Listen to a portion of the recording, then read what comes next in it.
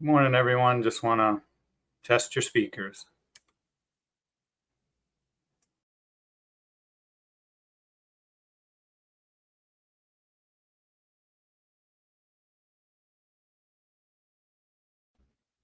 Good morning, Alan. This is Heather Hall. Yeah, hi, Heather. How you doing? Morning, Alan. This is Kurt. Do you hear me? Kurt. Morning, this is Dan. Can you hear me? Hey, Dan. Dan, did you say you had to leave early today? I do. I have to bail about 11:30 or noon at the latest. Alaska time? No, Seattle time. Okay. Actually, Prince George time. Prince George time. And this is Scott, and I'll be leaving early too, unfortunately. I have to go play with a bunch of kids in the tide pools today. Oh, I get to do that June 16th. Very nice. Yeah. How old are the kids, Scott? Should be a group of high school kids. A class I got coming out to our tide pool is going to give them a tour of them. Nice. I get to do kindergartners. But that's fun. It's going to be herding cats. Yeah, but they'll all be wet and they'll all be screaming. It'll be great. Yeah. Yep, you're sure. Anyways, I guess you can hear my mic now. So yeah, hi Jim. Hi, Alan. It's Bear. Hey, Hi Bear, how you doing? When I did it with my daughter's kindergartner class, I could make up the animals. You know, being an assessment scientist, I don't really know about biology.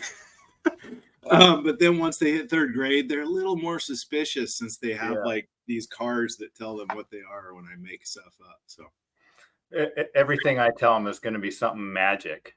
Magic sea stars, brilliant sea anemones. Hey, Pete, do you ever do as what I did and pretend like you're eating some of that stuff and really just palm it? I have. Particularly you can feed crabs to the anemones. That's cool. Yeah. Sex the crabs for them. Show them how to do it. Of course. It's easy. Just turn them upside down, right? Hey, Alan, just grab a starfish and hang it on a string on a little stick and give it to one of the boys, and you'll be a big hit. Oh yeah. I'm all sorts of good ideas here. You can scare all the girls with it, yeah. All right. Well, thanks for all the ideas. I certainly appreciate it. I'll turn it over to the co-chairs then.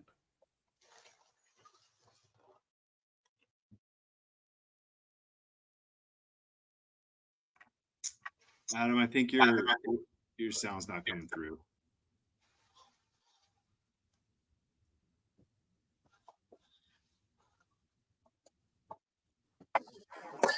Is that any better now? Gotcha. Yeah.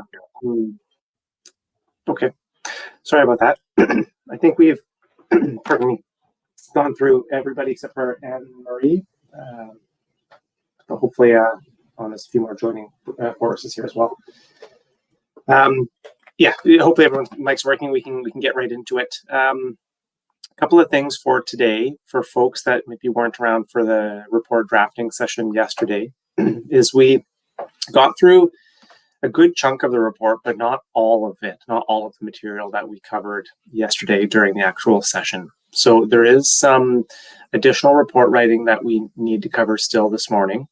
And I think that means we'll need to spend a bit more time. Right now there's an hour allocated, but it might take a bit longer. But we're also coming up against a time crunch that a few folks need to check out a little bit earlier from the meeting. So, you know, I think we're going to lose critical mass around midday. So we should really try to power through the report writing and the last couple of agenda items before we get into final review later in the day. Are folks okay with that approach? I know it is a bit of a deviation from the published agenda. Or maybe is anybody really concerned with that approach?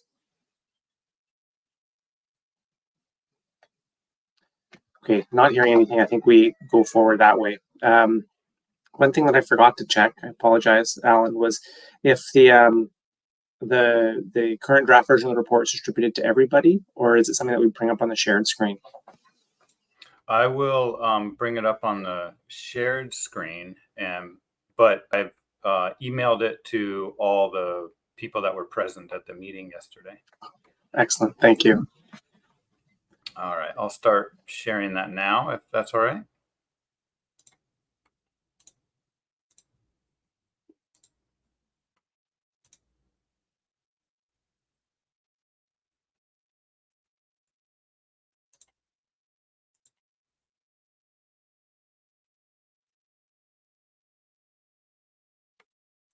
I don't have my second computer joined to the meeting, but is it showing okay on the screen? Now it's loaded. Okay. Is it a good Zoom level, or should I go in a little more? It'd be sufficient for me. Folks can zoom in, expand it themselves as well on their end.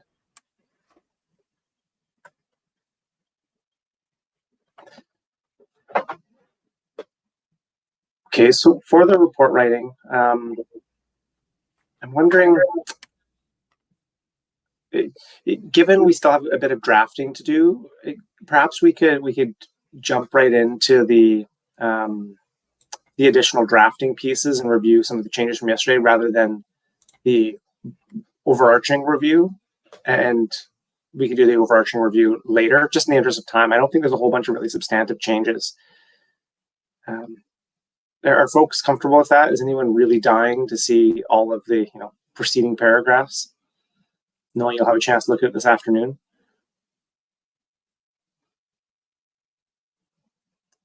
Okay, not hearing anything. I think we can jump right to the highlighted text. There was one a little earlier than that where we talk about we agree that the existing operating model has sufficiently robust to do there you go, 20. Can we talk about that one for a moment? Sure. And this is just kind of a nuance, but I'm wondering if we want to change the agreed to accepted. And the reason I say that is, I recall yesterday Alan presented us a couple of slides of his analysis and his and Ian's discussions on, what a low M option would be in the operating model. And it's really he and Ian, it's a secretariat's expertise that is telling us that the operating model is probably sufficiently robust to do that, rather than any independent analysis done by this group. And so I'm really comfortable accepting their word that it is. That's where their expertise is, but I'm not sure it's something that I would independently be able to say, I agree with that. I don't really have that background.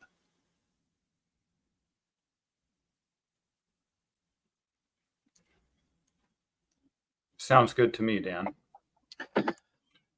Yeah, so the consequence of such a change is it elevates it from level 2 to level 1. But I think you raise a really good point, Dan. And I think you raise a really good point, Dan, about we are deferring to the expertise of the Secretariat staff for this particular item.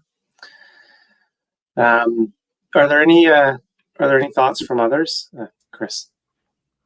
Yeah, I was looking at that too, actually, and I had it flagged. I look at it compared 20 to 19. Like 19, we're noting a conclusion from the Secretariat as well.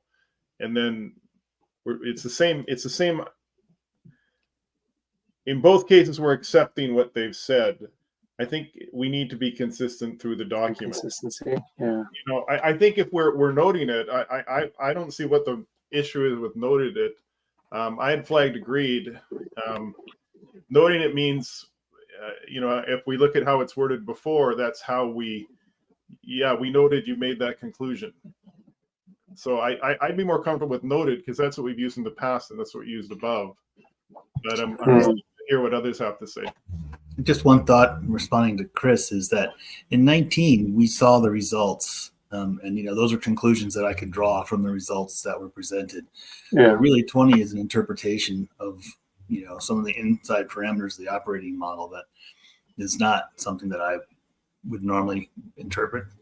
And then 20 also sets up an action later down in the minutes where we may or may not be recommending that they kind of update, that they do a new run with an updated operating model before or after the distribution procedures. And so I think if we elevate it to an accepted level, then it sets up, some of the other discussions about that decision further down about why we may, say it's fine for now and get a distribution procedure on the table first, and then look at different SPR rates rather than doing the work now. So that's two reasons why I think there's a distinction between those two paragraphs. Right. I think Dave Wilson has his hand up. Oh yeah, just see it. Yeah, thanks, Alan. It's just because it's in a different section. It doesn't look like it shows very often. Look, I would agree that it's really a matter of noting it. If you're not looking to endorse it or formally recommend it or request it, and accept it is in that same category where you're essentially saying that paragraph would go to the commission. And so if you're saying that, yeah, you're simply noting the operating model that's being presented by Alan or the Secretariat, that would be the appropriate word. So you could use accepted if you like, but then it would be cut and paste and sent to the commissioners. So just to keep that in mind. And also the operating model is being updated. So this is like a look at the past, and it's sort of a moot point moving forward because we're going to update it and make the operating model more consistent in the future. So I'm not sure that if these results were being specifically used for decision making, then I'd be on board with accepted. But because it's not really that important that the commission realizes this, maybe elevating it is not the best idea. If we do use accepted, it might be useful to then put at the end of this paragraph noting that the operating model will be updated in 2023 to be consistent with the new assessment. Well, why don't we save some wording and go note of the current operating model, blah, blah, blah, and also that it will be updated in the near future. But I think there needs to be a word, that there needs to be some reference to the Secretariat basically saying that this is what it incorporates. I think Dave used that earlier, but that was my thing, was that whether it's noted or accepted, it's on the on the strength of what the Secretariat is telling us, right? So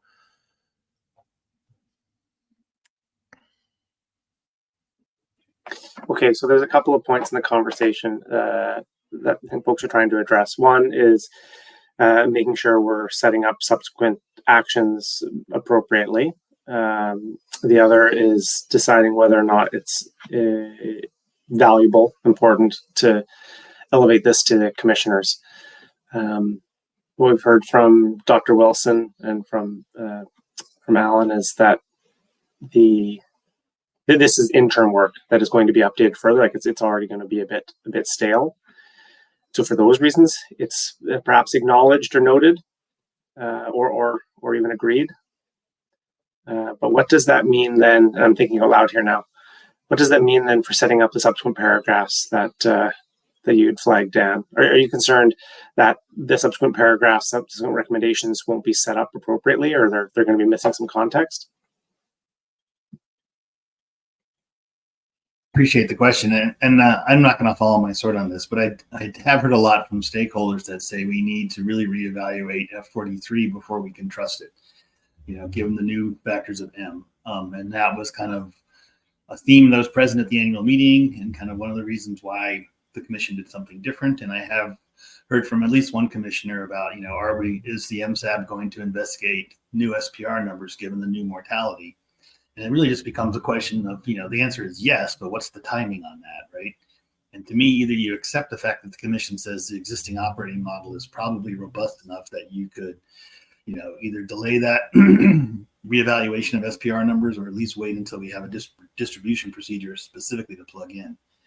And so that's why I think it elevates its importance to me, because I've had comments from stakeholders and comments from one commissioner about when we're going to do that work. Yeah. Other than that, I'm not going to fall on my sword about wherever it is. If the commissioners want to elevate it, then they're welcome to do it themselves. I think that's a really good point, Dan, about folks anticipating an updated look at FSPR given new understanding of natural mortality. I think that kind of takes us full circle back to agreed and the additional sentence that Alan's added at the end of the paragraph.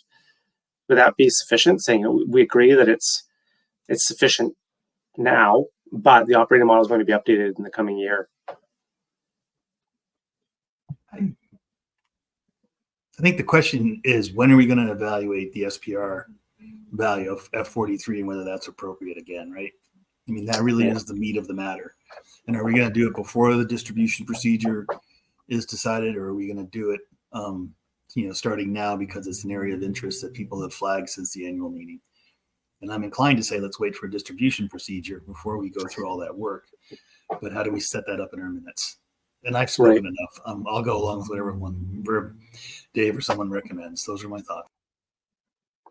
It's a good point, Dan, about what's next for evaluating MPs. So maybe let's put it as agreed here, and then go into that next paragraph, because that was really where we spent the bulk of our conversation yesterday, was deciding what is the course of action for MP evaluation and the timing for that.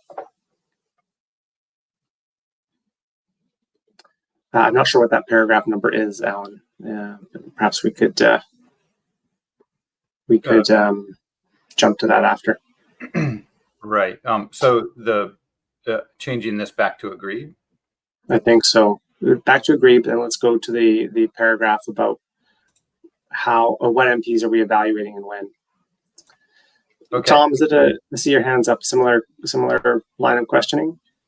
Yeah, I'm just curious about paragraph or 21.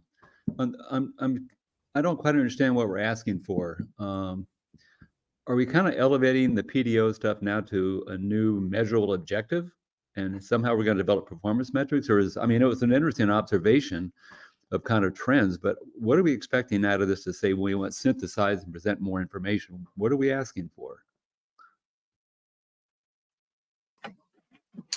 So this paragraph was talking about the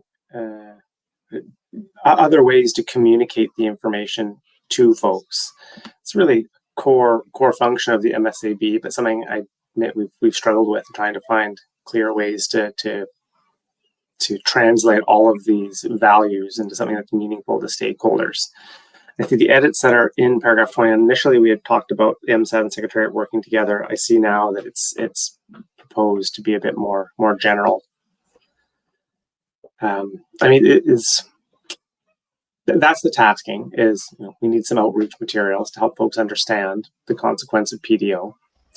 But your question, Tom, is it the who or the how?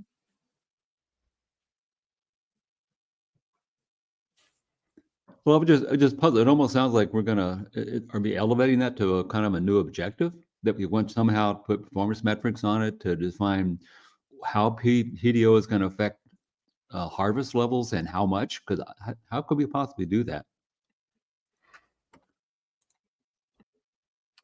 My understanding of this was just some general educational materials, basically, to help stakeholders understand that fishing has an effect on the stock and the environment has an effect on the stock, and that the IPHC Secretariat has been doing work to try to separate those into two things. So it's not really moving it towards any sort of evaluation or performance metrics or anything like that. It's just more of an opportunity to educate stakeholders about the work being done through the MSAB and the Secretariat, and the understandings we have about Pacific halibut and its population size related to the environment as well as fishing. Okay, that's fine. That explains it. Thank you. Cool. Should we jump down then, Adam and Pete?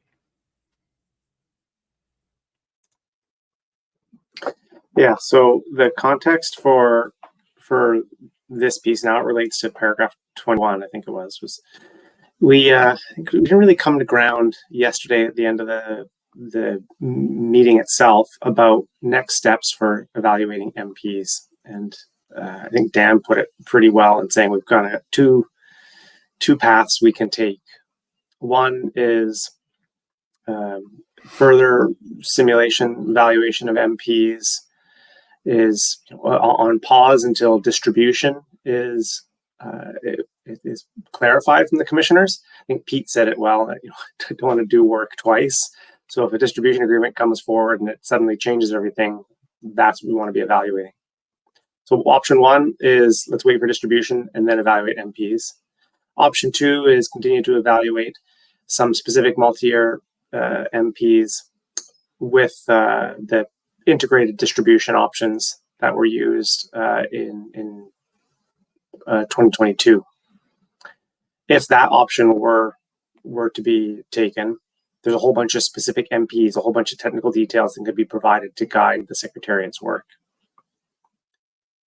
So those were the two options, but upon reflection, when we were writing the report, we realized we didn't really come to terms with which direction the MSAB was looking to provide.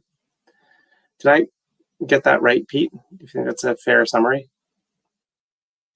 Yeah, I think so. I mean, and there's kind of two things here, right? It's the multi-year issue, and then it's also the SPR rate that, do we do things now or do we wait for the distribution procedure?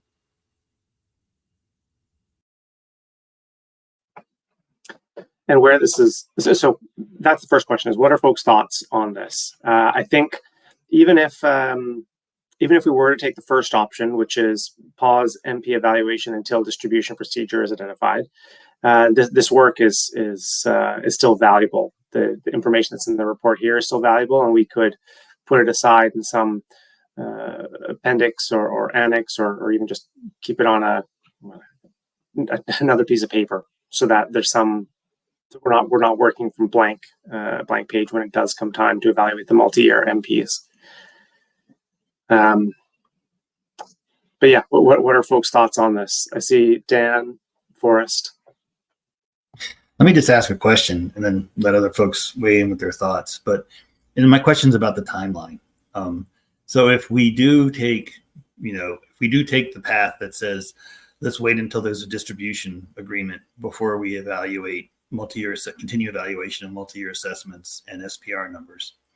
There has been a lot of interest for at least 4 years in looking at very specific coastwide constraints and very specific area smoothers, specifically our 10 or 15% max rule on the coastwide and a 3-year rolling average for areas that use FIS, right?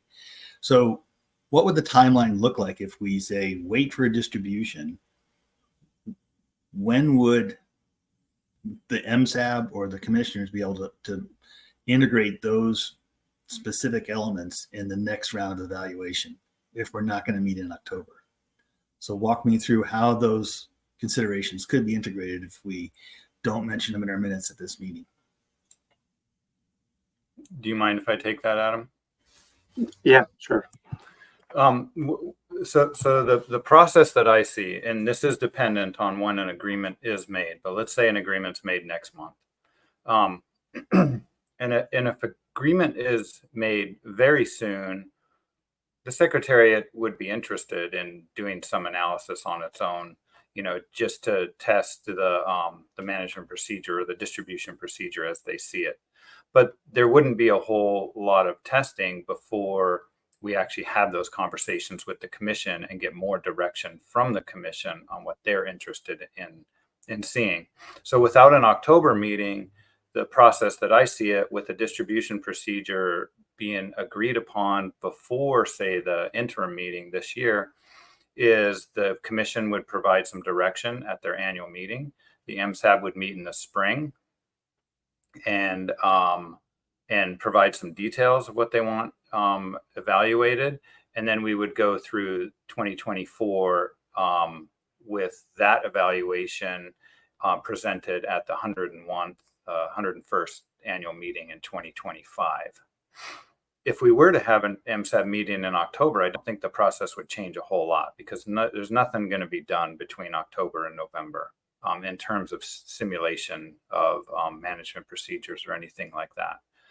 So I think regardless of whether we're going to wait for a distribution procedure or not, I think we're on the same timeline as long as an agreement is made in the near future. But if the agreement takes 3 years, then we might just be waiting for that. And then the MSAB hasn't provided much direction for the MSE in that interim time. So it's interesting. It might put a little bit of pressure on the commission. It may not, but it's also, yeah, it's a tough decision not knowing when that agreement might be made.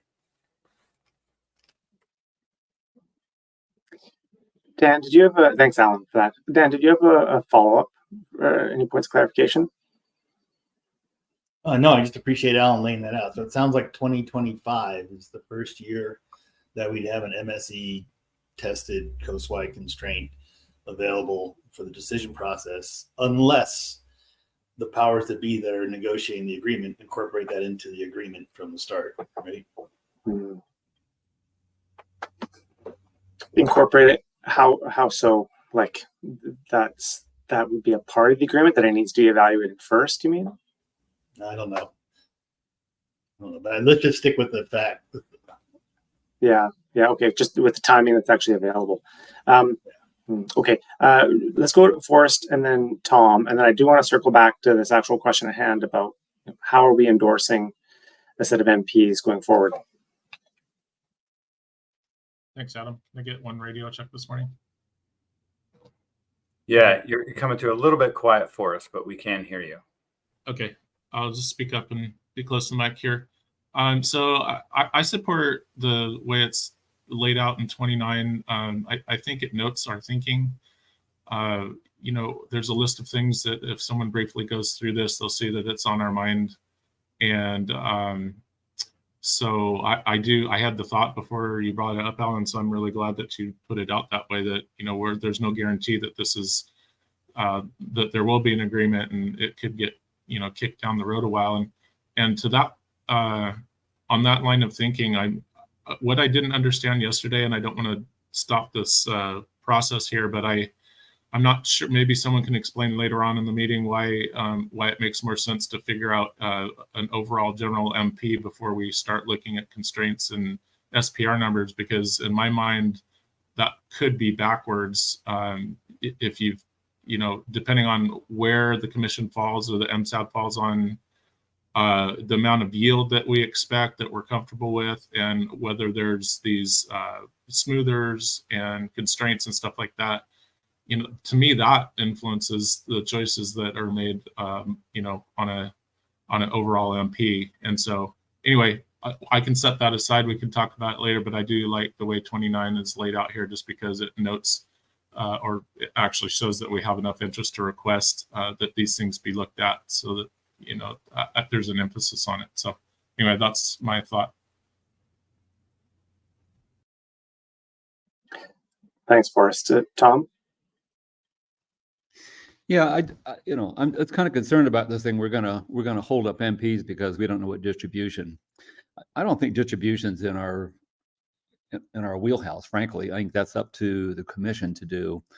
I mean, we're evaluating MPs based on total mortality and what's going to happen with the population long term. And to me, that's irrespective of where the mortality occurs.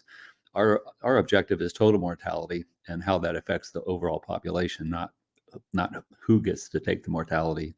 So I think it'd be appropriate for us to you know, go on ahead and look at, you know, multi-year, you know, assessments and compare these things and not get hung up on the distribution aspect, because I don't think that's really our purview. So I'm going to push back a little bit on that, both Tom and Forrest. It's a package deal in my understanding. Think of it as you know, we are simulating how fast a car can drive down the road.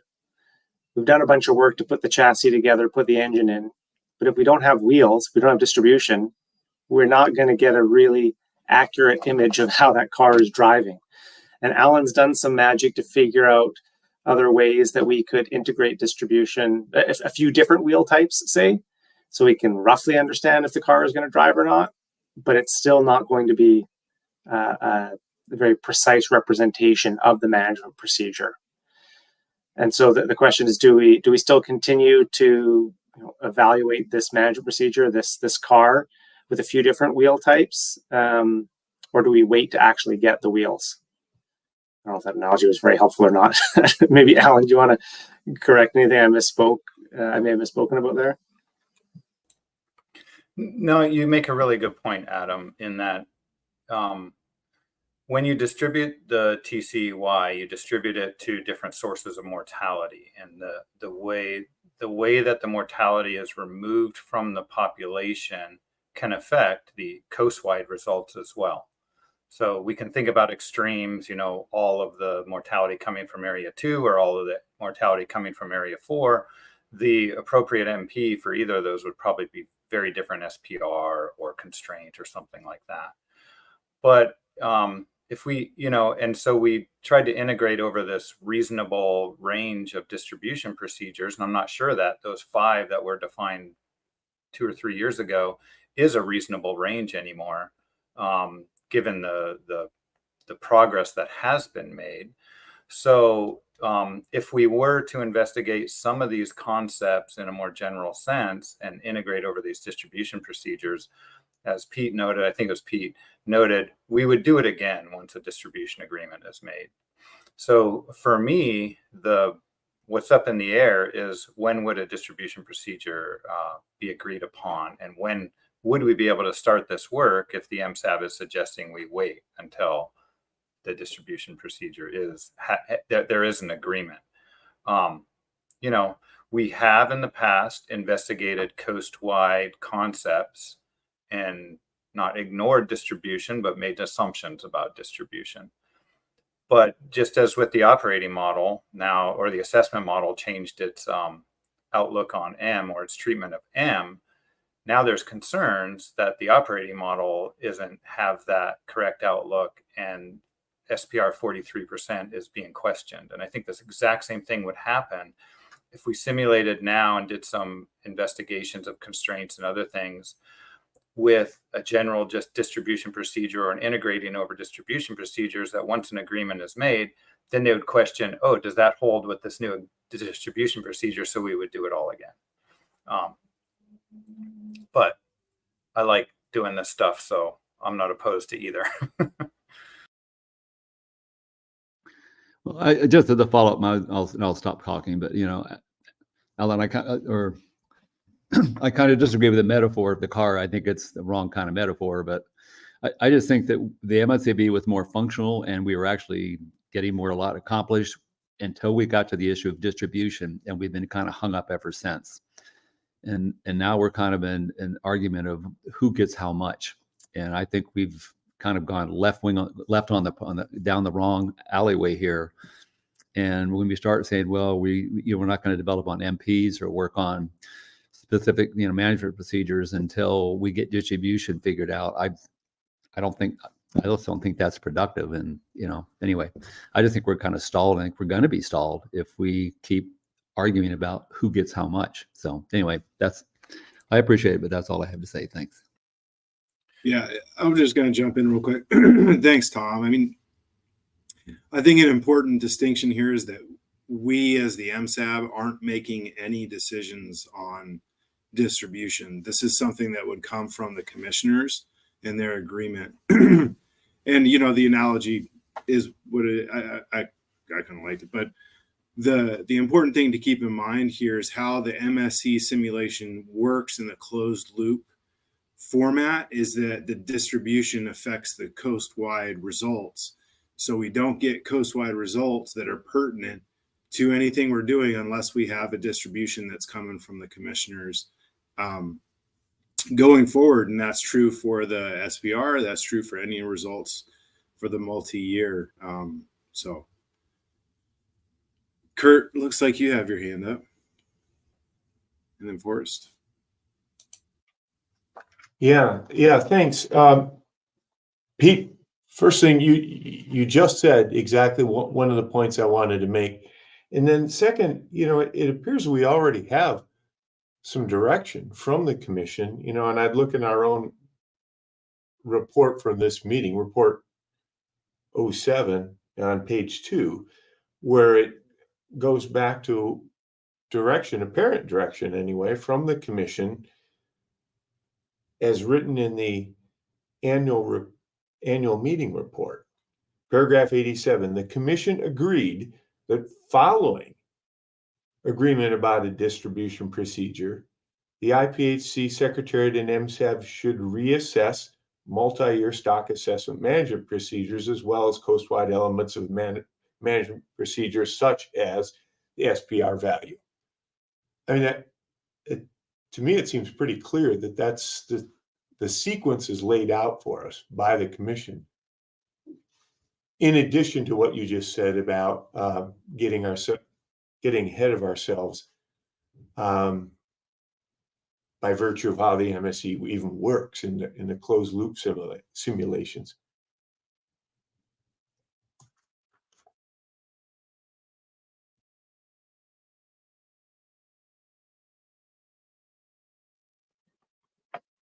That's a helpful reminder, Kurt, to look at those annual meeting report. And it definitely encapsulates, I think, where my thoughts are leading towards in terms of next steps. We should be having distribution addressed before we can identify next steps for MP evaluation. That said, I don't want to lose the urgency that we've heard from folks like Tom about we want, and Dan, we want to get this going. I don't know if it's appropriate for the MSAB to urge the commission to come to some agreement, but at the very least we could document, our work is a bit of a standstill until the distribution is addressed. So maybe it's a matter of framing it as we're ready and waiting to do these next steps once distribution is there. Maybe folks can mull that proposal over, and then we'll go to Forrest. Yeah, and I'll just be real brief.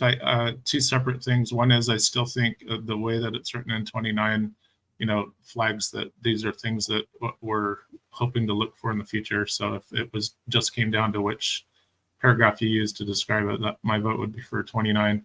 And then secondly, the first thing I would do if I were thinking about a distribution procedure is I would run it through what we think coastwide yields, could look like depending on what fishing intensity numbers that, that everybody's becoming comfortable with.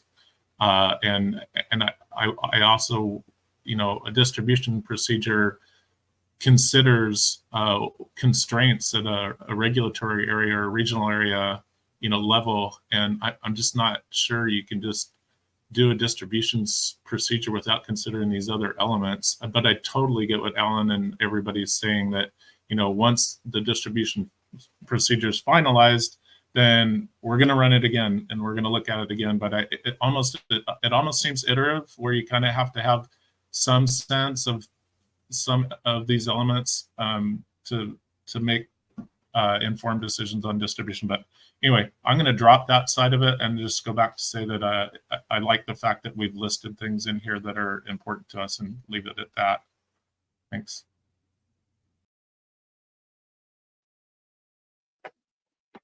Thanks, Forrest. So I see there's a couple more hands up. Given where we're at with time, I think we'll call it for these last two hands, Chuck and Dan, and then affirm what we're going to have in this section of the report. We need to get moving. Okay, thanks. I had a couple of points. One was on the SPR value, and I remember Dr. Hicks advising that the SPR 43 is designed to be functional on long term, and we're right now worrying about a short term. So if we're discussing the SPR 43, is it on a short term, since we're in a bridging period, is it for this period or is it for long term? And once you establish natural mortality in the the operating model. And the other is on paragraph 29D. I agree with the others that they need to be looked at after distribution as written. I don't understand what constant TCEY bad means. And if it's designed that's the least we're going to be looking at, it's actually leading. And I question the word bad. Thank you. I agree with you, Chuck, and I apologize for that. That was my just putting in some notes to remind me, but I have a replacement for 29 that I wrote this morning that I think captures all these points in a much more eloquent way. Let's go to Dan, and then we'll see that new wording. Thanks, Chuck, for flagging D. That was the main part of what I was going to say. But the question I would put out to the folks who are doing the report is, I'm fine with 29. I think that's the right path to go on. But I do think we have some fairly specific ideas of the constraints we want to look at when the time comes. And I would hate to just lose that and, have the impression that there isn't some specific thoughts that people are looking at. So, I was wondering if we would say under A, constraints such as a 10 and 15% coastwide max, and under C, smoothers such as a 3-year rolling average, because those are specifically what has come up time and time again. And it might be interesting to try and memorialize those in our minutes rather than recreate that at every meeting. Thanks, Dan. I just pasted in my suggested text, which hopefully begins to capture some of those concepts you were saying. And also going back to Chuck about short-term versus long-term, the MSE, or the performance metrics as we've defined them, are actually a mix of both. Conservation objectives and the reference points are all basically long-term. We want to make sure, the stock is sustainable in the long term. But the fishery-specific objectives like TCUI, we've been looking over a 4 to 13-year period. So that's a bit more short-term. Not as short-term as the assessment looks, but it also is short-term in terms of the population generation time. Okay, so thanks for that clarification too, Alan. I think where we're at this morning is we've talked a little bit about kind of next steps for the work plan with identifying some specific management procedures. As the language is currently drafted in the report, starting at 27, I think, is we recall the annual meetings guidance, which notes that, which says the commission agreed following an agreement on distribution, then we'll reassess multi-year stock assessments. That's the first piece that we'll recall. Then we're saying, so we agree that a detailed specification of multi-year MPs would be done. So essentially, we're agreeing with what was highlighted in the annual meeting report. And then we're saying when that time comes, we request these are the specific components around multi-year assessment that we want to evaluate. And as Alan and Dan noted, there's quite a bit more detail here to help us, have something substantive when we get back to work, and we're not just starting with a few bullet points. So we'll give a moment for folks to review the language that's here and see if we can live with the language that's here. And I note that there's quite a bit more detail here than what we talked about yesterday specifically, but I also think they're not really new concepts. Like we've talked about 10 to 15% constraints for a few years, rolling average for a few years as well. But put it to the group if there's any concerns here. See a thumbs up from Dan. Kurt, I'm not sure if that's a new hand or not. Hey, Adam, real quick. Not so much a concern, but I was just thinking there in paragraph 28, if it may be helpful to provide some language as to why we're agreeing. So, for example, like noting that any results from the MSE are dependent upon the distribution procedure implemented, or something like that, just to provide a little context for why we're actually saying that.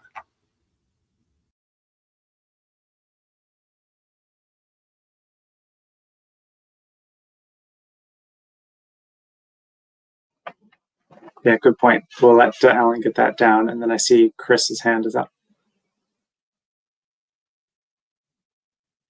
Can you hear me, Adam? Can you guys hear me? Okay. Yep. Just in terms of the way 29 is worded, we say include the following concepts. Do we want to make sure it's more like including but not limited to the following concept? And in case something comes up in the distribution that we think, oh, we might. I don't want to leave people with the impression these are not the only things we would be looking at. These are things that have been identified, and so that was one comment I had there. Yeah, I think that's fair.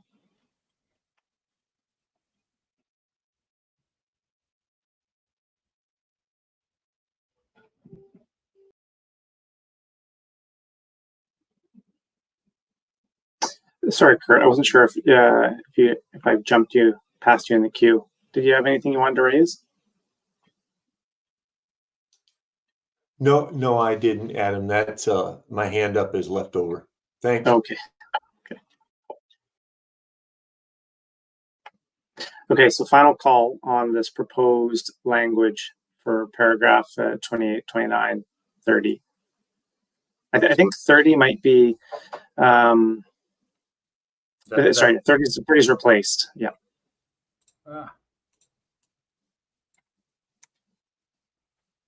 31.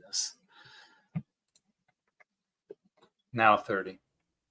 And so some of the concepts in 29 are included annual and multi-year assessments, just to cover that, this isn't just multi-year assessments. We do want to, if a distribution agreement's made, we do want to test our current sort of paradigm as well, and contrast multi-year assessments to it. So it is implied.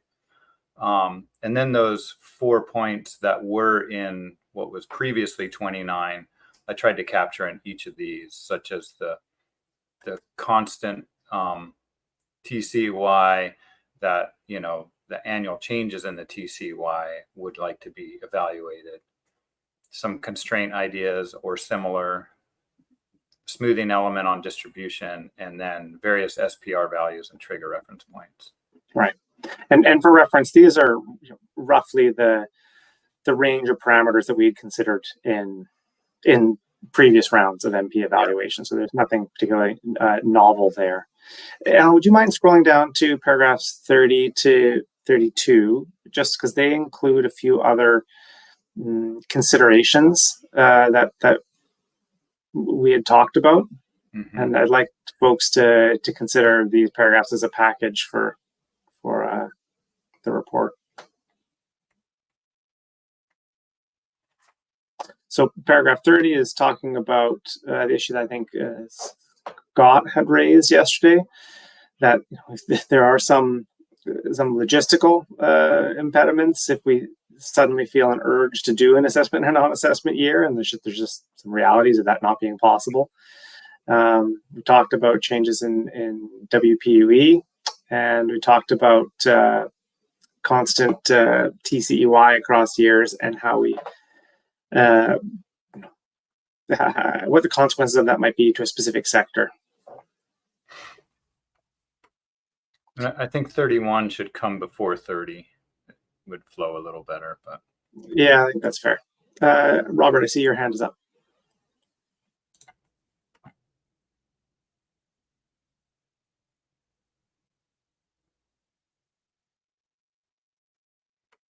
Not hearing you yet, Robert. There you go. Can you hear me now? Yep. Yeah, just in regards to paragraph 29, are we listing those as order of priority of what to look for in the MP, or are we just, these are just general concepts? Is there one that, like, should we be looking at SPR before we look to annual changes, or is it just a suite of things that we should be looking for? That's my only question. Yeah, I'm not thinking about them in any sort of priority order at this time, as more as general concepts. I think at the next MSAB meeting, maybe we could prioritize some of the MPs to investigate. But if people do desire a priority here, we can hash that out as well. Yeah, I wasn't. Yeah. Questioning Let's do that at priority. another I meeting. was just if that's for another meeting or not. These are just concepts. Yeah, I think it's more, we just don't want to lose the various concepts that the MSAB is interested in evaluating in the future, especially once that distribution procedure agreement is made. Then that's going to open the gates and off we go to a whole nother round of MSE funness. Yeah. Okay. So there's a couple other hands. I think we'll go to those hands, but Anne-Marie and Chuck, as you're talking, and others, note this is the last call for these paragraphs on the screen. Okay, thanks. Regarding number 30, and it's now 31, I number think. 30, oh, yes, 31. MSAB noted the logistical constraints should be considered. Adding should into there, is that leading in a particular direction versus something else, or as others that it just be considered? I'm just questioning the validity of using the word should. It seems pretty strong language, so thank you.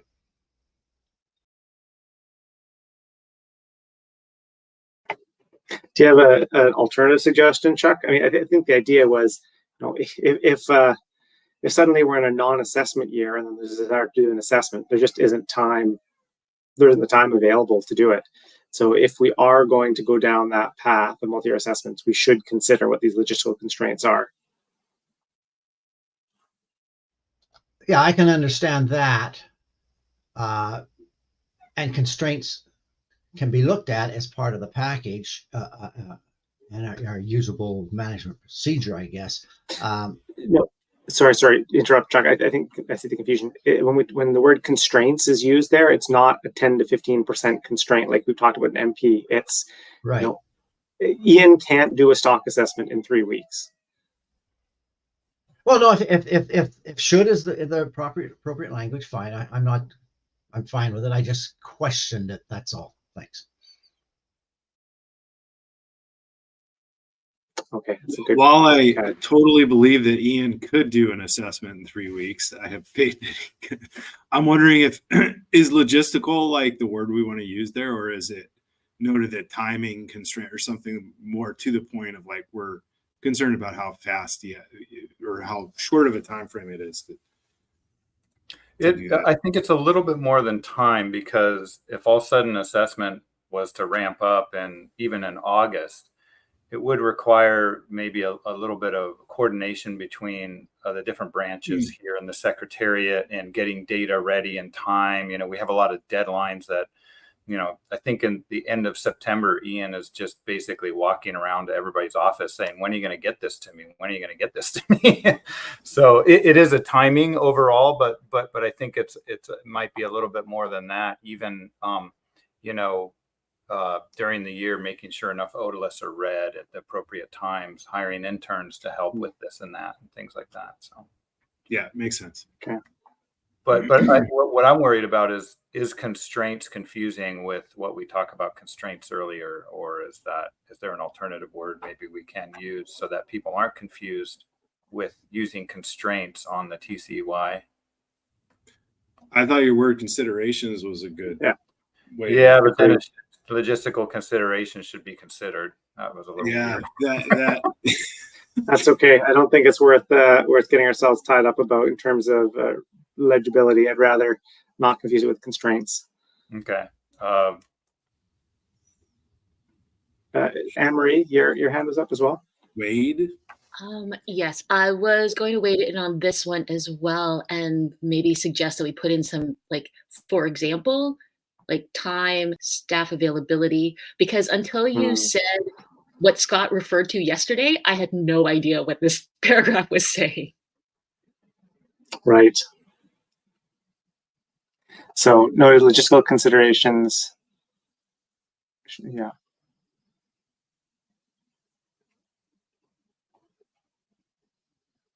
Yeah, staff availability, data availability.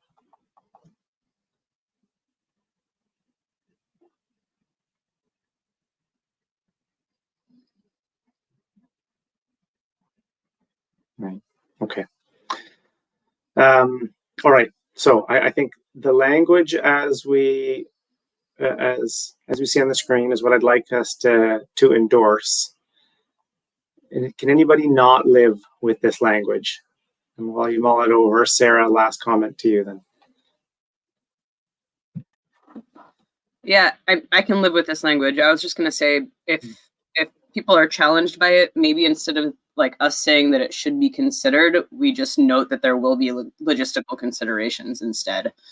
It's a little bit less strong language, and it's not really us sort of recommending something. It's just saying, hey, we know that this is going to be a logistical challenge. So the MSAB noted that there are logistical considerations. Right. When an assessment is desired. Yeah. Yeah, but I'm fine either way. I think that works well. That addresses Chuck's concerns as well, so that should be good. And the redundancy of considering a consideration. Great edit. Okay. All right. So, this is a lumpy one. The past couple of paragraphs, though, as a refresher, remind us of the guidance at the annual meeting in terms of the timing for MP evaluation. Once distribution is resolved, more or less, there are a number of MP components that would be requested for for evaluation. They're listed in some detail in paragraph 29, and we note some other considerations. I think paragraphs 29 or 28 through 32 give us some good guidance to know where to pick up work when distribution is resolved. I think that's a good set of marching orders. I think we should move into the next section now, which is our discussion of objectives and performance metrics. So, sorry to interrupt, Adam. Mm-hmm. There was one more point that was discussed yesterday that's not in here, and that was related to the retrospective analysis. I wrote a brief paragraph on that, and then I realized that that is also dependent on a distribution procedure as well. So it would, if this was a request of the MSAB, we would have to define exactly what the distribution procedure would be, unless the MSAB was just more interested in the coast-wide aspect. Yeah, so I was kind of thinking about that also because, that was something I brought up. I think that, to look at the distribution part, you're absolutely right. We'd have to assume some sort of a distribution procedure. But I think this retrospective look could still be done at the coast-wide without doing it, because it's not like in that MSC closed loop framework where the next years will be dependent upon how do I say that? Anyway, I think we can kind of do those separately and work on the coast-wide while we wait for the distribution. Does that make sense?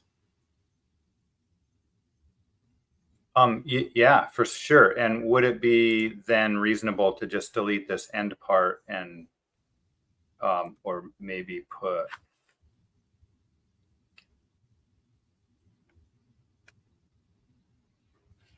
just full stop there, so it's only a coast-wide concept? I think so. I mean, like, I don't know if we want to note it yet or here, but like you could also look back at like any or implement any sort of like smoothing or any of that sort of stuff. I think that would just make this paragraph a little too complicated for the time being, but just keeping in the back of our minds that there's alternative ways of adjusting the in between years. But it would be nice to just start tracking that so that people can see it, and I think stakeholders could, depending on the results, start buying into that. An assessment can be run every other year without huge. I'm just gonna stop there. I'm digging myself into a hole.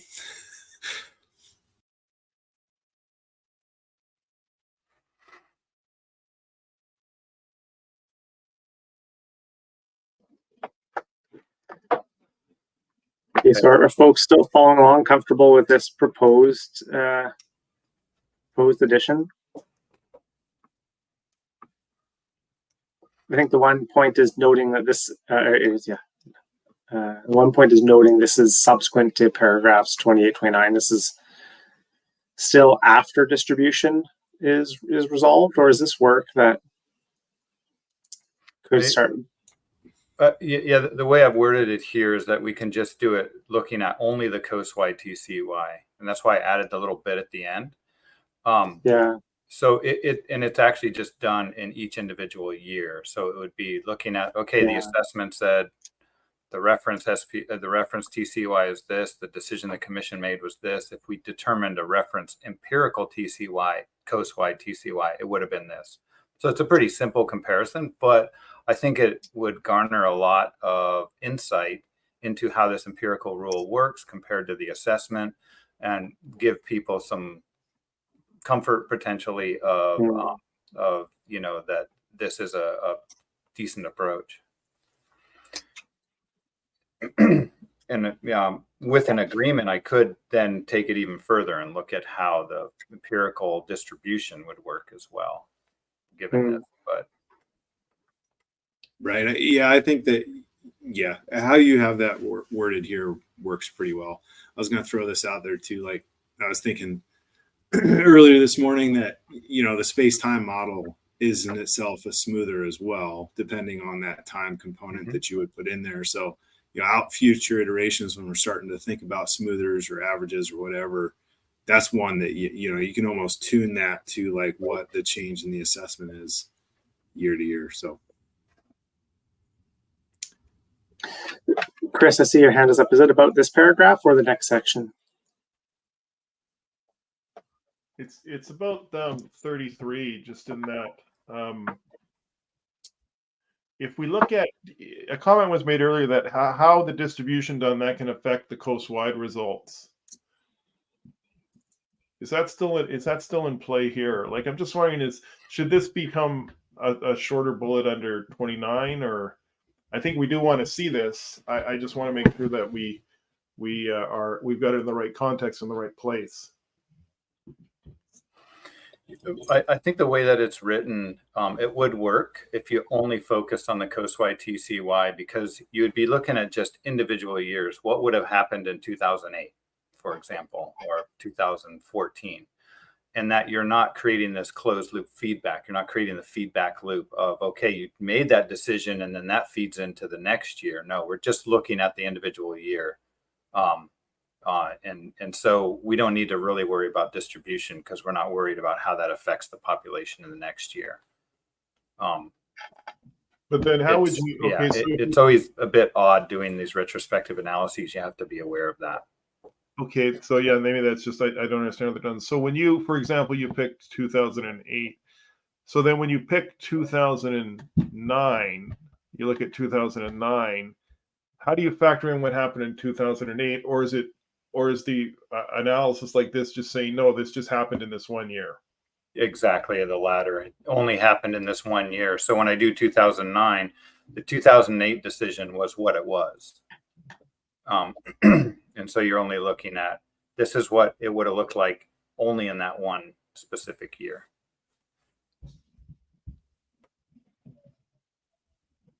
And then you can't really look beyond that decision. You can only look full stop at when this empirical rule compared to the assessment was made.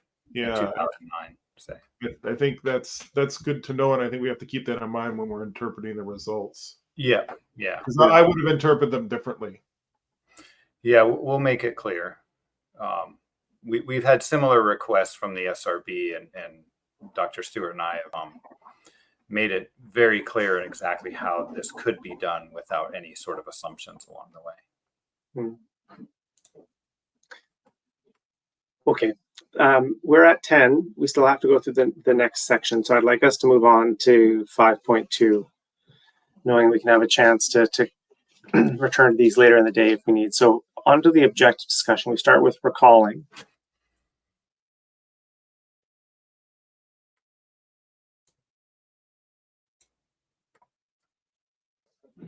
And this is just simply the 4 priority objectives from the commission.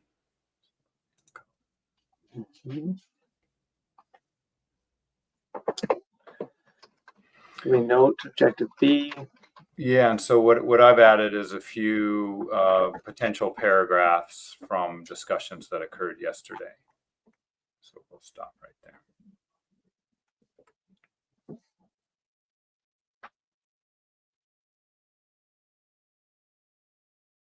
And this is just noting what was above and then requesting the concept we had of a pass or fail along with a numerical value.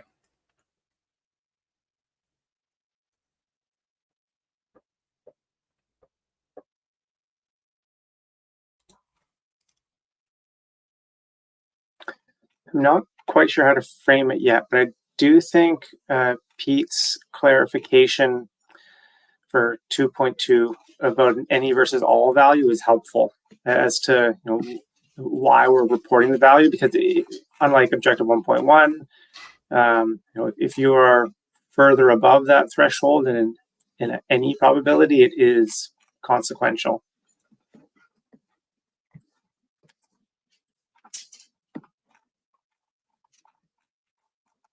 So I wonder if that's a whole other paragraph or just an addition to it. Yeah, given this as a request. Yeah, I'm trying to think of maybe one could be like noting that this performance metric can be used as an indication of uncertainty within any given MP. Meaning 2.1 as compared to 1.1, where it really is just kind of a pass fail thing. It's not giving you a probability based on a distribution. Yeah. Dan has his hand up. Hopefully he has a better way of explaining it. I wasn't going to weigh in on this one. I was just going to say in 35, I was reflecting last night that I like the reporting of both, because from a stakeholder's perspective, the statistic is really counterintuitive when the objective is 50% at or above 50% most of the time, and you're reporting something about 0.18. And so it really is helpful to basically say passed and then report the number, but it helps interpret what that number means and makes you think twice about why that number is low. So, just for a simple understandability thing, I liked having both.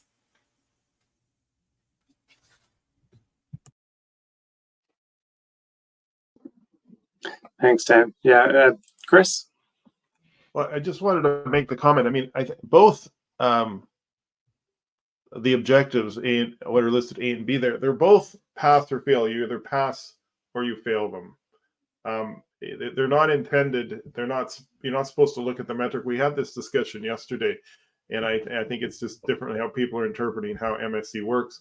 And we agreed yesterday that we'd report if it pass and or fail, and well, it gets failed to fails, but then we report the value. But I just think I don't think we can say that B is a necessarily relies on a metric. It's you either meet the objective or you don't. You pass or you fail. And I mean, I just want to make sure that's not lost in the discussion here. I'm just looking at what's written. Right. So let folks read through it a little more. The piece that I'm trying to get to, I think, is building on your point, Chris, and that noting that a pass fail in the first objective is different than a pass fail in the second objective because of how the probabilities are calculated. And that's the piece that I'm struggling to describe accurately. Like why not all passes are created equal for the second objective. Jim? Yeah, thanks. I'm struggling with this a little bit too. I had it clear in my mind, and then it kind of got fuzzy again. So the conservation, the first one, pass or fail, meets the real strict conservation rule, pass or fail. If it doesn't make it, goes okay. So in this one, we're talking about a threshold of, it's kind of a conservation target or threshold, but it really isn't, right? It's kind of where we kind of want the stock to be hovering around. So does it meet the performance metric? Because it passes. The other part, which I agree with, reporting also, it passes or fails. But then it also, okay, is it 50% of the time is what the actual metric is, or is it, 60% of the time or 80% of the time? It still passes because it's 50% or over 50% at or above. I don't think it's a metric of variability. I think it's just, this one has, much less, instead of being 50% of the time, it's say, well, for example, it's 80% of the time. So it has a much, it constrains your other, it will constrain your fishing more, because if you're at higher, if it's 80% of the time, it's at 36%, you're going to have a lower total TCY on average TCY. And so it allows you to see that. I don't see it as a measure of variability as opposed to just, here's a range of performance management procedures that meet the criteria of the way it's written, but they have different outcomes as far as when you're looking at TCY and then that's the last one, variability in catch. So, and that's what we talked about yesterday, looking them at as a whole. You look at everything as a whole as opposed to just individual ones. And I don't know, I think we're spending a lot of time on this, but to me, it's really quite straightforward, but I think we're just making it overcomplicated. Or I've actually, if I puzzled look at your face, I've actually noticed. No, I agree that I do think we're making it a bit more complicated. Let's go back to some of the basics. I think everyone agrees that we should have the value as well as the pass-fail for the second objective. What I was looking for is to document why the value is important. And maybe this is more just about interpreting the results.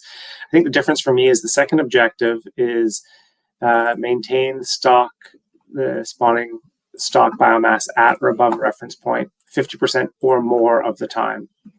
So it's 50% or more, whereas the first objective is just 95% of the time. So it's a pass-fail. But when we say 50% or more, that's implying that if you were at 52, that's better than 50, and 60 is better than 50. And for that reason, reporting the values is important for relative ranking. Well, I don't necessarily think that we can say that 52 is better than 50. That is the magic. You're right about where that threshold actually goes. If it meets it, if that's the whole thing, the pass or fail. It goes to how does it perform overall, meeting your other objectives, right? That's how you're going to evaluate which one of those pass or fails, 50, 52, actually is better meeting your other objectives.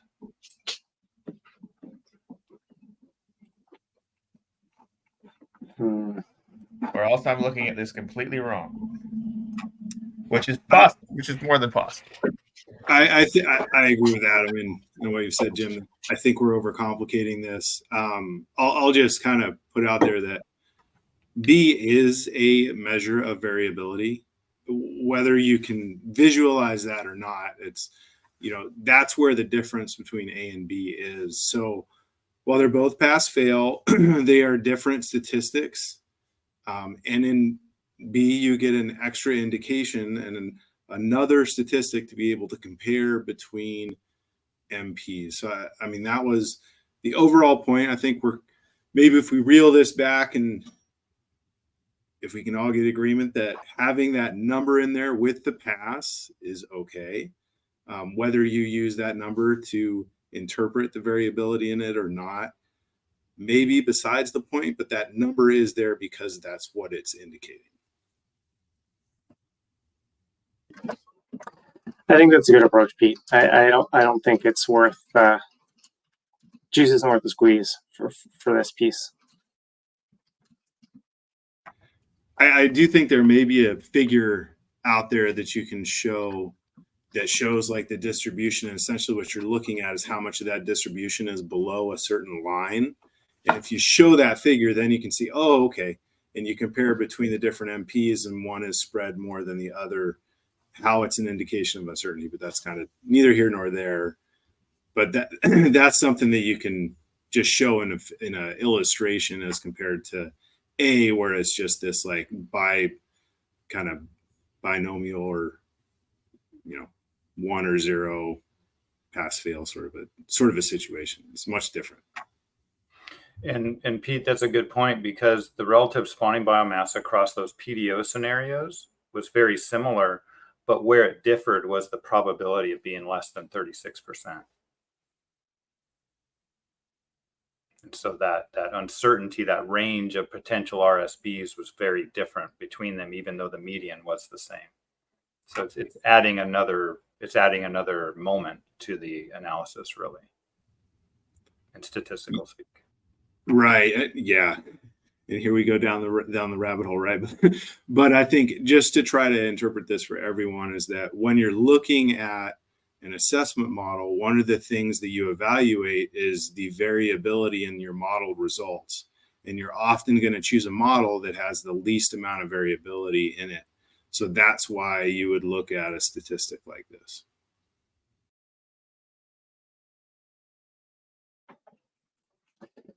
All right, I do appreciate getting the chance to walk through this a little bit more. I think I've got a better understanding of where we're at, and there's some edits to the text that are on the shared screen. Maybe folks take a minute or two to read through it to make sure that we're comfortable with what is put here. Personally, this looks okay to me. I do like the addition of 35, differentiating between objectives A and B, the first and second objectives.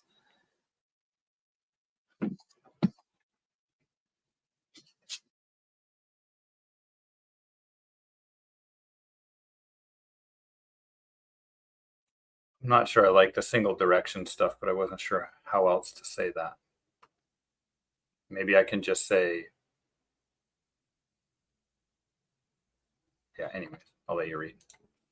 I mean, if consistency was what was really desired, you can always report the probability of A and show that it's less than 0.05. It's like a p-value or something, but it doesn't really tell you a whole lot though, other than the number was less than 0.05. And I think because it's calculated differently, as you noted, you know, it is more just of a risk metric rather than a measure of variability. But I have reported the number in the past, so I'm fine. I can do either or both.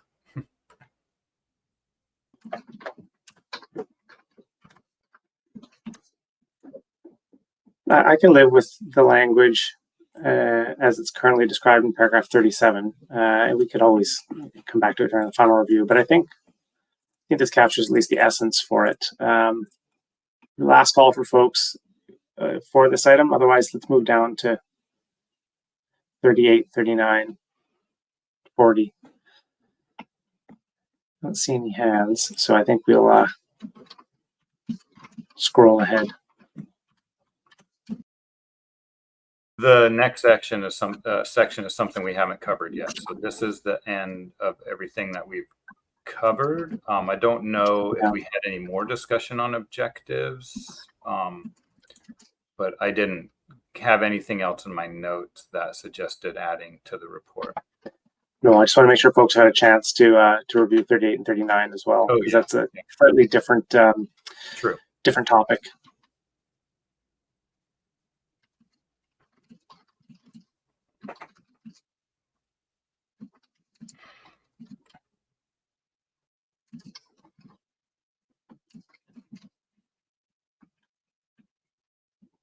So 39 is talking about our conversation yesterday as we kind of unpack the commissioner's decision this year at the annual meeting to reduce the TCEY.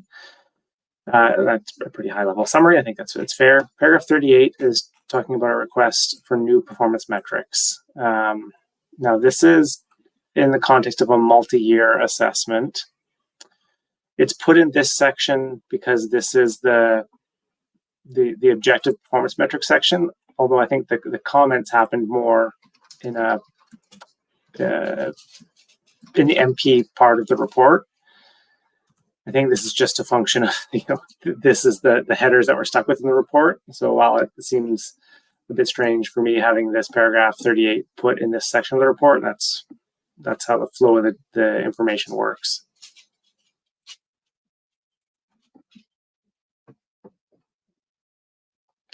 Go ahead, Dan. Just looking at 39, the second to last line where we talk about it may be difficult to identify a specific objective relative to this decision. And I wonder if it would help for context just to say a specific objective for further MSC analysis, just to add a little bit additional context to that paragraph.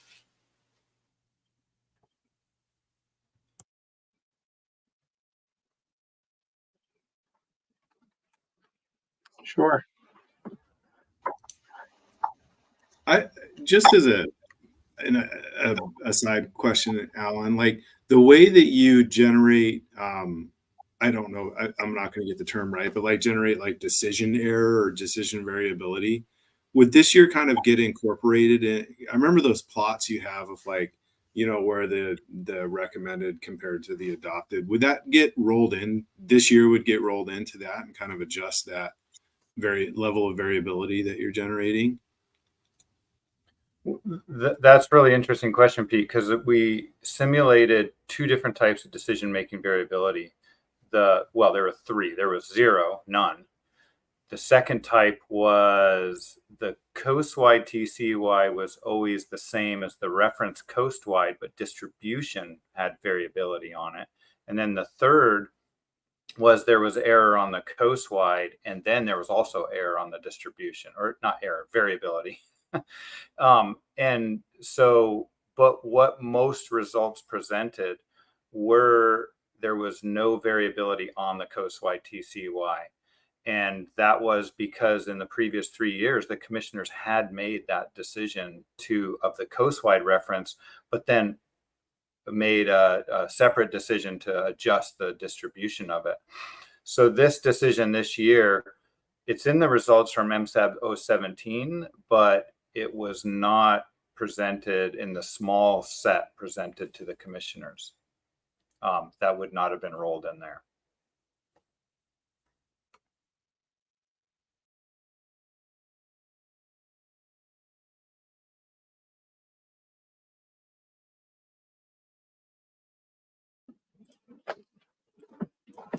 Pete, that covers your question.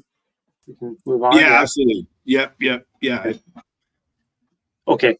I said this morning that we go to 10:30 for the report writing, so I think we're just going to get there. Given we got to the end of the section, I see two hands. So while Amory and Kurt go, let's think about wrapping up this paragraph and going into the next agenda items. Thanks. I was thinking about a couple of things which may be exceptional circumstances, but may not be MSC exceptional circumstances. So I just wanted to run it by the group just to check. And I'm thinking of this more as an input exceptional circumstances as opposed to the ones that are listed here, which are more output. So things like pandemic hits and all of a sudden we have had to make wholesale changes to the FIS pattern. Or there's been something that changes in the assessment models or the space-time models, like something big and external to the MSE model. Is that more of a commissioner exceptional circumstance? And so we don't have to worry about it here? Just wondering about where that fits in. We'll talk about exceptional circumstances next as defined by the SRB. And this is a really interesting point. It makes me realize that people think about exceptional circumstance in very different ways. In MSE, it has a very specific definition, but I do see how stakeholders and commissioners are now thinking about these, what they're calling exceptional circumstances, as points of concern, things that come up of concern, but may have been actually simulated in the MSE. As Pete mentioned earlier, we did some runs with decision-making variability that would have covered the decision made in for this year. So yeah, I think holding this off and having the discussion about exceptional circumstances, what that means in the MSE context versus what that means to deviating from the MP, or do we put some sort of trigger in the MP to account for the assessment changed and the resulting TCY as twice as big, or, you know, that's like, whoa, let's back off and do something different. I don't know. Sounds good. Thanks. Kurt?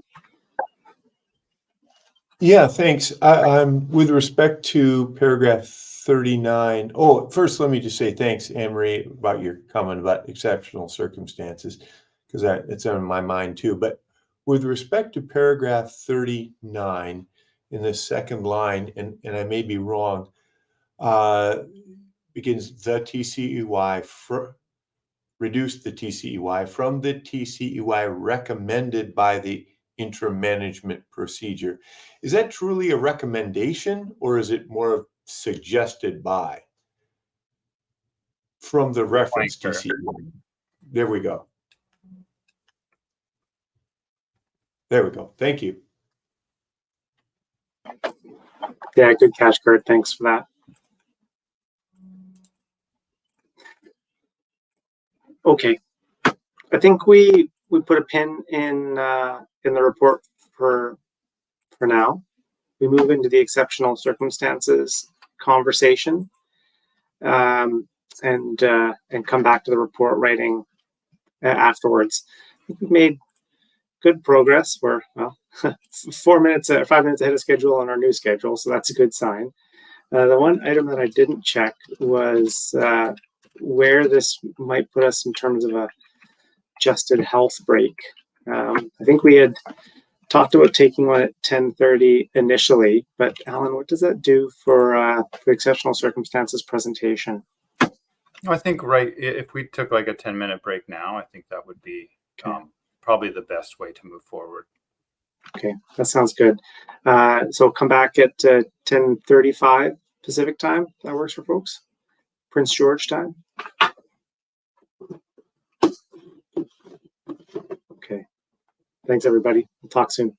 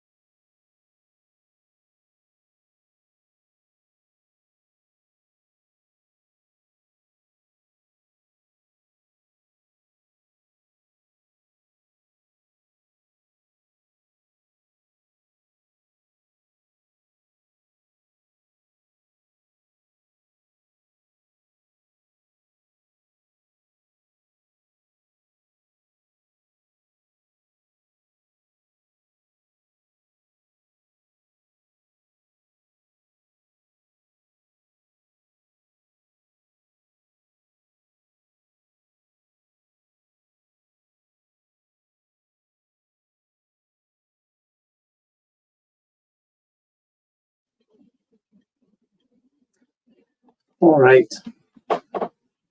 Let folks grab their virtual seats again. We'll get going in a second here.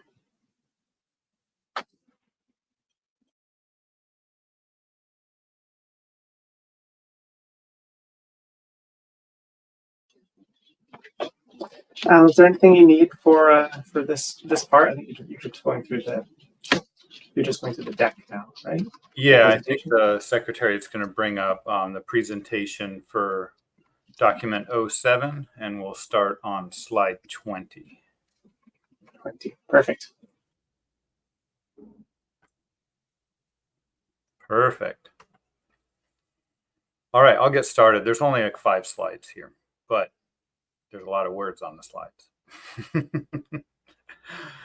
Okay, so we have been talking a little bit about exceptional circumstances, and maybe we should have talked about this first, but here it is anyways. Sorry to interrupt, Alan. The screen is problem. blank for me right now. Oh, is it? Do others see the presentation? Let me just double check on my other computer. Yeah, I can see it. Okay. Okay, must just be on my side. Let's see. I think if you have a slower internet connection, it may take a while to load it. Okay, so exceptional circumstances. So we have been talking about exceptional circumstances, and there's a specific definition for exceptional circumstances in the MSE world. But I think given the discussion we had at the 99th annual meeting, it seemed like there was a broader definition of what an exceptional circumstance is among the commission or the stakeholders and commissioners. So in the MSE world, an exceptional circumstance is defined as something that really defines a process for deviating from an adopted MP. So this is from an actual paper by Demore. The reference is down on the bottom. And it's an event, something happens, and it defines a resulting process that says, okay, the simulation tested management procedure, something's out of bounds, something wasn't actually in the simulation set, so we need to actually do something to make sure that we're doing that, this MP, this management procedure, is correct. So we've had discussions at the SRB for actually a number of years now about exceptional circumstances, and the SRB has defined it most recently at their last meeting as they define it more clearly for the IPHC, being monitoring information has potentially departed from their expected distributions generated by the MSE. So if you remember, the MSE simulations have a lot of variability in them, and they generate some distribution, and they go over time. And what this might mean is that if we're using an operating model and a bunch of simulations, and we haven't updated any of that in, say, 3 years, if all of a sudden in 3 years from when those simulations were done, the survey index is way outside of what was actually simulated, it keeps going down, or it's at a really low or a really high level, and the simulations weren't really predicting that, then that might be the declaration of an exceptional circumstance. And that would warrant reopening or revising operating models and testing procedures, and evaluating the management procedure that's in place and making sure that it's still robust to the actual observations that have occurred. So the key here is that you have observations that are outside of what was simulated in the MSE process. And after discussions with the SRB, the SRB feels pretty strongly that these should be observations and not model outputs. So for example, the SRB is saying we should not compare or be able to define an exceptional circumstance as the assessment predicts a value that is outside of what the MSE is saying, say a spawning biomass or something like that. No, the SRB would really prefer using actual observations, comparing the observations to the MSE. So that was a good clarification from them. Another part of exceptional circumstances is it's really important to have clear definitions of what would trigger this potential departure from an MP, when you are evaluating your MPs. And it's important to have clear definitions for when that MP should be reevaluated. So basically, we're not going to put an MP in place and then say, oh, you know what, this is a little weird, we better not use this MP. No, you want to have that loaded up front so you know you have a clear definition when you should depart from that MP. And a lot of this is coming from the tuna world, where they implement management procedures that are exactly followed. They don't really have that decision-making step at the end like the IPHC does, where we would regularly depart from the actual management procedure in place. But it's still something useful to define when the MSC process should be reopened. And then just a note that in 2022, the FIS observations and the assessment were not really outside of what the distribution was that was generated by the MSC simulations.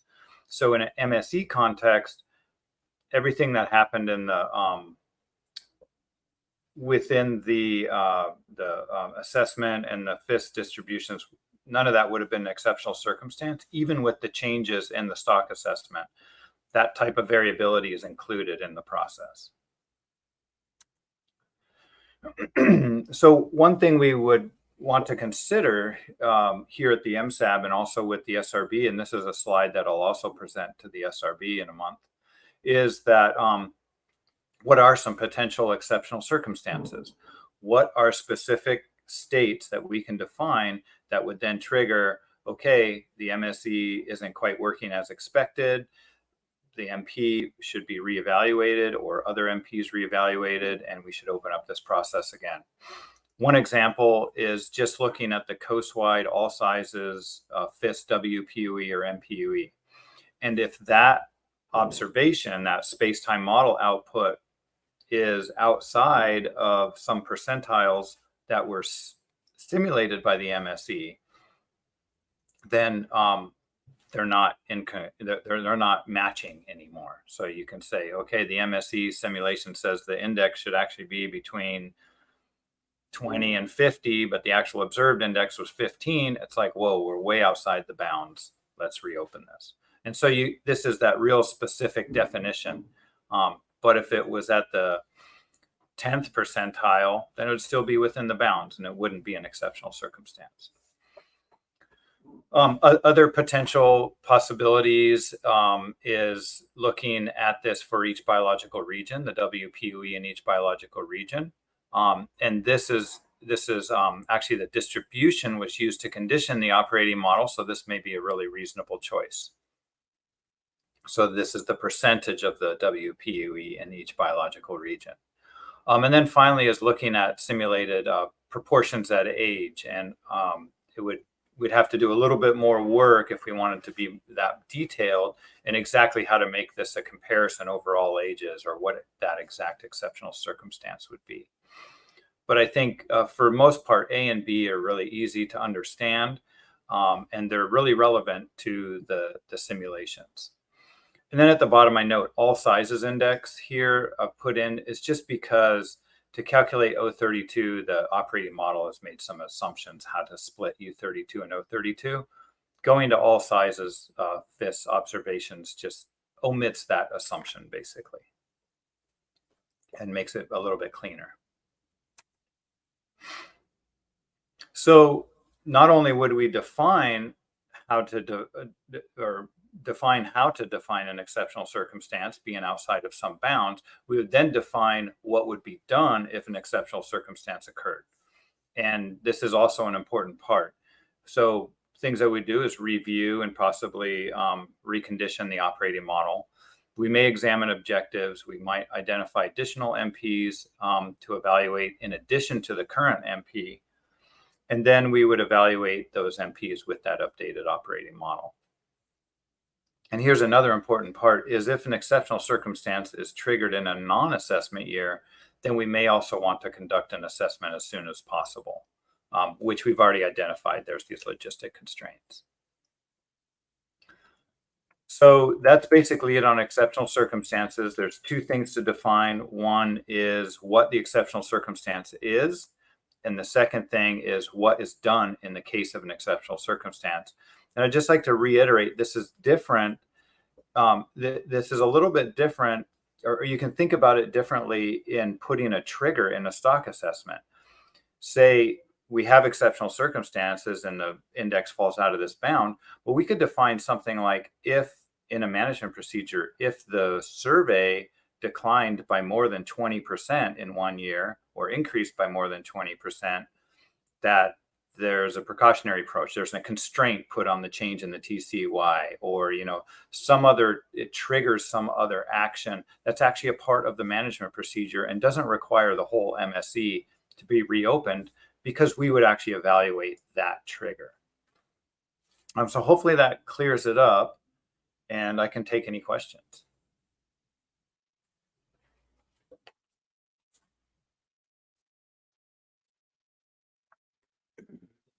Alan, I guess. Oh, go ahead, Pete. Yeah. Okay. Well, people are gathering their questions for you. I had a quick maybe comment or question. I'm not sure. I don't think I've seen it before, but what made me think of it was when you mentioned that the 2022 FIS and assessment were not outside of the distribution in the MSE.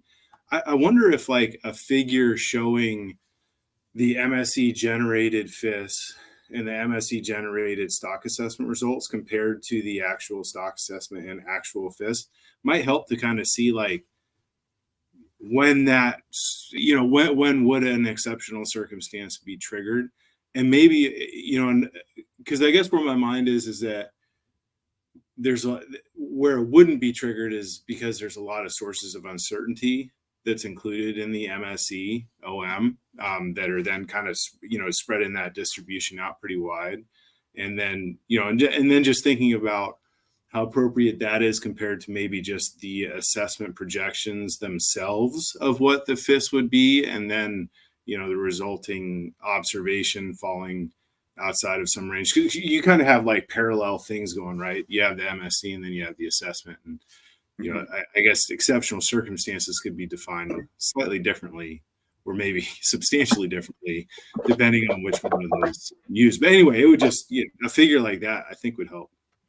Yeah, it's a good point, Pete. And one thing I did for the SRB is I calculated the probability that the spawning biomass would decline in the operating model, I think in 2024, and then it would decline up to 2025. And those probabilities were like in the 20%, 20 something percent. And then up to 2025 was like 16% or something. And I think the stock assessment was in the lines of, it was a little bit higher probability of decline in the stock assessment, the new updated stock assessment. So, and that's sort of a key too, as the operating model gets out of date, the assessment is being updated, the FIS is being reflecting current information. So sometimes, you know, it's good to redo that MSE and reopen that MSE as well. Yeah, but I agree, Pete, that would be an interesting figure. Yeah, and kind of circling back around to that figure you showed with the fishing versus non-fishing versus PDO. Like, I mean, that's really where an MSE can kind of help to illustrate the uncertainty in the projections going forward. Whereas the assessment itself would potentially project less uncertainty than what would be expected given different environmental drivers. I think that's a great suggestion, Pete. And I saw a few thumbs up in the chat or in the attendees list as well for it. I think it's for me, I think it's particularly important because I'm not convinced that we're all talking about the same thing when we talk about exceptional circumstances. At least the conversations that I heard at the annual meeting were not actually exceptional circumstances. It was just, oh, we didn't expect that to be the outcome. We should do something different, which is still the prerogative of the commission for sure, but it's not an exceptional circumstance per se. So we need to disentangle, you know, the definition of an exceptional circumstance from the action that one chooses to take. As you said, Alan, some of these things we could hardwire into a management procedure. Other times, response to an actual exceptional circumstance is to reopen the OM and to actually define a whole new MP.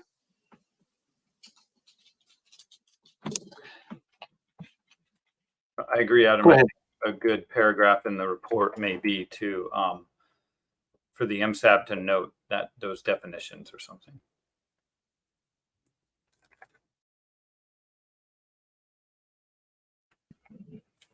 Go ahead there, Dan. Yeah, sorry, my audio cut out and I had to drop offline for most of the last of the dialogue on this. So I'm coming in not having heard the last couple of minutes. So I'm probably going to step my foot right into it. But I do understand the difference in the context between an MSE exceptional circumstance and, concerns that we may trigger further analysis on from a policy standpoint. But when I was looking at some of those recommendations of using the 2.5 percentile and the 97th percentile, I did notice that a lot of our evaluation of NPs with the model is based on the medians. In other words, it's like the 50th percentile gives these results. And I'm kind of wondering, I'm a little nervous about saying that we can wait all the way up until, things start coming on those far outliers, especially if it starts happening multiple years in a row, and say our assumptions based on the median still hold. I'm obviously a layman on the statistical thing, but if we were to see the 96th percentile 2 or 3 years in a row, then I would kind of say, well, maybe our decision's based on an expectation of, the median or the 75th and the 25th, where we think it'll be most of the time, probably could take a new look if we're really actually operating in an environment now where for 2 or 3 years in a row, we're at the extreme end. So I would just put that out there, is that, is it worthwhile looking at something if there's multiple years in a row at a certain threshold that might also trigger some type of a review, and that threshold would be something less than extreme ends. Just a layman's thought, for the discussion. It's a good point, Dan, and maybe we could have concerning circumstances. But I think part of this, and I should have mentioned this as well, another important, not related to exceptional circumstances, but to the MSE process, is to define the iterative process itself. How often would that operating model actually be updated? Every 3rd year or 5th year. So if you are moving along, getting close to an exceptional circumstance, you're going to redo or have a look at the MSE anyways. And I think many agencies are on like a 5-year cycle for management strategy evaluation. I can't remember what Sablefish is, but that's like every 3 to 5 years, every 3 years. Yeah.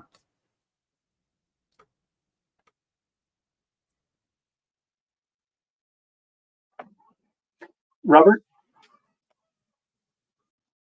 Yeah, I was just wondering, like, for potential exceptional circumstances, would it be worth looking at like something in the core of the stock, and like, so from like region 2B to like 3B, like if 2 of the areas on the FIS drop below a certain percentage or something like that, that would trigger, rather than more so than each biological region. Like, well, not just, but that could be also one to look at potentially, because it seems like for most of it, we're concerned about the core of the stock more so than the outlying areas. So I think maybe that would be something to think about. I could be wrong though. Yes, certainly, Robert. We could, we could define anything we wanted here. We just do want to be careful that we are defining this as a as an exceptional circumstance that's outside of what the MSE was actually simulating.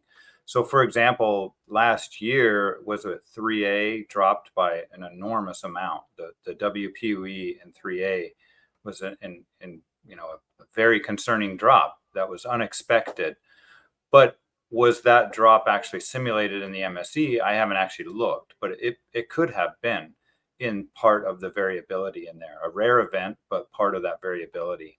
And so we can have this exceptional circumstance defined in that way, being outside of the MSE simulations, but we can also have a an event of concern defined that where the commission identifies other things to do or other actions within a management procedure outside of the MSE process. And so that could fall in either of those categories. I see some. That's kind of what sorry. Go ahead, Robert. I just because like that was one of the things I was thinking about is that large drop, but that was only in one management area. My thoughts would be like, okay, what are the odds of having two such drops in the core management areas? And that's kind of where I would look at it is because like I'm sure that in the simulation you probably have one, but maybe if there's two or three popping up, then that would be rise to an exceptional circumstance. Yeah, thanks. And I really haven't looked specifically in the MSE simulations what's being done, but now I'm realizing I got a little bit of work to do there. I see some overlap here with Robert's point and Dan's point. I think it's definitely worth some exploration. Like both have raised, maybe concerns around, say, using the 97th percentile. Maybe we want to look more at a trend over some period of time, or maybe we have different tolerances within the MSE for some of these core areas. Like we would expect a fair bit of vulnerability in some of the further distributions of the stock, variability, and we would expect some variability in the further distributions of the stock. And so maybe what's defined as an exceptional circumstance is different. But it comes back to how is it actually simulated in the OM? And I think one of the other key points here is, would the FIS be the observations we use to define exceptional circumstances? As Robert pointed out, what is the aspect of the FIS that we use? Is it coastwide, specific areas, all areas, core areas? Is it the actual value of the FIS or the trend in the FIS? So these are all really good points that I think would then get us further down the road in defining what actual exceptional circumstances would be identified as.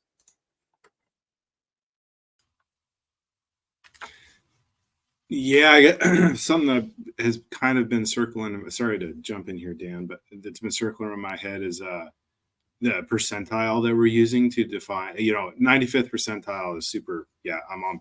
Makes sense from the statistics side, but it's if one were to consider this past drop or a series of years drops as an exceptional circumstance, you could always look back and see what percentile range in the MSE that represented. Perhaps you have a pretty wide, but if it was outside of the 75th percentile that produced an 18% drop like that or so, we could start dialing in that percentile trigger.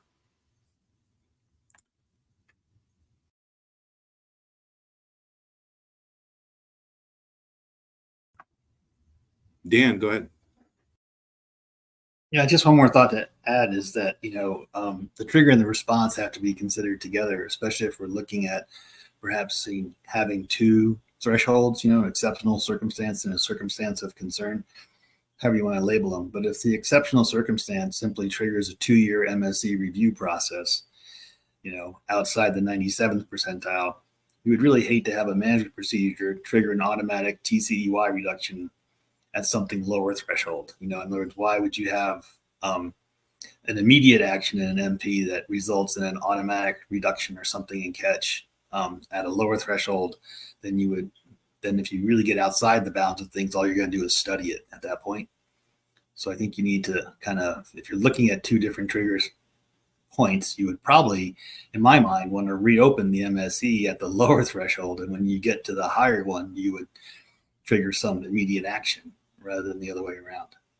But and I'm kind of comfortable with just you know, to me, I think the commission is going to identify the trigger points of concern on its own independently. It's kind of like trying to explain what happened last year. There were multiple factors that triggered an action based on a concern, and that's going to go on for a long time. And if this is really just trying to identify something pro forma for an MSE, which is, you know, going to trigger a reopening of the MSE, then I'm, you know, less concerned where that point is. I do think the comments about thinking about a time component, if this were happening a couple of years in a row, might be worthwhile as part of that trigger. But I would be cautious about putting a lower threshold that triggers an immediate action in.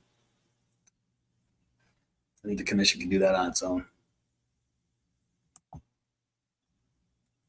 Yeah, that's a good point, Dan. And, you know, the exceptional circumstances are really coming from those MSE worlds that are striving to have a management procedure that's exactly followed in every year.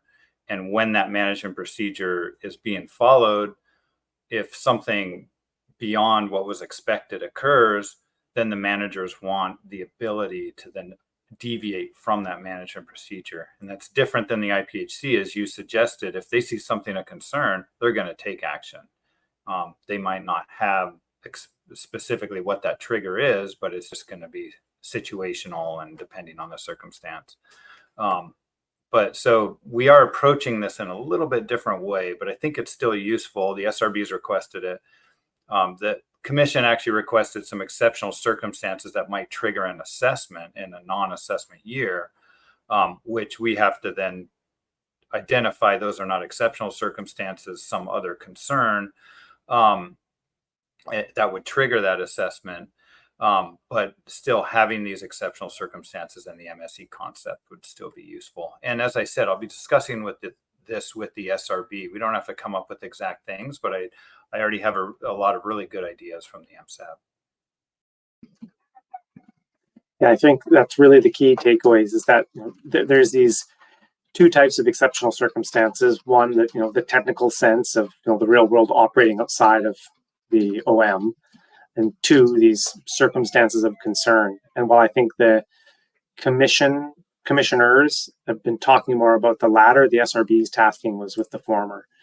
And particularly given the way that Harvest Advice is implemented in the commission, dealing with these circumstances of concern, it's going to be, as Dan said, it's going to be more ad hoc and something probably not well served to focus a lot of time on right now. Let's first deal with some of the true technical sense MSE exceptional circumstances and go from there. Otherwise, I think we're in for a world of pain if we're trying to unpack why exactly the commissioners made the decision they made. At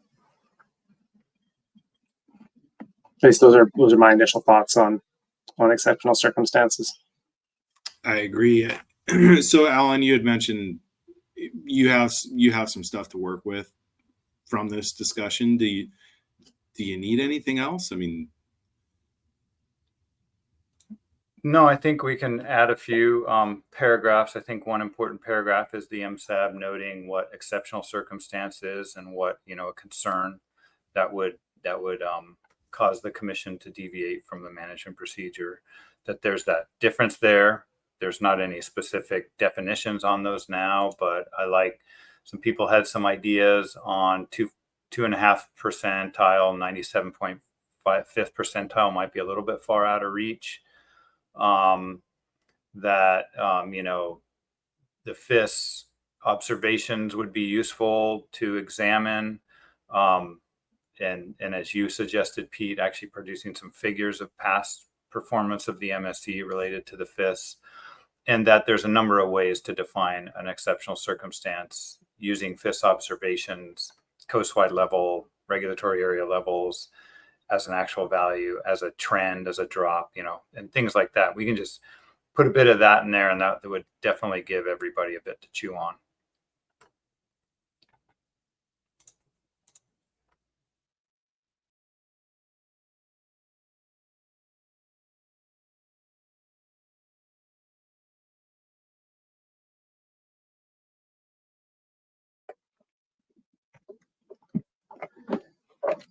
Okay. With that, then, are we okay to go into the next section about the process timeline for the MSC framework?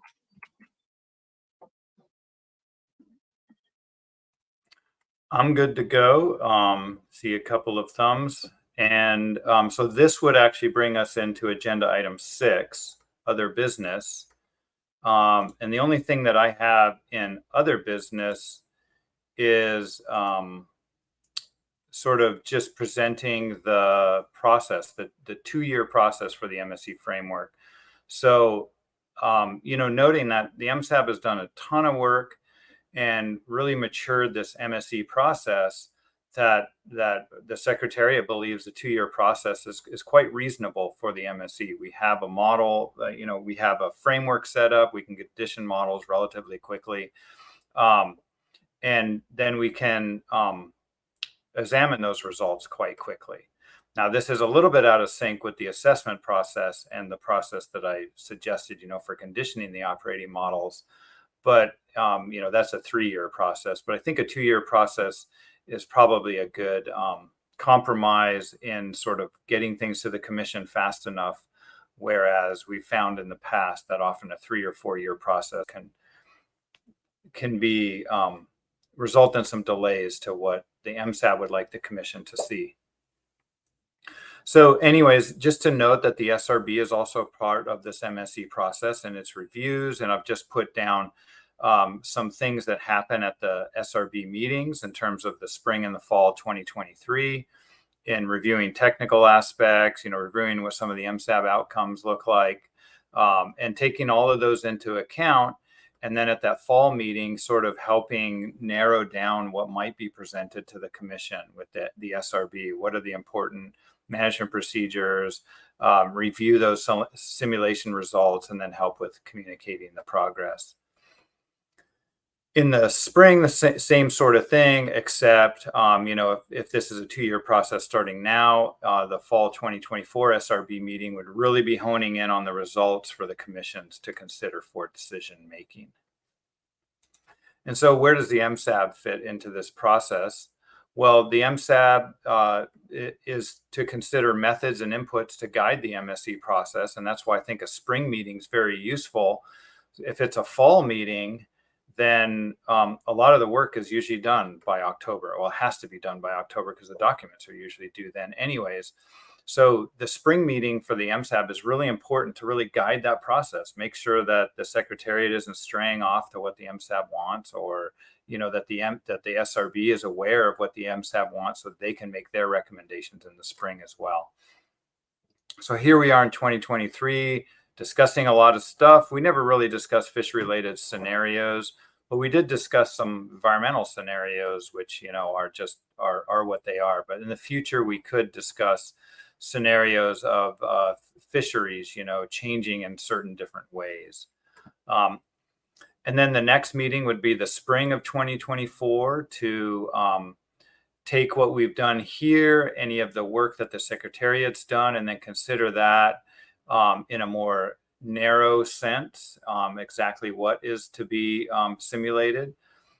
Potentially optional informational session as we've done in the past in the fall, just to make sure all MSAB members are aware of the progress being made and what will be upcoming at the interim meeting.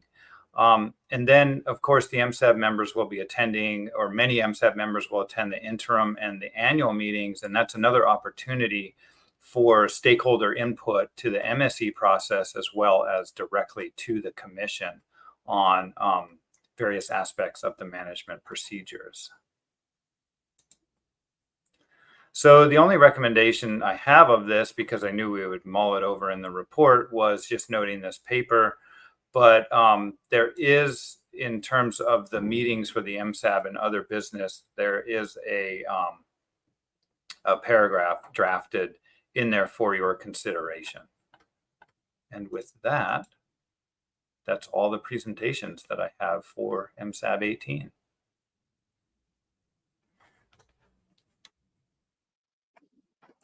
Thank you, Alan. So I've got a couple of thoughts on the meeting schedule, and I'm sure others will as well. I see Dan's hands up first, so go ahead, Dan. I know you've got time constraints. I just was going to ask Alan to go back 2 slides to the SRB slide. Yeah, and so just one more before they go. So in the spring 23 SRB meeting, the last bullet is review proposed MPs. And could you just, given that we just recommended that the MP process be delayed until there's a distribution procedure, can you tell me how that timeline for the SRB might look? Yeah, so 2023 would be a year of just sort of having a broad look across things and then narrowing down to, you know, a set of MPs in 2024 that we would bring to the commission more specifically for decision making. So given the paragraphs that have been written here for this MSAB report, I think that the SRB meeting would be, or the SRB would be made aware of the MSAB's recommendation to delay specific evaluation of MPs until there's a distribution agreement on the table. But the SRB would then also review those elements, those general elements that would be considered in the future with, you know, for this evaluation. And then the SRB might have a comment on there and suggest, you know, well, maybe we could look at a couple of things or do something. I don't know. We'll see what comes out of that meeting there. In the fall, you know, reviewing preliminary simulation results, there's likely not to be any unless a distribution agreement comes up quick. And so one aspect that come out of the SRB, and I think out of the MSAB, you know, I would interpret it out of the MSAB as if a distribution agreement's made pretty quick, you know, and we have an updated operating model, I would certainly start going ahead and evaluating some SPR values. I think that's pretty high priority, and we could start doing that and get some preliminary results that would then inform us in the spring of a narrower set to focus in on. So yeah, we're in a bit of a holding pattern here, but that's sort of the process as I see it.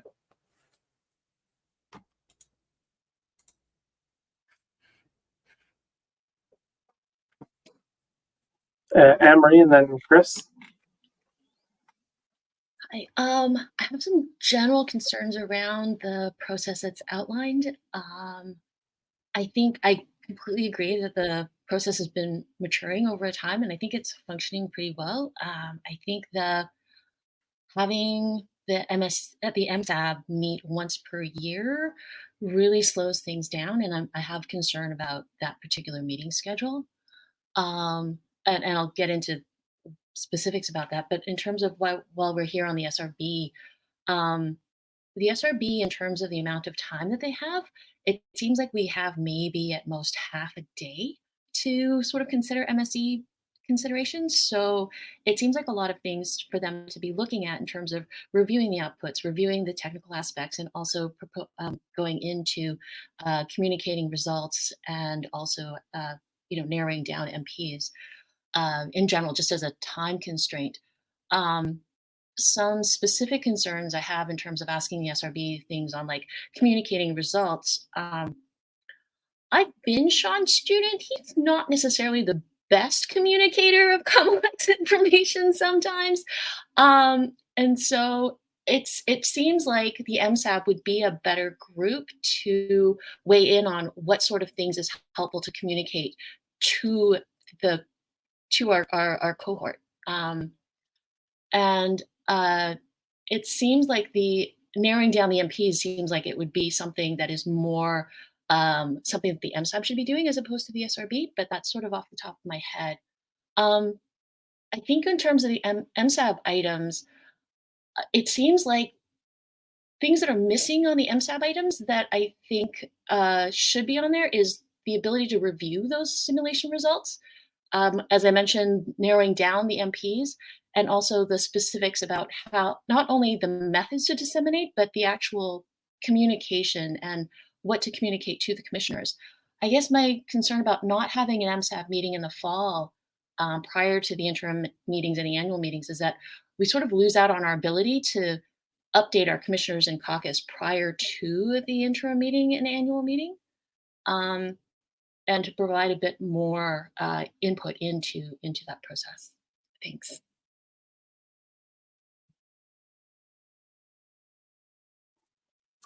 Thanks, Anne-Marie. Lots there. I think to summarize, so your main thrust is we should have a placeholder at least for the fall, and perhaps reconsider some of the items that are on the SRB's docket as better suited for MSAB. I think is what I heard. Yeah. Great. Thank you, Chris. Can I have a comment on that before we move? Oh, yeah. Sorry. Yeah, so I mean, a couple of counterpoints to that. The SRB has been extremely helpful in communicating both assessment, research, and MSE results in the past, especially when we had Mark Mangle on the panel. His insights were amazing. And a lot of the way that assessment is presented came from the SRB itself. And I think we all know how well the assessment is presented, and we're lucky to have Dr. Stewart doing that. In terms of the ability for the MSAB, well, a fall MSAB has a number of downsides as well. It has a lot of upsides, I agree, and I've been a part of this process. I've certainly appreciated the insights from the MSAB on the simulation results, as well as methods to communicate those results, and that is one thing that I think is key.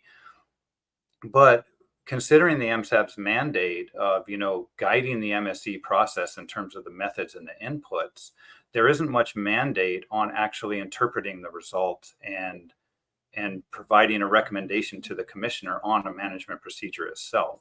It is more an input to the MSE process as I see it, and I could be corrected if wrong.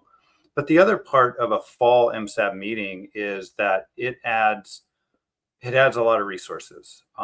Even if we're doing it online, I think in just this meeting, we've already taken 4 Secretariat staff away from their day jobs to run this meeting and make sure everything's smooth, which I appreciate.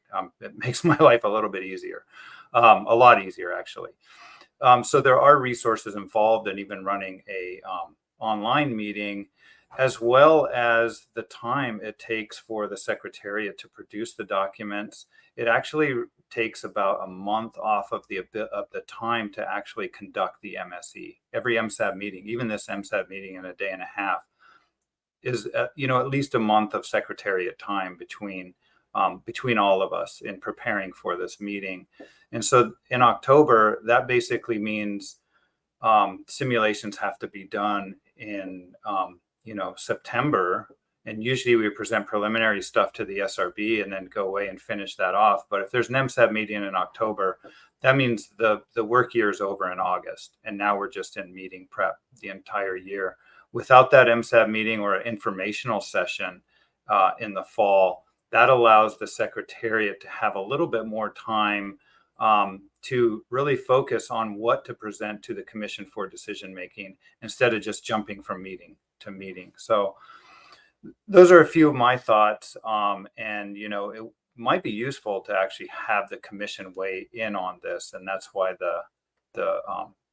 what we'll see when we get to the report, that a meeting is actually a request of the Commission to consider. Thanks for that input there, Alan.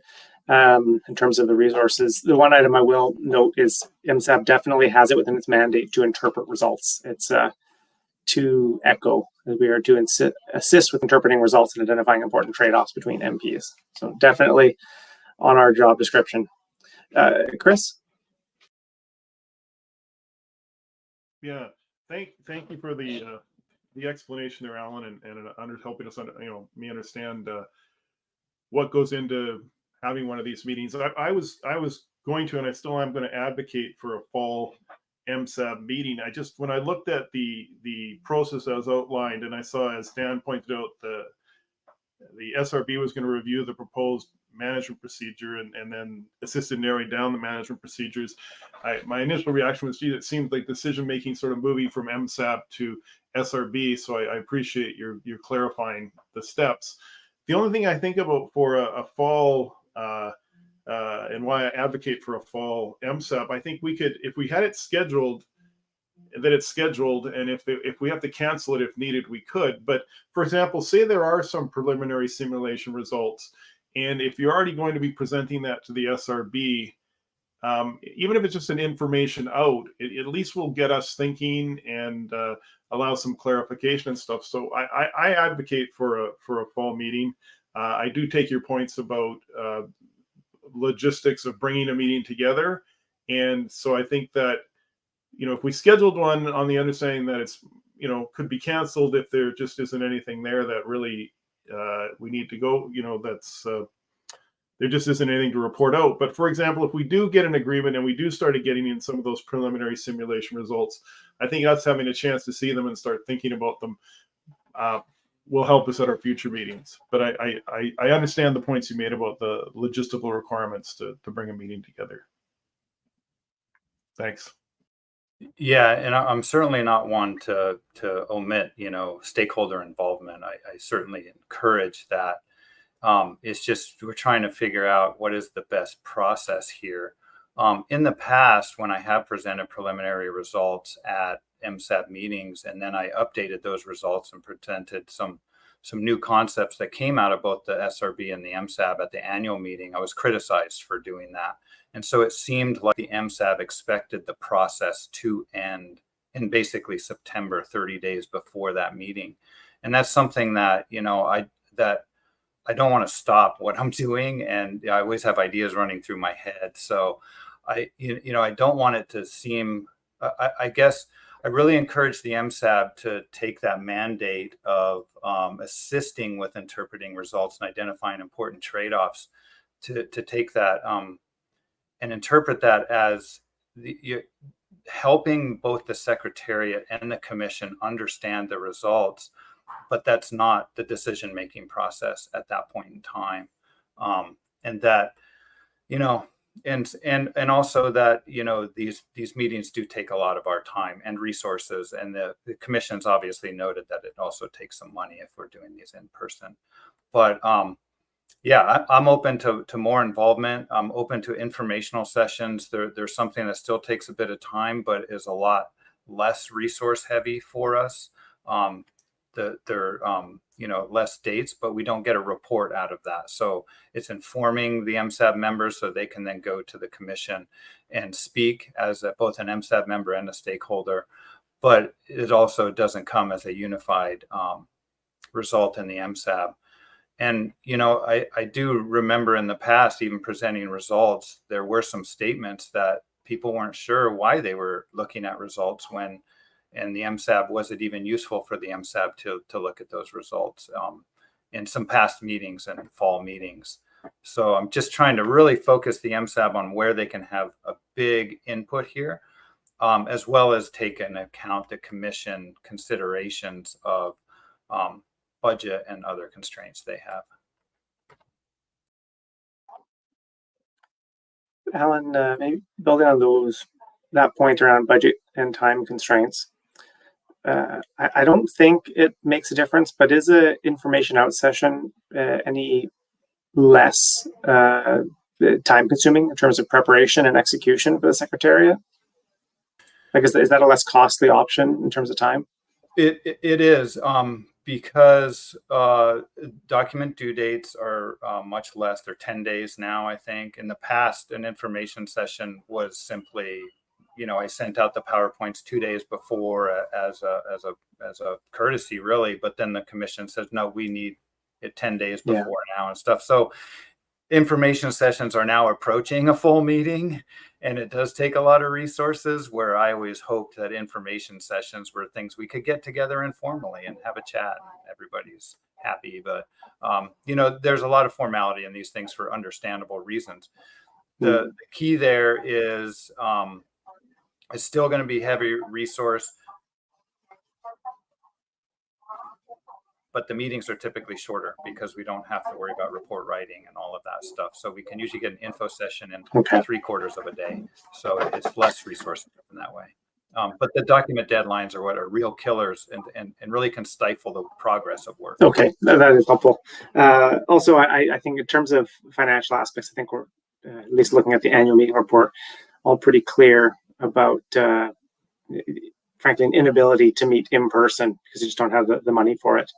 I think we've demonstrated well over the past 3 years the ability to participate electronically if that's an option.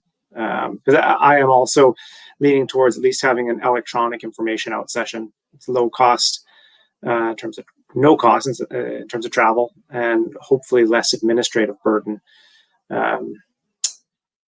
But that would be, I think, for me at least, contingent on actually having something to talk about. Like if there's no update on distribution, I don't know if there's a whole lot really to cover. Yeah, I'm all for making MSAB members aware of, you know, the work that's been done so they can prepare for the interim and annual meetings. So however that's best. Noting also the commission has not suggested a meeting occur in the fall of 2023. So that would have to be a request to the commission that they would have to take up before October and make a decision on that MSAB meeting.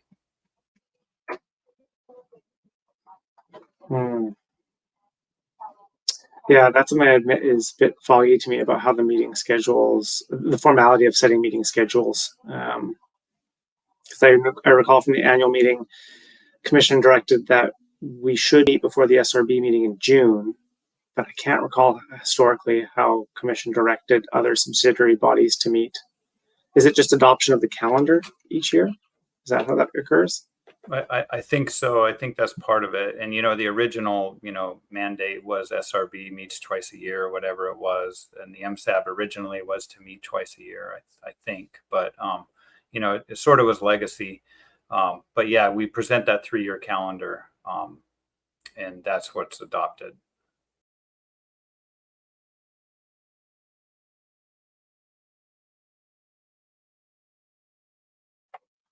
Right, because the rules of procedure say that we may meet at least once per year, but there's no descriptor of anything other than that.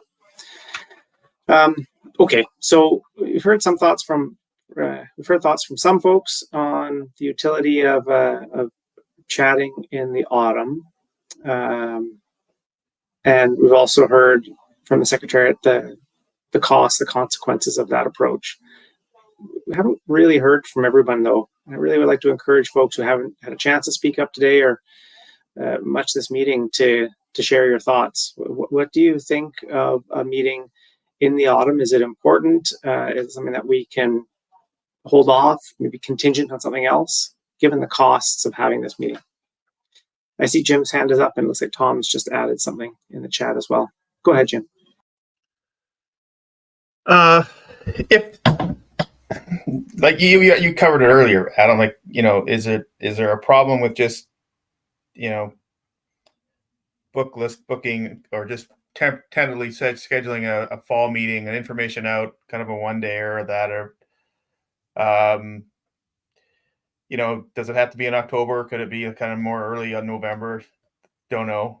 But and then, you know, contingent on there actually being something to discuss. So if there has been some developments, you know, with the MSE and stuff, then okay, let's go ahead. If there hasn't been any really, you know, no much development since we've been here, or there's no real substantive thing coming from the SRB that they're directing MSAB to look at, then you know, we would just sort of follow the schedule as it's been outlined here earlier this morning. But I think there is some value, you know, just refreshing your brains on what you're doing. A 1-year absence is a really tough thing to bring back. You know, it took a little while just on the twice a year one, but you know, you're kind of attuned to it. But having a year absence of a meeting and MSAB is going to be hard without any kind of interim thing, or just to keep you kind of current or your brain kind of keep focusing. Just it's in your background, but a year absence is a long way to go. Then bringing back something and getting your brain refocused on it. Anyways, that's my. Thanks for that, Jim. So one question that comes from that was potentially moving it to a different time. Like it was just a brief information out session, having it in November is what I think I heard you say. Alan, does that make things better or worse at all? Is it any difference? Sorry, Adam, could you repeat that? I was reading some chats going on. I think a proposal from Jim that if we were to have a brief information out session, it doesn't necessarily have to be in October. We could even consider it in November, you know, kind of like a prep to the IM. Does that make a difference? Does that make life better or worse for the Secretariat? So that's an interesting thought. it could work. You know, I wonder if even, you know, it's something certainly to think about. Almost like a dry run for presentation of any MSAB, MSC results at the IM. Right, which is always good. You know, I mean, the other thing, well, Ian does some information sessions to, he's historically done it to the HAB, to the HANA, and other organizations, you know, so, you know, just sort of a courtesy presentation, which would give me a practice run, would, you know, that'd be like a short half-day info session, basically. Yeah. Okay, I think that's something that's maybe worth exploring. While folks mull that over, I see Tom's comments in the chat saying, you know, we need to really make sure that the meeting is justified. There has to be some updates to share, particularly given that there's, you know, just no, given the administrative costs and the financial costs of holding a meeting, we have to be able to justify it. So the question for me then is, if we were to put down a placeholder for a brief information out session sometime in the autumn, who makes the call as to whether or not it's necessary or justified? Right, is that a discussion that you know, that co-chairs have with Alan to say, yeah, there is enough to talk about, or no, there's nothing more to say? I don't know the answer. I'm thinking out loud here. I just want to make sure we're not blindsiding anybody. You know me, I always have something to talk about. So I could do a bunch of simulations and talk your ear off on crazy stuff. I know Pete would love it. We'd talk stats the whole time. So, but, you know, one way forward might be that making a request in the report along the lines of something like, you know, if the commission was to come to an agreement on distribution, that fall info session or MSAB meeting be scheduled, because the commission is obviously going to have to meet to come to this agreement. And at that meeting, maybe they could make an agreement on an MSAB session. I don't know, maybe Dr. Wilson can talk more about procedural aspects of that. But, you know, I think trying to schedule an MSAB meeting, get the commission to schedule an MSAB meeting and then cancel an MSAB meeting, in my eyes, that might be a little bit more difficult than saying there's potentially a fall MSAB meeting or info session and scheduling it when appropriate. But that's really not up to me. I like Adam's idea of just putting out there to have an info session in the fall. I would prefer November also. But yeah, I would support that. Not but I would support that. And if nothing comes up, if nothing comes out, then, you know, we can always cancel it. It's harder to put something on the calendar than to take it off. So, as we're finding out.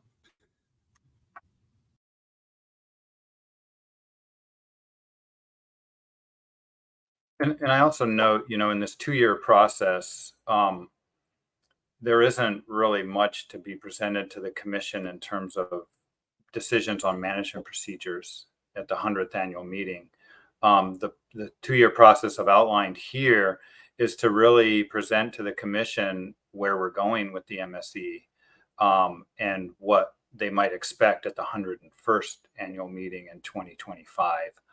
So the MSAB will certainly have a say in any of this stuff at the spring MSAB meeting and see preliminary results there. That's always one of my goals, is to show preliminary results so that we can winnow down the management procedures. But really the decisions to be made on what management procedures to evaluate are in the spring, because the Secretariat has to do those over the summer.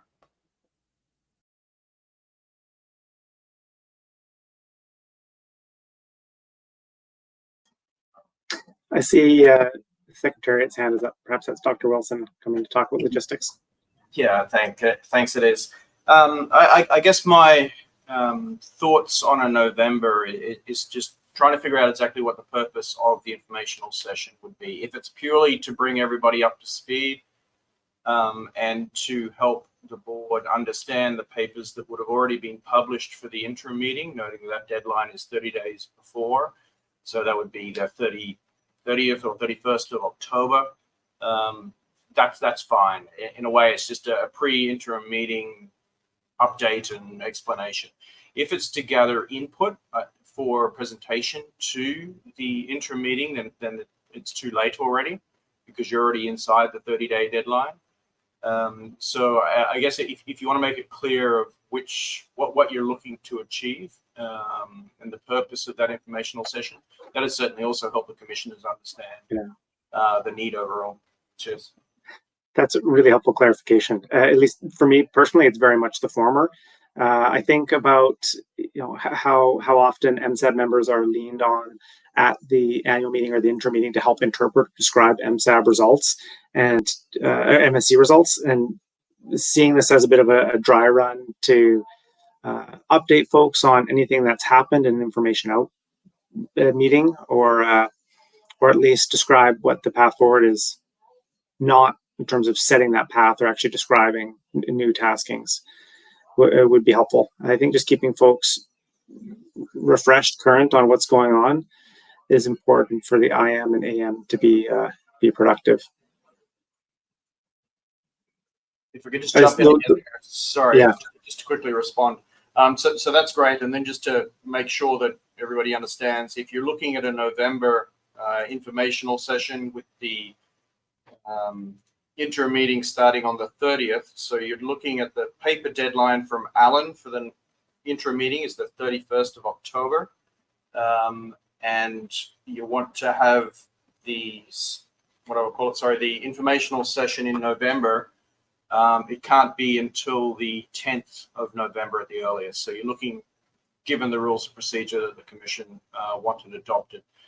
So you'd be looking at about the 11th or 12th of November for an informational session, if that's clear. Cheers. Yeah, good clarification as well. And I presume, Alan, the papers are going to be identical. It's going to be the IM papers, if anything. Like, I don't expect there'll be any new information created for an information out session. Yeah, correct. It would be just a review of the material already published for the IM. The presentations would be different than would be for the IM, but that's about it.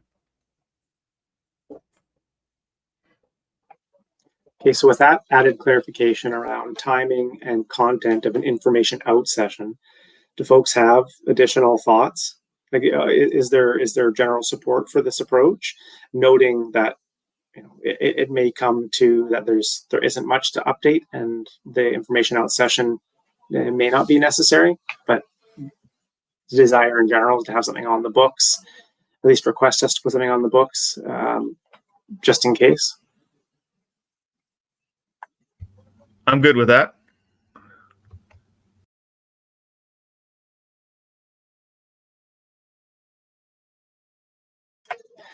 Thanks, Jim. Others, feel free you can put a thumbs up in the chat or speak up.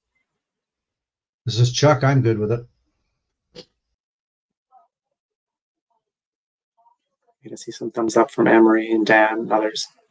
Excellent. Yeah, Alan, I'll quickly make a note that if it's after November 10th or 11th, we have a week together that we may have to skip out on for this, but it's not a problem. But plan team will be that third week of the 13th.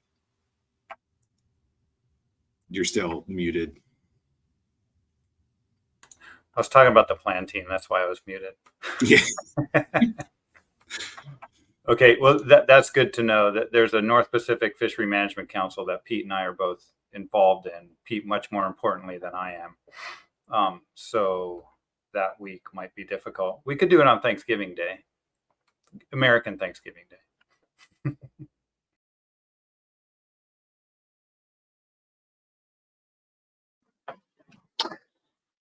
Okay, so I guess the order of operations would be in the report to, I don't know if we request, I'll look to Dr. Wilson for this, if we request of the commission or if we recommend or whatever the verb is, that an information out session be held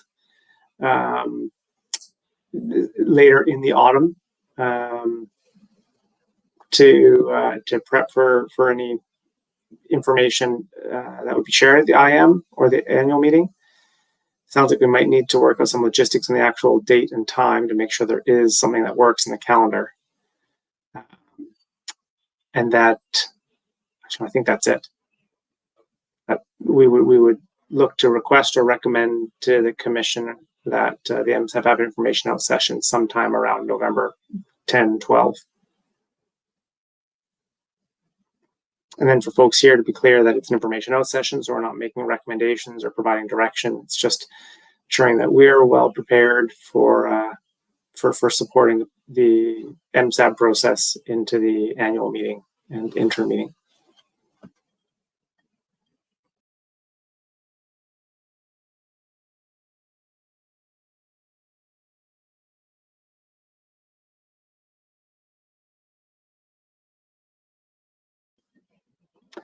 Okay, with that, then perhaps we move on to, I think it's actually report writing is the next agenda item. Is that correct?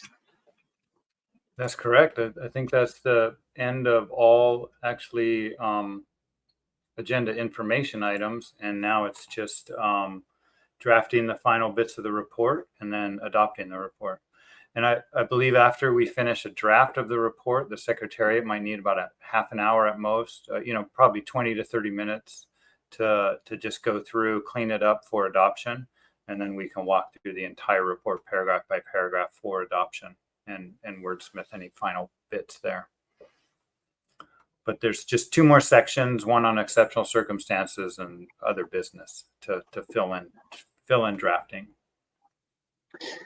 So what's the best approach here? Alan, do you need any time, or does the Secretariat need any time to transfer into report writing to get set up, or can we go right to it now? See, we're at kind of an awkward time with the lunch hour coming up. Maybe we can try to power through at least to say 12:30, knowing that some folks have to actually leave at noon. So we can at least get some of the report writing done with folks. Yeah, I can. Yeah, I think if we had about 3 minutes, we could get it up and shared here. Okay, that sounds good. So we'll just yeah, if you just want to hold on. Yeah, I'll have a couple minutes of dead air here to get everything set up. We'll go into report writing right now. If folks are able to stick around, as always, it's appreciated for your support in drafting the report. I understand though that some folks need to check out a little bit earlier. We'll give ourselves until 12:30 to draft the report as far as we can. Hopefully that should be enough. Take a lunch break. Allow the Secretariat some time to take care of administrative edits in the report, and then would reconvene after that time, probably around 1:30, although we'll confirm shortly, to do the final formal adoption.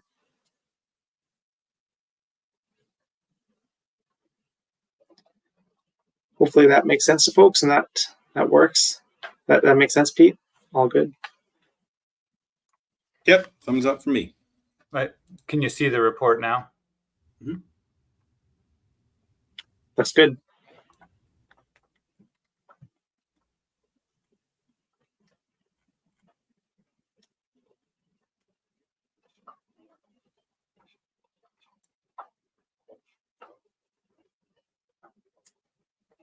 Excellent. Okay. Yeah, we should be here at paragraph 40.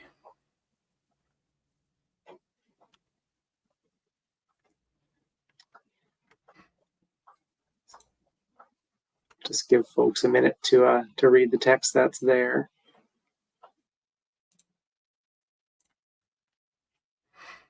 Yeah, I'll scroll down. That first part's just noting the recommendation from the SRB. And then here is some stuff that I added, but I was thinking of maybe starting before paragraph 41 is having something along the lines of this, if I may just paste it in. Just we talked about just introducing. Yes, excellent. Some definitions. Yeah, some definitions.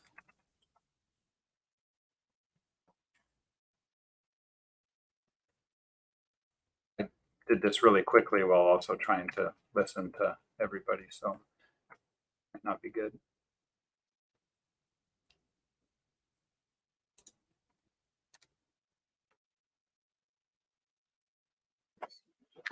A minor edit is the MSAB noted that an exceptional circumstance in an MSE context occurs when observations are outside the acceptable range.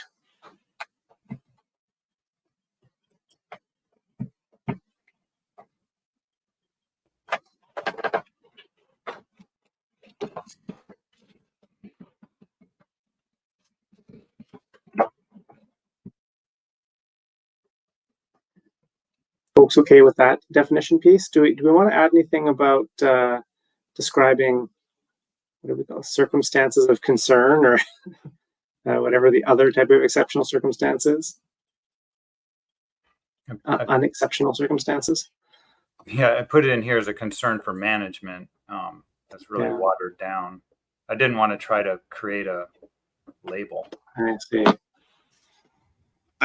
From what I remember, it was kind of the circumstance where you may not be at like the 95th percentile, maybe you're at the 93rd or something, but it happens in subsequent years. I'm not sure how to draft that language, but that's what I remember some of that concern coming from. Yeah.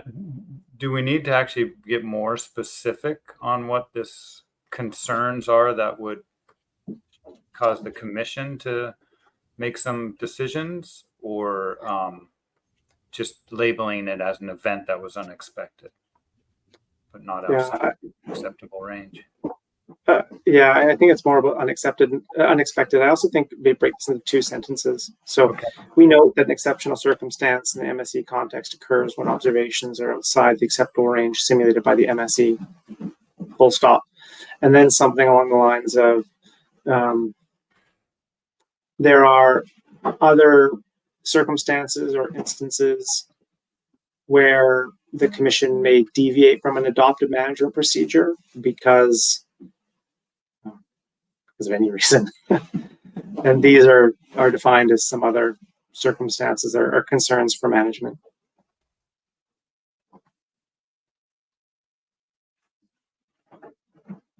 Yeah, there are other circumstances when I don't know if we say the commission or when the commission deviates from an adopted MP.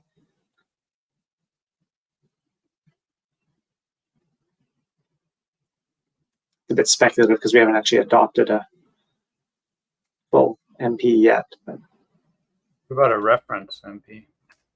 We've been, well.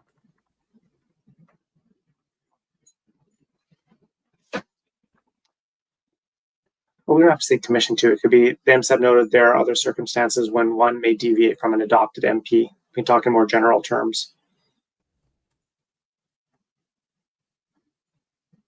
Right. Talk from MP, yeah, because of what do you want to say here? Like so much an externality that they're just because of other factors not explicitly considered in the closed-loop simulation in the MSE. How do we want to quantify why we would deviate?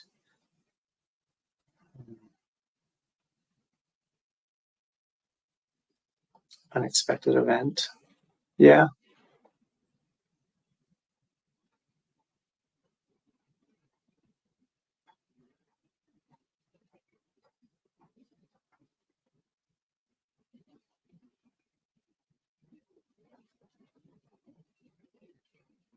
And that's really vague, but I think it might even be just be able to put a full stop after unexpected event, but I got to mull it over for a minute. I see Robert's hand is up. Yeah, I was just wondering, I mean, we gave examples of exceptional circumstances. I wonder if we need to put examples of unexceptional circumstances or circumstances of concern, or whether we should ask the commissioners to, like, whether we should, as part of the MSAB, we should define what those moments of concern are, because while the management procedure does have variability built into it. Sometimes that those scenarios are a bit concerning to stakeholders, and we'd like to know what a response to those circumstances are. Perhaps, I don't know. I'm not too sure. I'm not a very good wordsmith. I think it's helpful to put in an example. Gives a little more context to what we talk about with these other circumstances. See, Alan is proposing one about the relatively low FIS WPUE. I think that's a good example.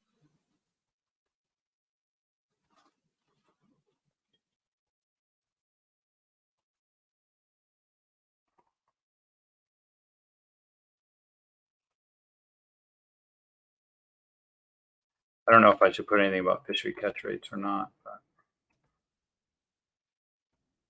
I think it's better just to list an example rather than be exhaustive, because we're guaranteed to miss something then.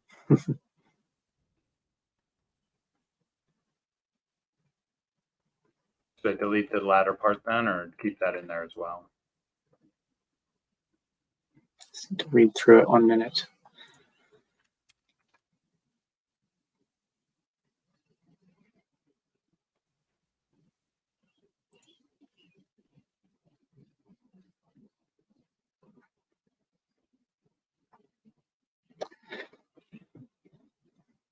I think I would say it would shorten the first sentence a little bit. So the MSAB noted that there are other circumstances when one may deviate from an adopted MP because of an unexpected event. It could be a full stop there. For example, the lowest coastwide survey WPU was observed in 2022. And a significant decline in the survey was observed in SARS in 2022 as well. And this was a contributing factor in deviating from the adopted TCEY, or this is a significant factor in. I think it's implied. Yeah, I wouldn't. Okay. We're being general up here, and then I wouldn't. Yeah, you're right. You're right. Yeah, but I am wondering. Oh shoot.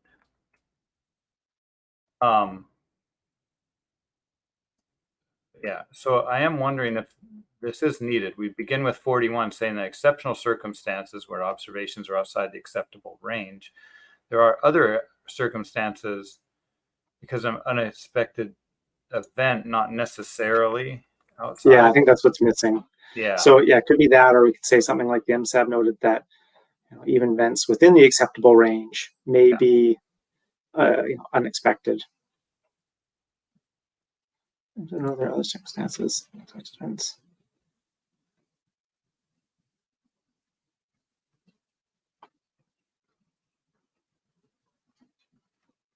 Load it. Yeah. So there are other circumstances within the acceptable range noted by the MSC. There are other circumstances within the acceptable range simulated by the MSC, but one still may deviate. What am I trying to say here?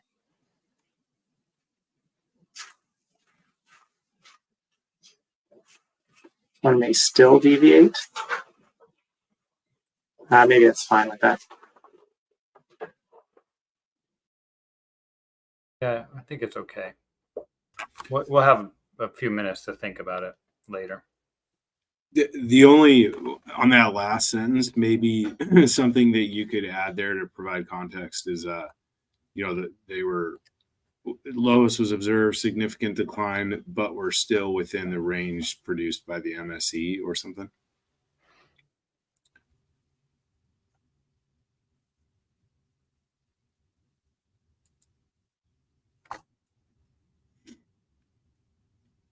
Yeah, I hesitate to do that because I haven't proven that to the MSAB. Fair enough.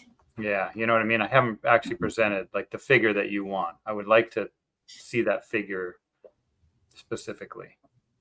Sorry about that. That's understandable.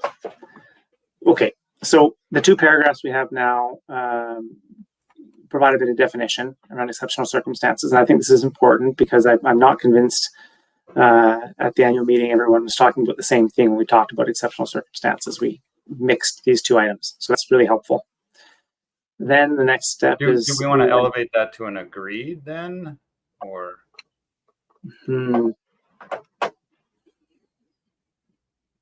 I do think it's important and it would be helpful. Do folks have any concerns with that approach?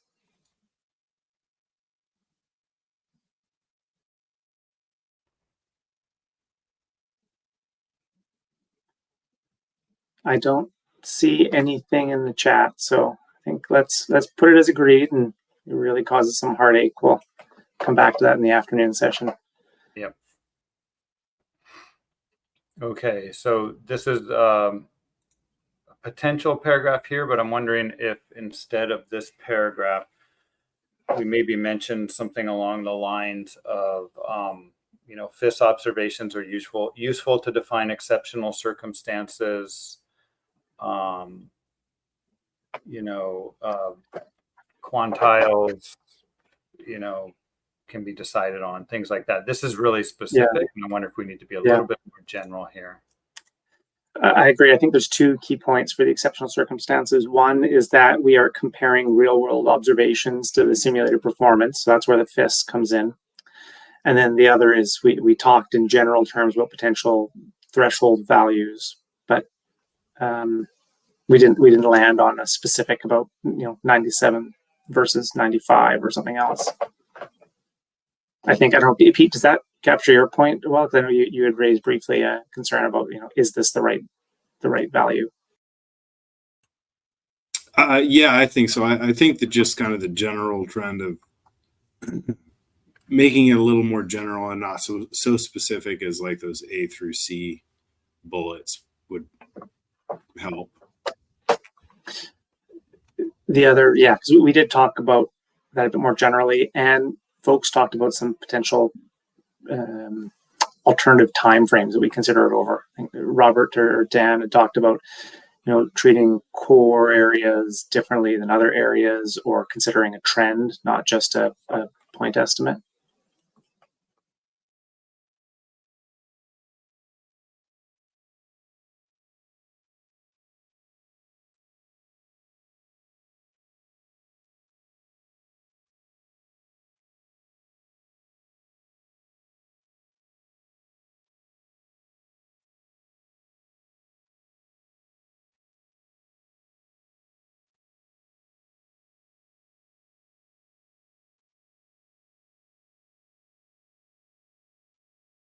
Could put the individual years and trends before FIS observations, but either way.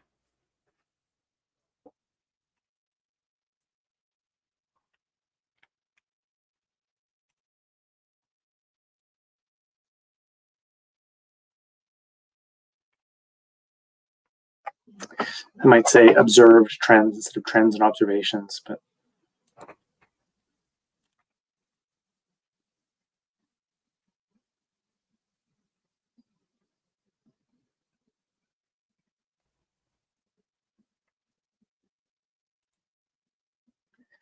and Alan, is a proposal that we would replace 43 and 44 would essentially replace 45? Yes, that's correct. Oops. Yeah, 45 is what I presented, but I think it might be a little bit specific at this time. Yeah.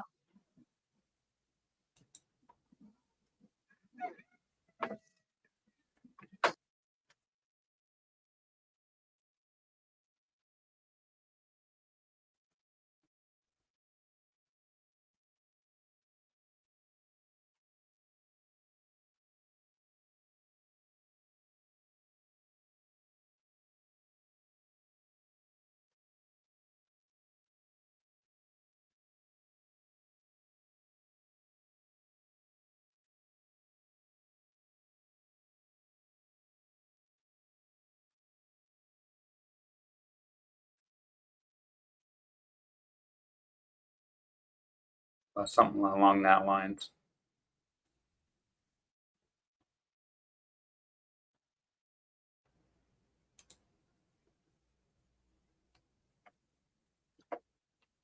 need to define acceptable range. I know, Range of yeah, what? that's what I'm. Yeah. So I'm trying to think of how I'm trying to. I was just going to look up here, outside the acceptable range.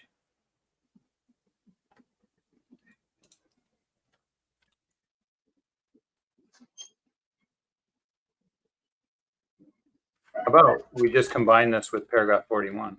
Yeah.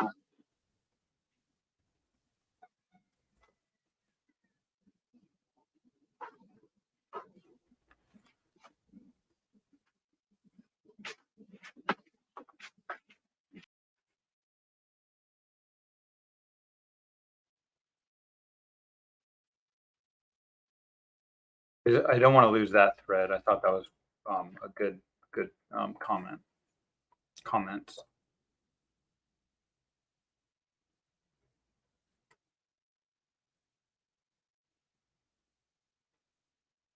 So I'm really now happy. that we've added. Yeah. Oh, sorry, go ahead. No, I was saying I'm really happy with this. I think it's a really good start to the conversation.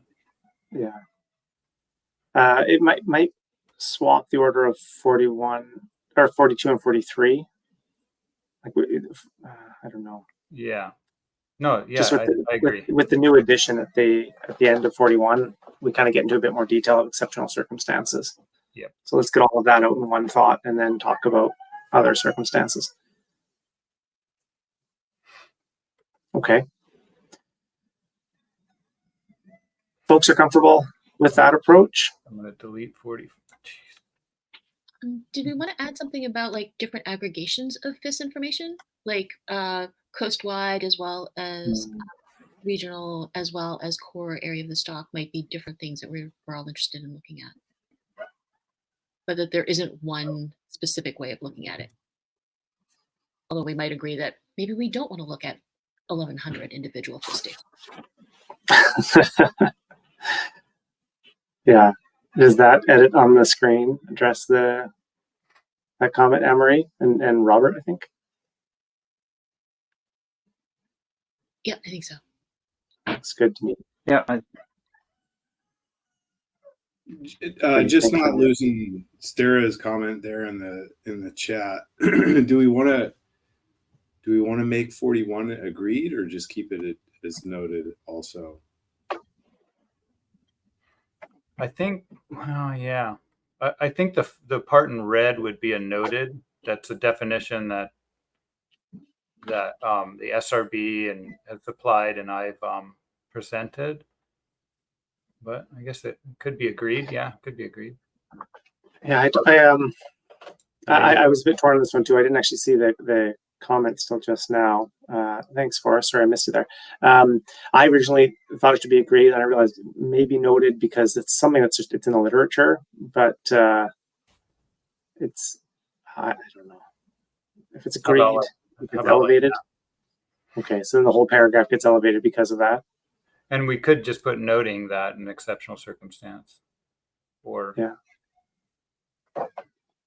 Would that work, Sarah?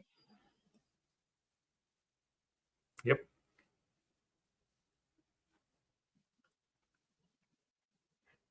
Okay. Oh, and the HAB is on November 20th. I see. Sorry, I'm catching up with the. Yeah, I'm just doing the same. It's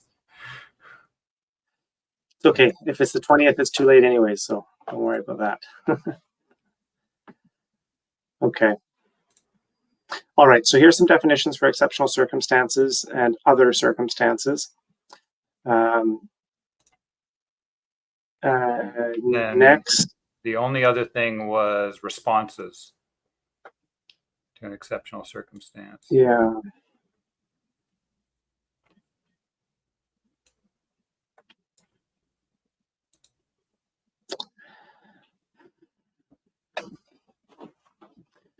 So yeah, I mean, we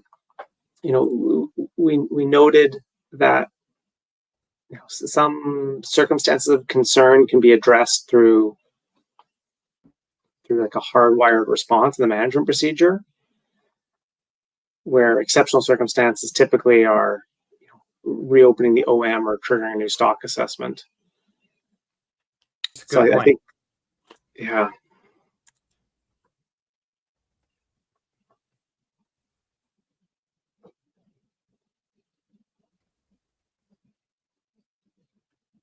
How did we phrase that?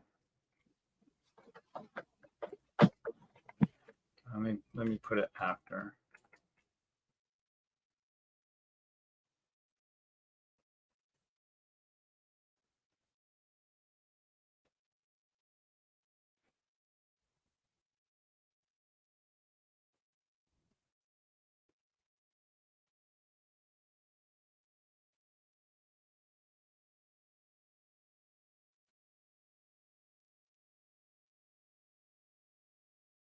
Oh boy, there's a lot of circumstance in there. Anyways, I'll get my thought out.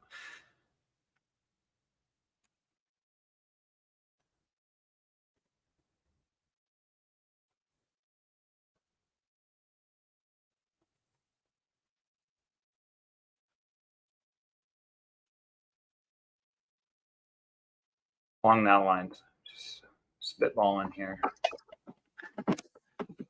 I see where you're going here. That makes sense.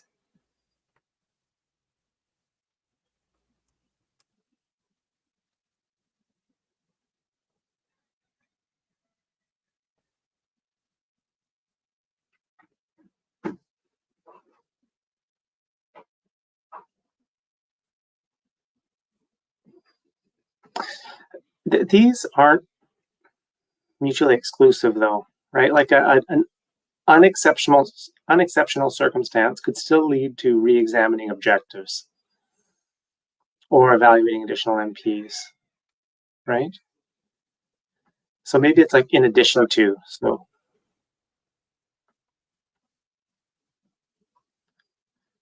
something like the MSAB noted that a response to unexpected circumstances may include the actions in paragraph 45.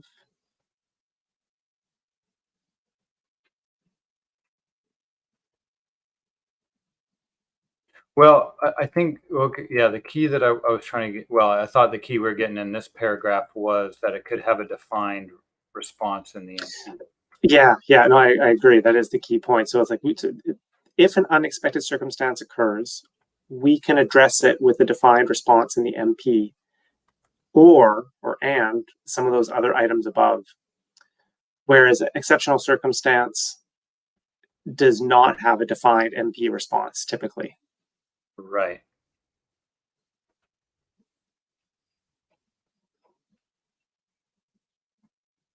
Because I mean, in my experience, unexceptional circumstances have often resulted in refining objectives because we just got them wrong the first time around.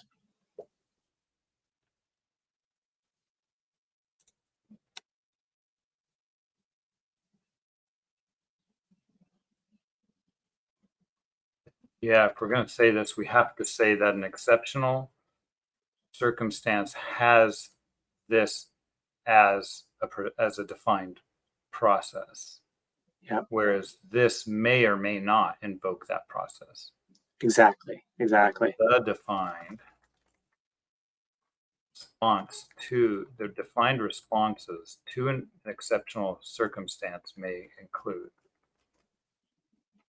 have a defined response in the MP and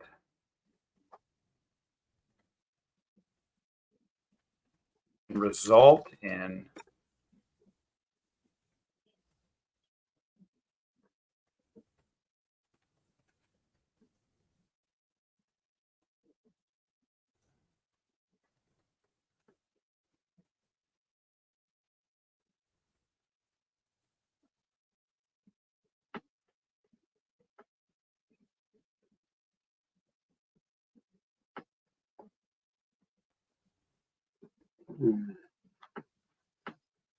That's the point, definitely. Yep. I think in retrospect, I'm gonna wonder what we were saying here. Yeah, and that's my concern is if we leave this unclear, then the commission is going to ask me about it, and I'm going to be like, oh, I don't remember. But the point is the exceptional circumstance you define as a response to exceptional circumstance. It's not part of the management procedure. Here, you may define it as a part of the management procedure, and it's more of a situational and result in a situational response. Right. So, for example, the survey drops 20% in a given year. That was simulated within the MSC. It's not actually an exceptional circumstance. It's not a surprise, but it still causes heartburn for decision makers. And so they want something hardwired in the manager procedure to say, if the survey drops by 20%, even though it was simulated, we want to take some drastic action and reduce the TCEY by X. Like, that's the difference between these exceptional and unexpected circumstances.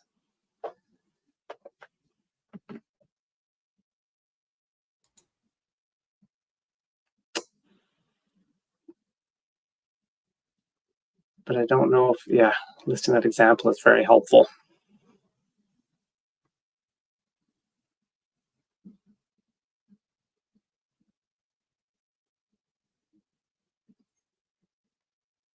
Isn't that the case for everything? Yeah, I mean, Dr. Wilson's usually really good at wording these things. Better than I am. We can always take the break, clean this up, and then people can have this as well. Okay.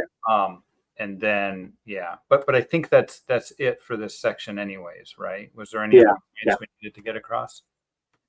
Not for 5. It's just into other business. Yep, other business.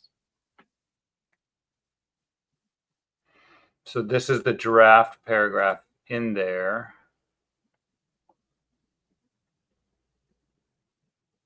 Right. So looking at the calendar, this is the confusing part. The calendar published for the annual meeting said October 2024. It said October for this meeting as well.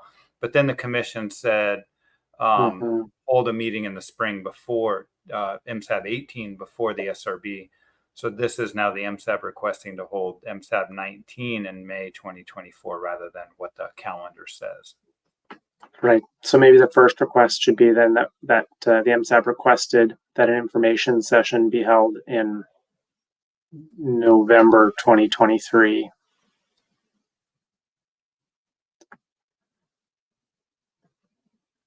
It's there as paragraph 50, Alan. Oh, yeah, sorry. Stuck. Not moving on here. Okay.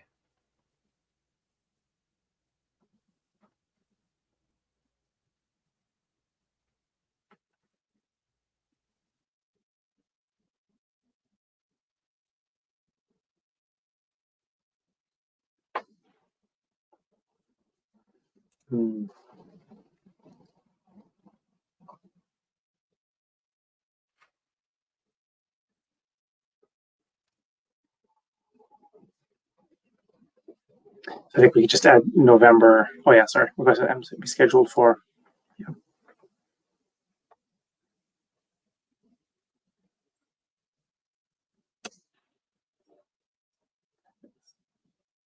November 2023. Oh yeah. Holy cow. Usually I'm behind. Now I'm ahead.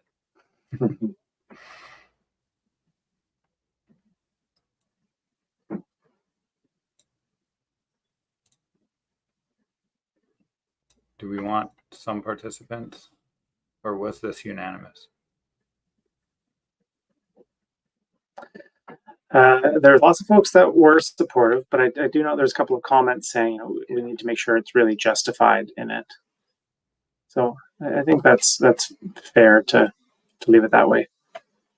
Okay. And we'll have another chance at this too. These are the 2 points for the other business, though? I think so. Just noting that 48 is a bit more of a formality for folks. But. Yeah. Well, it's good to have 48 so that the commission can be aware of it. Agreed. The calendar. Okay, I don't see any other hands or comments. Maybe last call for paragraph 48, which will soon be 47 and 49. Right. And noting when we go into adoption, it's, more wordsmithing these paragraphs rather than trying to add, a lot of brand new paragraphs. It is possible to add new paragraphs, especially for clarification. But if there's something we missed, now is the better time. But this is last call. I'll draw a harder line than that, Alan. This is last call for adding some new paragraphs. Not, Go ahead, Anne-Marie. Not a new paragraph, but just wondering whether 48, we might want to make it a little more generic and just say that the October meetings be held in May instead or something like that. Because this one-off thing is just going to be painful.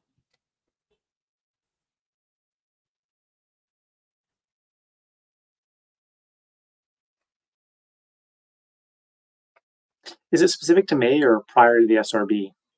Oh, that's good. Yeah.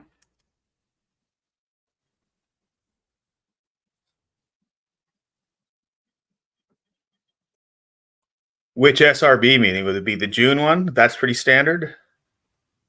Yeah, that's true. Yeah, good point. I think so. I don't see us having an August MSAB, but good flag to put in that June SRB. Yeah. Thanks, Jim.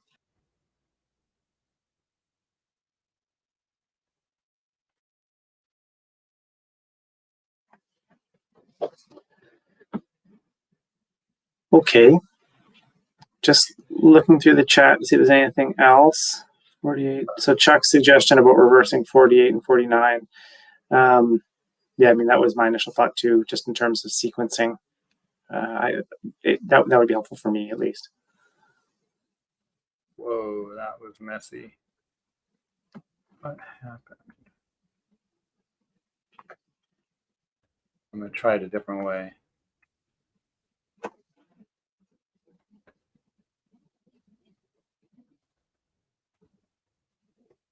Okay. Great. Okay. Okay. Last call.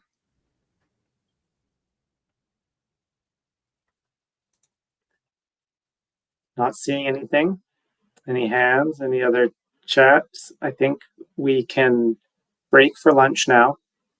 Give the Secretariat some time to clean up some of the administrative pieces, editorial pieces in this, and then we'll come back for final adoption. It is 13:30 Pacific time sufficient, Alan? I want to make sure you guys did a chance to actually eat as well. Well, I think we can come back at 1. Yeah. Yeah? Oh, yeah. Okay. Yeah. Okay. It won't take long. Okay, great. And that works for you, Pete, if we're back at 1300? Yep, that works for me. Excellent. Okay. Well, let's roll from there. We'll talk to folks in 40 minutes. Yeah, I'll confirm with Dave, but if it has to be later than 1, we'll update the screenshot here. Awesome. Okay. Thanks very much. We'll talk soon. Yeah, I see the 1 o'clock there. That's great. Okay, see you then.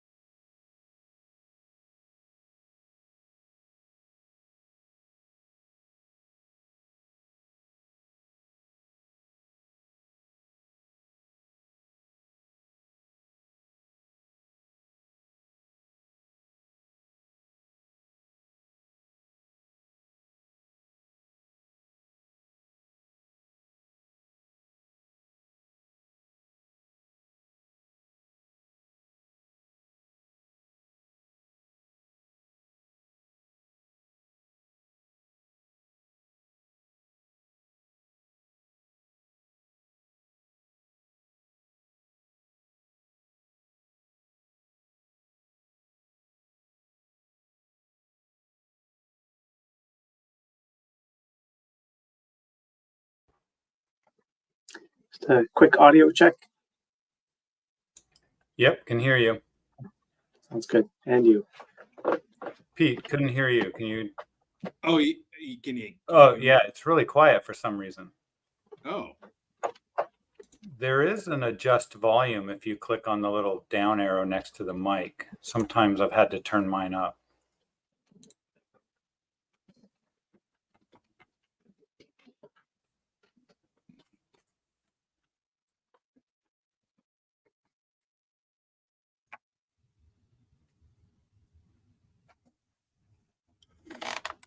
Is that a little bit better? A little bit, still a bit quiet. Quieter than normal. Long meeting for you? Yeah. Your computer's tired. Oh, no, you know what? It's my end. Sorry. That's better. It defaults to a speaker out of my phone. That's much better.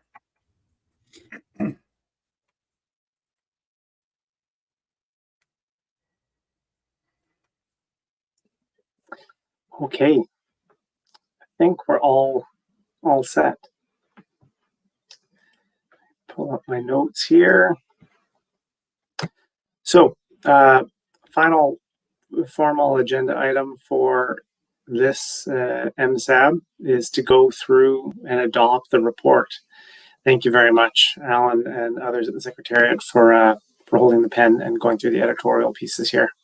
As a quick reminder for folks, we're looking at this point just for clarifying edits. We're not really looking to change verbs or add new paragraphs or anything like that unless we can't understand the intent of a paragraph. Hopefully there's no surprises for anybody here. We've had a chance to look through all components of the report today, and so it should largely be a review at this point in time. If that sounds good to everyone, let's start scrolling through. And feel free just to interrupt folks. It's a bit of a smaller group on the participants list. It's a bit hard to follow the text and keep an eye on hand, so feel free just to speak up or unmute if you need to.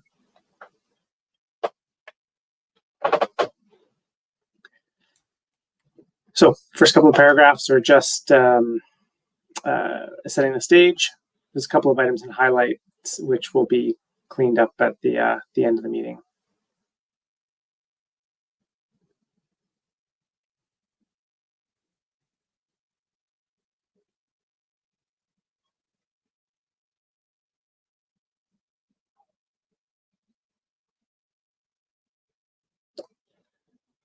Thanks, Alan. I think that's a good speed to kind of scroll through.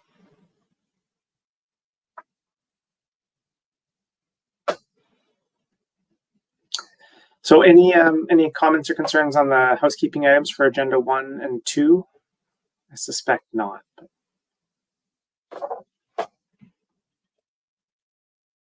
Okay, let's consider those pieces set then. On to section Agenda Item 3, where we talk about membership. So we noted the guidance from the annual meeting, and there's some reference to the annual meeting reports.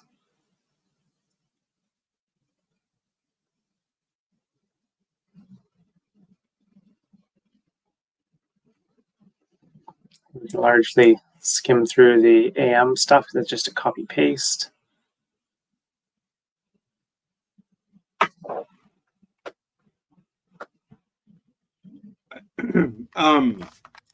On paragraph 10, I think that we had kind of put a pin in that to come back around and maybe clarify the part about requesting the separate agency staff from each contracting party drafting text. Could we perhaps request that the agency staff work together to draft text, so then we don't have these two different competing drafts? Because it seems like, we're only talking about a handful of sentences here to put in an amendment to the rules of procedure to allow for an alternate to attend the meeting if the primary is out sick or something like that. I wonder if it could be interpreted to do that, or is it really implying that two separate drafts have to come forward? Maybe we can just change it from each contracting party to the contracting parties. Yeah. Yeah, that I think the takeaway is, Pete, yourself, myself, Gwen, Kurt, we know our marching orders, I think, are to go away and work on this collectively, so we're not coming up with two different documents. Sorry if I missed anybody from agency staff as well. I didn't mean to exclude folks.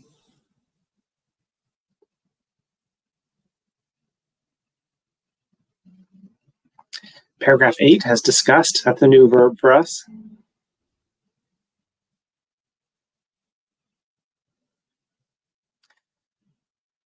Everybody comfortable with paragraphs 8 through 10?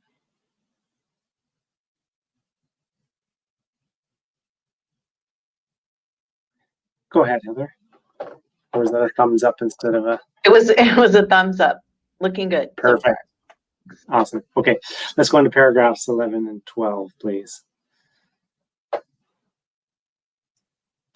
It's just noting our papers. Nothing really to add there, as well as outcomes in paragraph 13 from the annual meeting. I think those are all pretty standard. Paragraph 14 is also noting previous work. There's an extra space there in 15.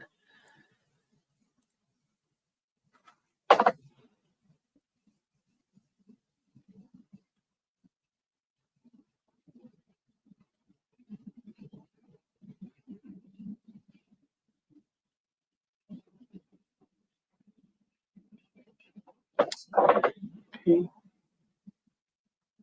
Just take a moment to read through 16 through 19. Let's get into some more substantive comments.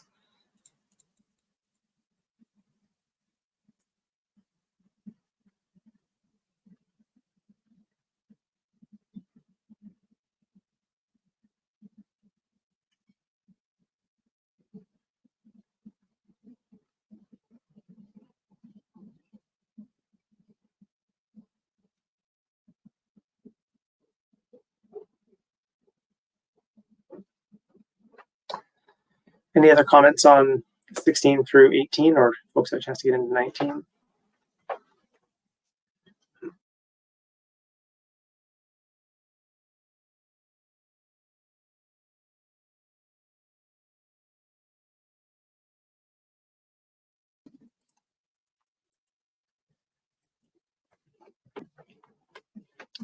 I just wondering. Yeah, I had my hand up as far as for 19C. It just seems funny wording in that you're spawning biomass in each biological region, then fishing with current interim harvest strategy policy does. It's just unusual language, but I can't talk. I'm not very good at words.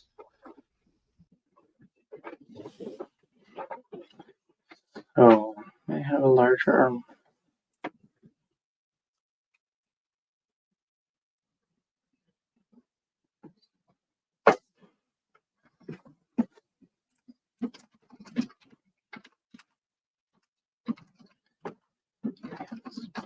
Let me read that one there.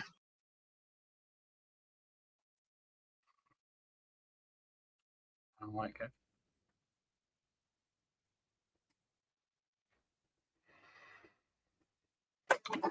I think one thing is starting with may have as much or a larger. Can we just say may have a larger effect? Or like equal to or greater than effect?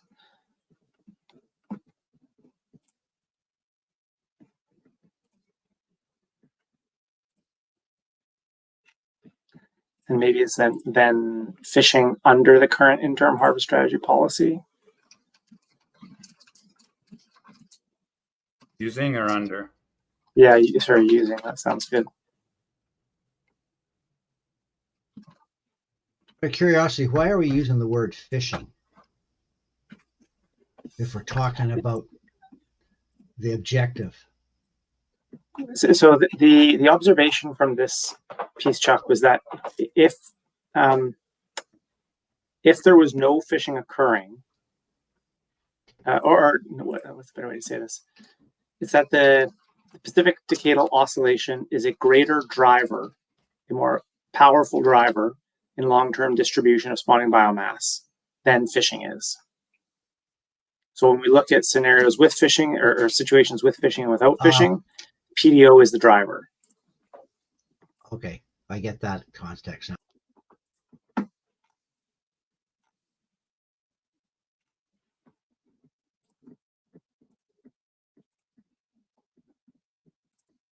I hate wordsmithing, but can we just drop the does at the end of that sentence? That's what I was just going to do.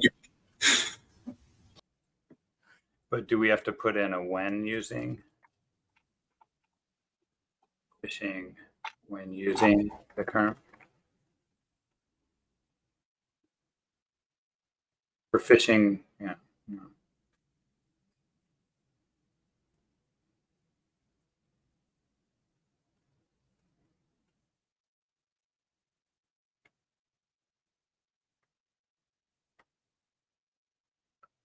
How's that? I can live with that, I think. Yeah, I'm fine with it.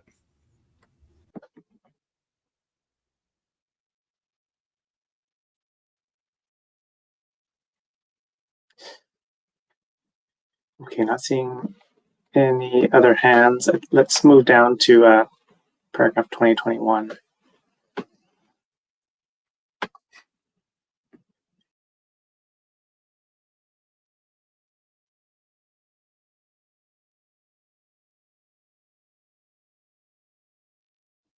I remember seeing a note about the order of operations and that MSAB should request the commission to request the staff to produce the outreach materials for 21. And I'm wondering, I don't remember, I think it was Dan who asked originally for the outreach materials, and I don't know whether the timing that would be involved with MSAB requesting staff or MSAB requesting commissioners to request staff would fall into whatever timeline that people needed this for. Number 21. Right, so the edits for 21 removed like Secretariat and MSAB in terms of defining the folks doing the work, and it simplified it to just say we're requesting that outreach materials be developed. So that's the first change. It's not identifying a particular, it's not tasking it to a particular individual. But your question, I think, Anne-Marie, is actually on the timing. When would we do that, right?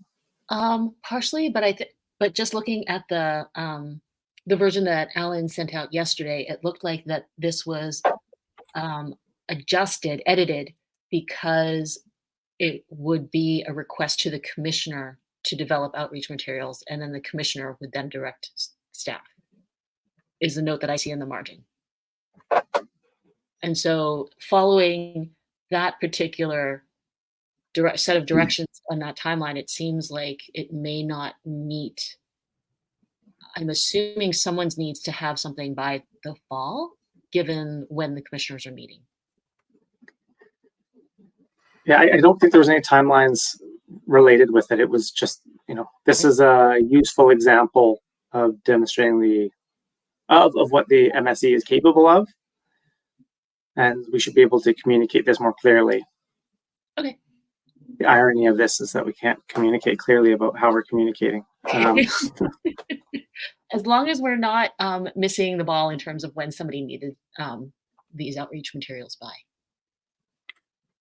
Yeah, I mean, with a request, if there is a specific timeline on it, it's useful to put that timeline in. But as you are aware, at the next MSAB meeting, there will be an actions arising document, and this request will appear in that actions arising, and will report whether that's in progress, completed, or whatever.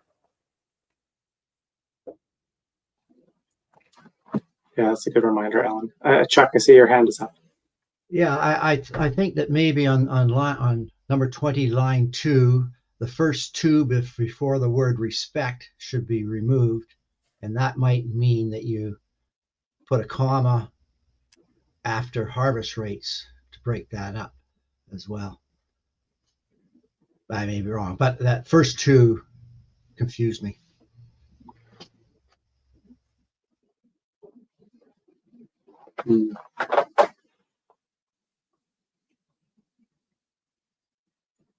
Yeah, I think this is connected to the harvest rates. So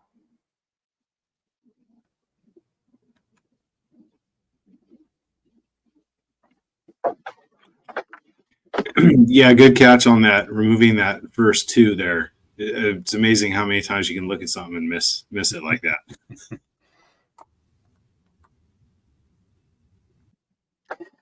One other editorial piece is sometimes we talk about, in the previous paragraph, we actually said SPR equal to 43%, and then here we say F43. It would be helpful if we could be consistent. I don't have a preference one way or another, though. If we want to say F43 up above in 19, or if we change that to SPR. yeah, I think the F needs to be here, and I was going to put a subscript, Yeah. but that because it relates to target harvest rates. Right. So we could either change this to with respect to the current interim SPR equals 43% management procedure.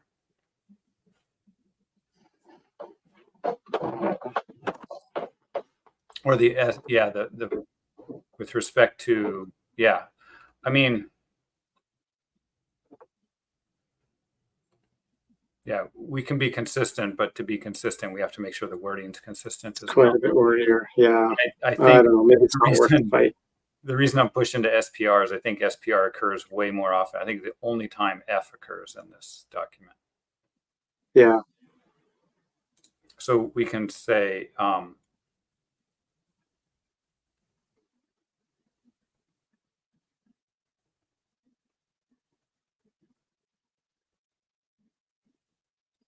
yeah, okay.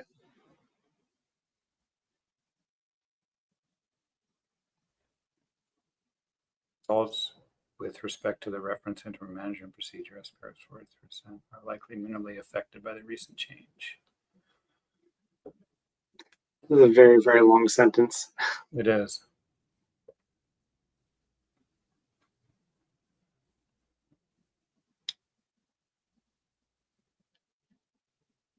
Could put a full stop where your cursor is and then say, start with the results. No.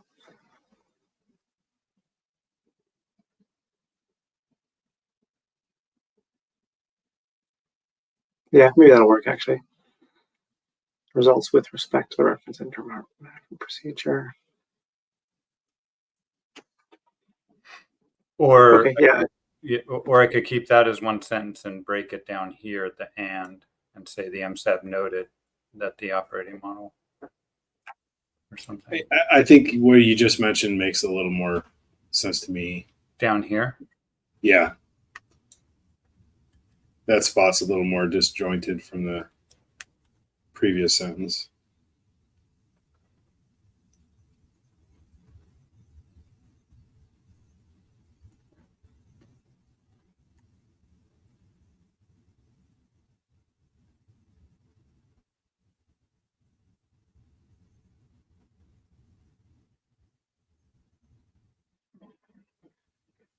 Okay. Are folks satisfied with 2021? Or raise your hand if you're not. We'll start going on to agenda item 5. Did you see Dr. Excellent. Wilson had a comment on number 21? Oh, there we go. Yeah. Sorry, I'll just jump in there. Just after a little bit more clarification, it's I was out of the room when that was discussed, so maybe Alan's got it all covered and we didn't get a chance to chat about it. Just very quickly, like what's being requested, of whom, in what time frame, and that'll help us have an idea if there's going to be a cost involved or whether this is a simple half-hour piece of work. Thanks. Mm-hmm. So in terms of the scale of work, I don't know. And in terms of who would be doing it, I think it was a bit of push and pull. I think that was reflected in the original drafting of the text with the Secretariat working with MSAB. The origin of the comment was, I think Dan had suggested, this is a really good demonstration of the effects of fishing in the context of PDO, and this is something that would be helpful to communicate to folks. And so it was wanting to continue to emphasize how we communicate MSAB results. That was as vague as the conversation was in the in the session yesterday, so that there were no more specific details flagged for it. And what that means is it's a requested, so it would be elevated as actions arising, as Alan just mentioned, but there's no clear progress for it. Realistically, it would be something I think that we develop at the next MSAB meeting. At least those are my thinking on my feet, initial thoughts. It'd be almost like an agenda item that we would work through at our next session. Okay, no, that sounds great. Thank you. Yeah. Does that make sense, Pete, Alan, others? It does. Yeah, I think it's going to be a iterative process, right? You present something. Does this make sense? Well, what if you change it? So, yeah. Yeah, I think that the takeaway for me was this was something that was starting to resonate more with folks in terms of helping to understand the results and like a nice tangible outcome. So how do we maintain some of that momentum?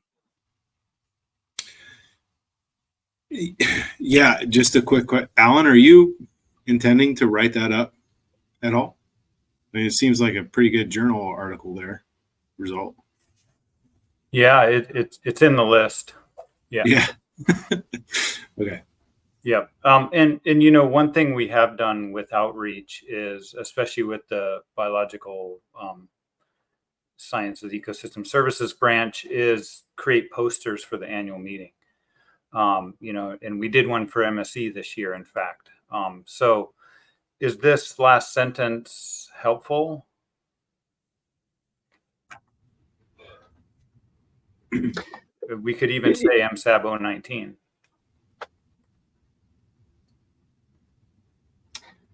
Yeah, I mean, I think it's fine to have in there. I put the question to Dr. Wilson about whether that creates any concerns, raises any flags for potential costs or timeframes. Like, is it better to have it vague as just saying a future MSAB meeting? Yeah, I think that's fine as long as you're not going to come back and sort of crack the whip and say, where are you? Right. As long as there's that flexibility, I think Alan and the rest of us will be fine.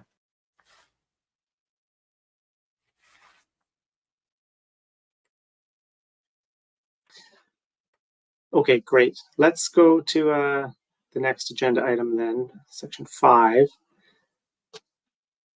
So the first one, 22, we can just, I think, skip through. It's just we're noting the paper.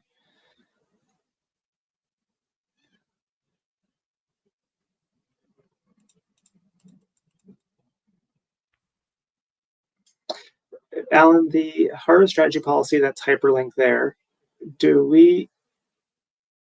how do we distinguish between that and the interim policy, the 2020 update? Or do we need to distinguish them at all? I don't think we need to distinguish them. The 2020 was just for us to provide a document on exactly what that interim management procedure looked like. And that's outdated already as well. Okay. I'll talk to Dr. Wilson about potentially, what we should do with that, if we should archive that or not, given that agreements have expired. But yeah, so I think really the key here is this 2019 document. That's the larger, more general document.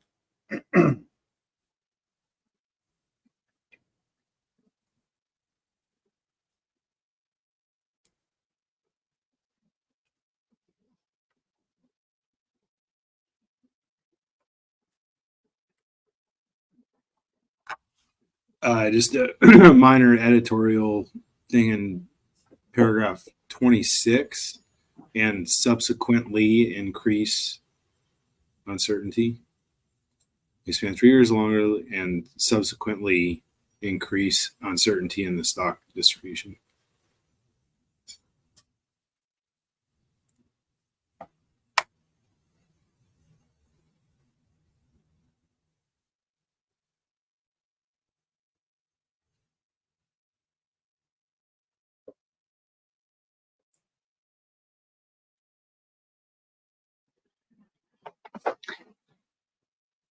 And to edit for 25, the MSAB noted that a multi-year assessment MP with an empirical rule and non-assessment years increases the importance of FIS data as it would be used directly in the MP. Like, it now to me is implying today, not Yeah.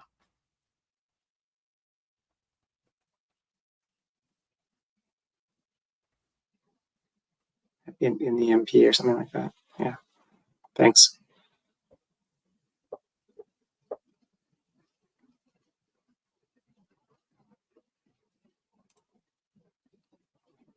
Yeah.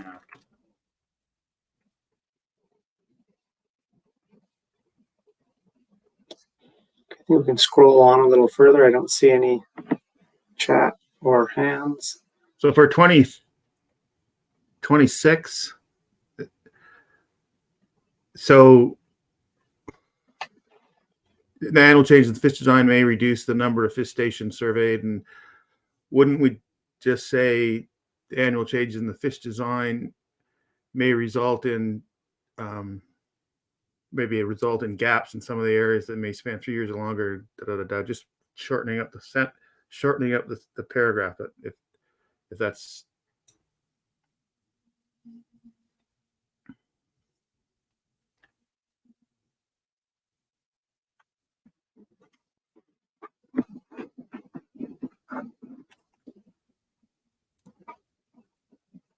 Mm-hmm.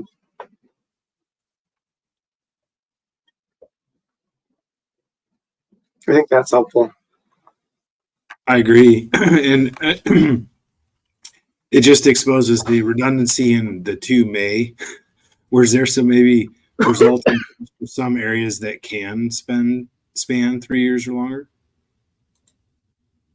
Or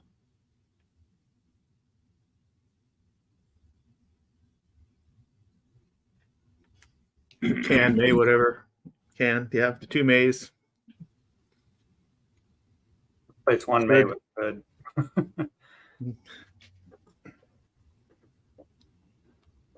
If you want to see it without the edits, the final sort of copy, let me know.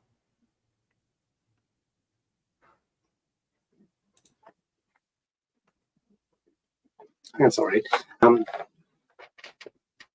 Okay, Chuck, I do note your comment in the chat. We'll get to that section shortly. Let's scroll down to paragraph 28. I think we can skip 27. That's just recalling.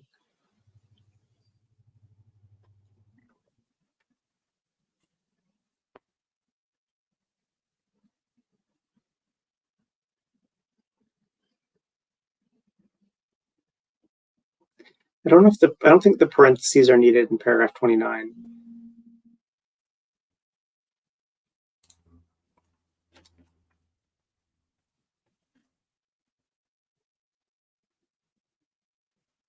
I agree.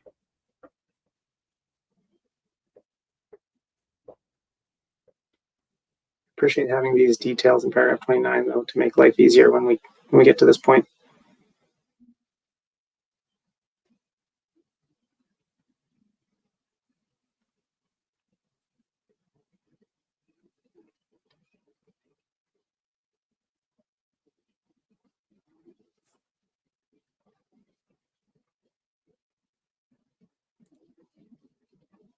I can't figure out if there should be an is between but and not. I don't think so. Okay. Yeah, just but not limited, fine. For Charlie, 29 Charlie, where it says include at the end of that paragraph, this may include a 3-year static or rolling average. That's, I'm assuming that's clear that that's talking about like just a 3-year average or a rolling average. Static isn't a term I would regularly use. I was a little confused about that as well. I'm wondering, do we even need that sentence in there to specify what smoother we would use? Or can we just leave it that we would look at a smoothing element? Recognizing that you're trying to include a for example or something, but I don't think you really need to, well, let's just say for example, but this may include whatever, but we're already saying we talked about smoothers for a number of years, so.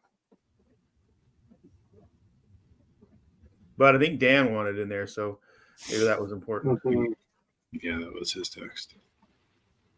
I mean, he's not here, so. Just kidding.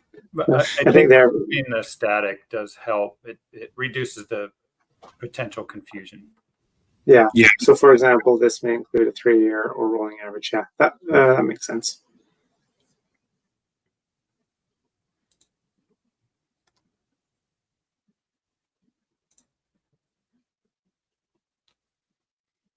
Okay, I think we can go on to paragraphs 30, 31.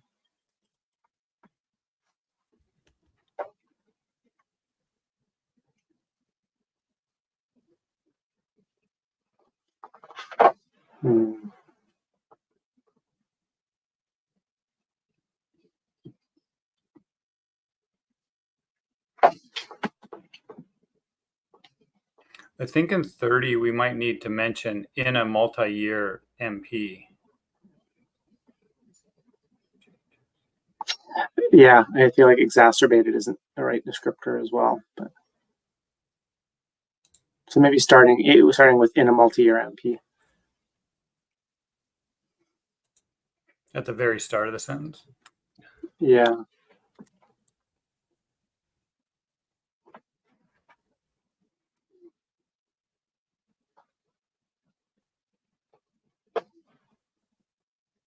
Is there a better word than exacerbated? Well, maybe so. For a multi-year MP, the MSAB noted that like significant changes in the FISS WPUE.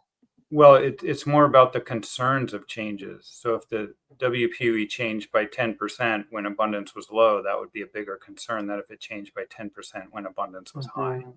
This was for us, and I think that's what he was getting at. Yeah. So it's the concerns would be exacerbated or increased. Maybe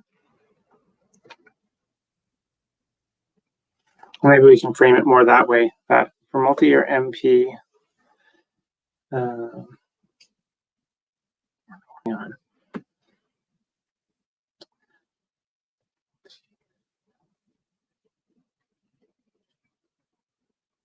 Or Thinking it's like when abundance is low and a multi-year MP is applied, the MSAB noted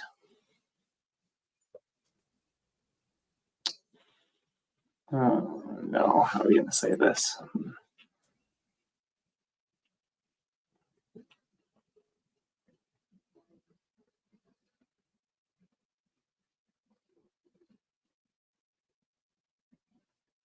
Maybe it's sufficient like that.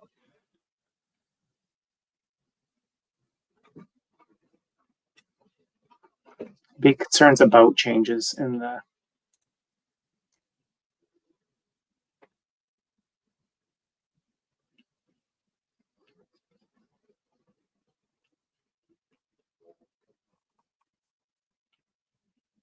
I think that should suffice. So I'm just going back to the chat. I see Chuck had a written comment about the preceding paragraph. Can you, scroll up a little, please? Slide.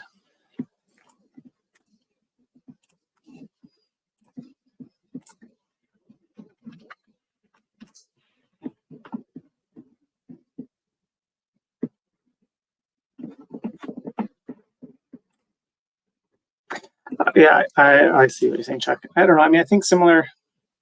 Yeah. Yeah, that makes sense to me, Alan. Chuck, are you okay with that approach? Yeah, that's I think to me.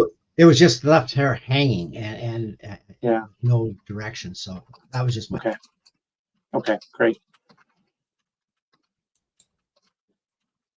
Okay, back to 30, 31. Not seeing any hands or comments, so I think we can move on. I don't need to upset the apple cart just for that one. Or 31. Mm-hmm. The second part of the paragraph reads like if an assessment is desired between there, as opposed, and I think the concern is actually that if a new assessment is sort of instigated, as opposed to that's when you want it, it's more that's when you requested it.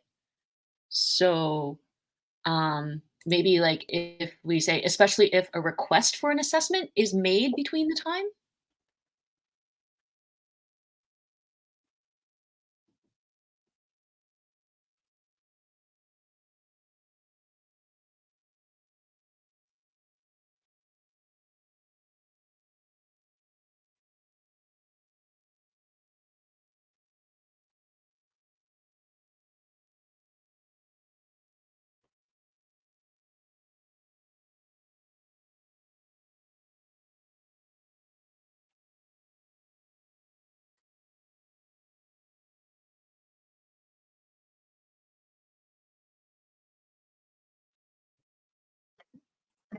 Maybe we could swap the order for 31 and 32 as well. I wonder if 32 might even go where 30 is now. Like it may result in challenges for some sectors, and that would lead to, or actually maybe not. No, I think it's okay. Actually, it's No, yes or no on the move.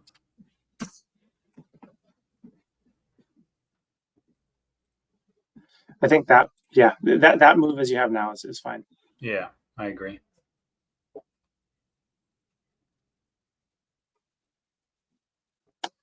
And then we request a retrospective analysis of an empirical rule.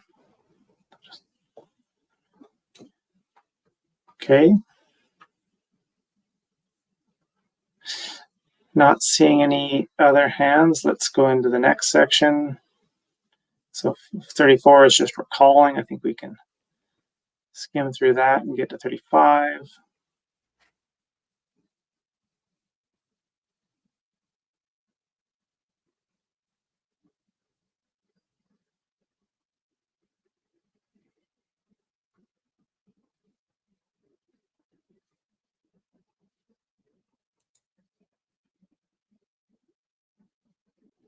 Mm-hmm.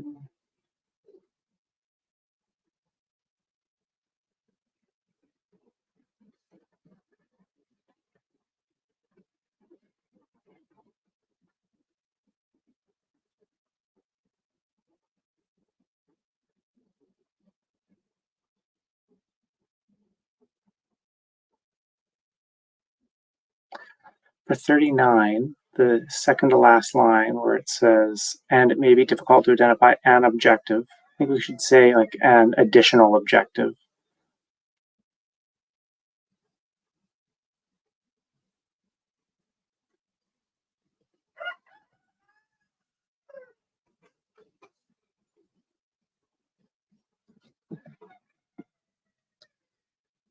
Folks okay with this so far? I think so. 37 is kind of the performance metric is a direct metric of the range. That sounds kind of weird. 37. I added that in later, given the discussion we were having. It's not only about the variability, but about the range that would, the potential range. So you mean range in terms of biological distribution? No, the actual range of the value. Statistical range, yeah. Of the relative spawning biomass.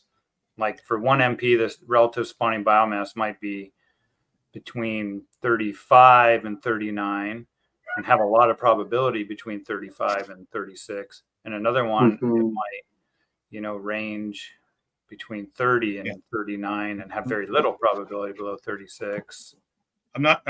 It's not the range part. It's a direct metric of the range. The metric is a direct metric.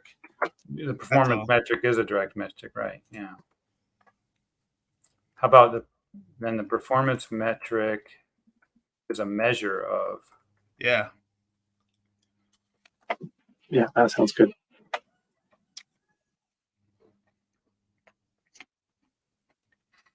Green, I know I wrote this, but I'm not really. Do people understand what this means to be met in a single direction? Or would it be more clear to put would be met if at or above B36?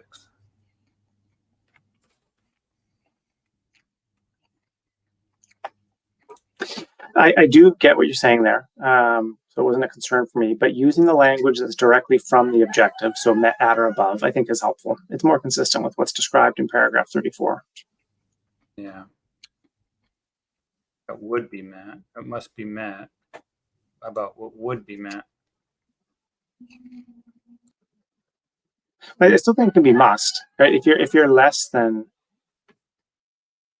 right, that's the pass fail aspect.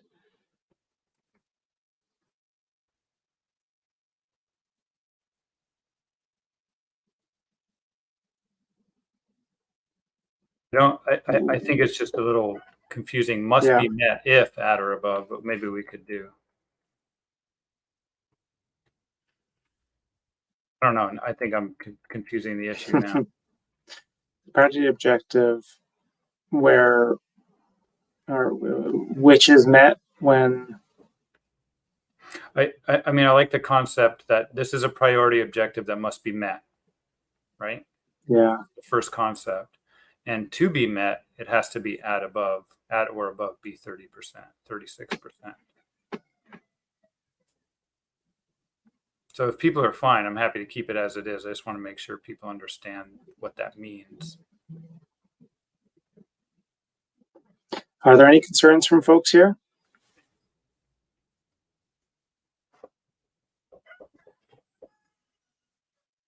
Not seeing any. I think we're okay. Let's proceed. Excellent. So on to 5.3. Paragraph 40 is just recalling, so I think we can skim through that. On to 41.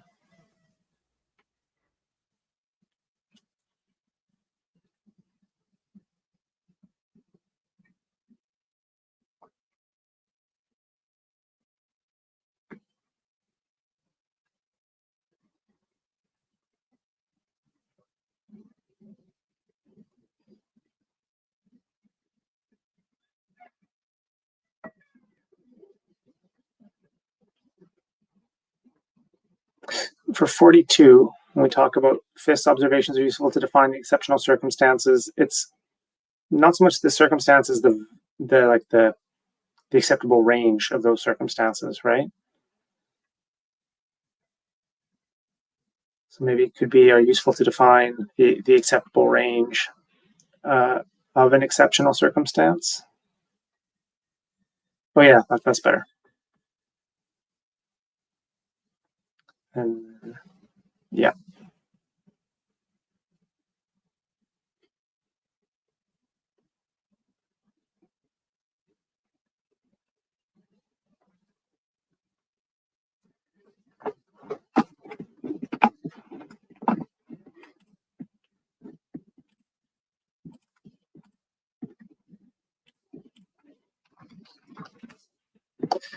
I know for 43 we tried to be generic. I still think it's missing something. Like we talk about the circumstance, but not the result.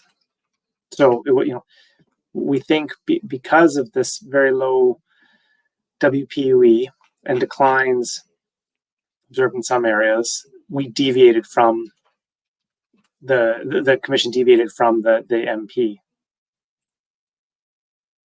But I think, Alan, your concerns were not wanting to tie this to something specific. We can. The first one, we use the word one just to be more general, but I think the second part we could make it, for example, at the 99th session of the IPHC annual meeting. Yeah, that would be helpful. Actually, that would work for me. So, for example, at AM09. Yeah. Or how about, for example, the lowest coastwide was observed 2022. Significant decline was observed in some areas in 2022. And is this where you want end at the 99th annual meeting? Mm-hmm. The decision was made to depart from the MP, something like that? Yes, that's where I'm going. I would like a check-in from folks here to make sure that we're not, falsely linking decision and saying this is the causal mechanism. Like I don't want to say this is why we deviated if there was other reasons.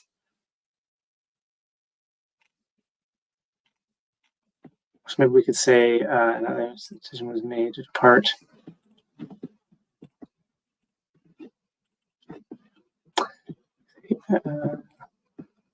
Okay, so this works. This works for me. But what do others think in terms of? Is it too forward? Yeah, I was just wondering if we could go just a little more generic, just because I think we were trying to figure out, it's like, well, why did this happen? And there's a bunch of reasons that, like, specifying these specific ones might be a little too specific.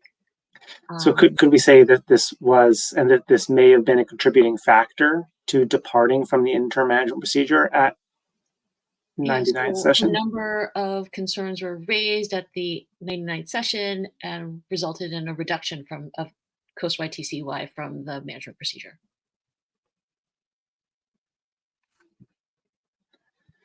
So we got a couple of thoughts going on at once here. Let's get this first sentence down and then circle back to that, Emery, because I think we've got something there. want me to remember that thought? Let's just see what comes up here. Yeah, this is what I was saying, Alan, and see if this works, Anne Marie. Emery had something else though. I think it's just more the directionality. Yeah, contributing factors, yes, to choose a reduced TCY from that would have been. But I mean, isn't that covered by depart from the intermanagement procedure, Anne Marie? Yeah. Yes, I guess it is. You can go either direction from the management procedure. Mm-hmm. I think it's just burned into memory in terms of it was a big change, and it was. It's a very specific general example. Yeah. Yeah. Yep, that sounds good. Okay. Chuck, I see your hand is up. Yeah, well, and I'm looking at just about a 4-line sentence. And I'm just, what you've doubled up on the was observed in 2022. And I'm just wondering if those could be combined in some manner, that you have the lowest coastwide FIS WP combined with significant decline in the FIS WPUE in some areas in 2022. You're not repeating everything again unless you're trying to emphasize it. It just was wordy. Does that change on the screen work now?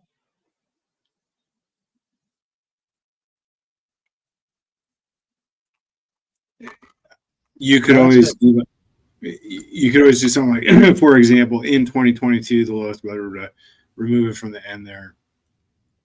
A note I was going to make though was that the inference of the second sentence here is that it falls outside of the acceptable range. Is that it fell outside of the acceptable range? Right. This is the point that Alan raised earlier too. We haven't actually confirmed that's the case or not. Right. So if we're using it as an example, then it's inferring that something didn't happen in that first sentence. No. Okay, so I think there's two options. One is we leave it as it is here. I think it makes more sense now with those edits. But the bigger piece, this is where I think we need to defer to you, Alan, is this shouldn't be too forward. It shouldn't be leading. Like if we haven't completed this analysis, this is not a factual example.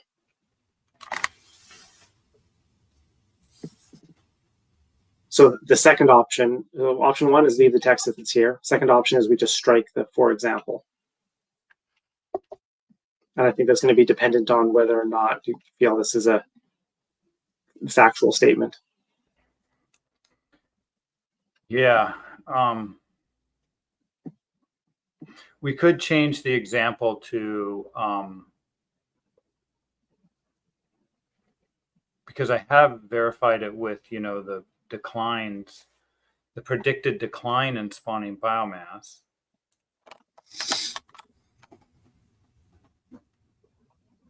Okay. Let me see if I can get something going here. For example,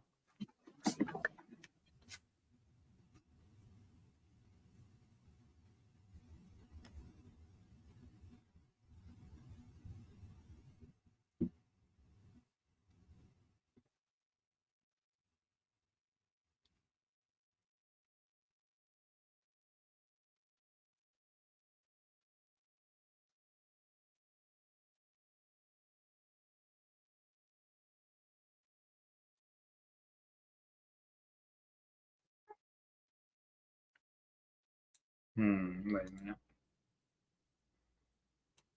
I'll just let you know where I'm going. It's not perfect.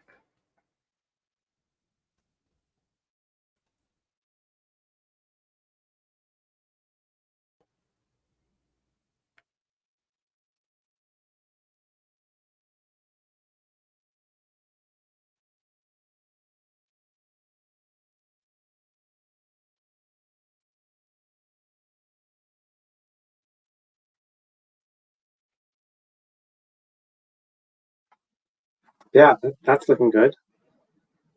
And I have checked that, and we did talk about that, and I mentioned the percentages. Yeah, that works for me. So deleting from in 2022 onwards. We'll give folks 1 minute to, or a few seconds here to read through that to see if it communicates the point effectively.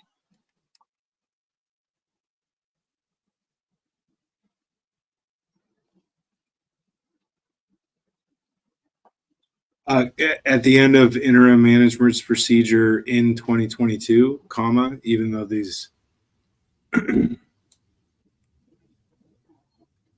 just below that. I don't know, maybe somewhere where we specify what we're talking about last year. Even though I think that's actually kind of clear, but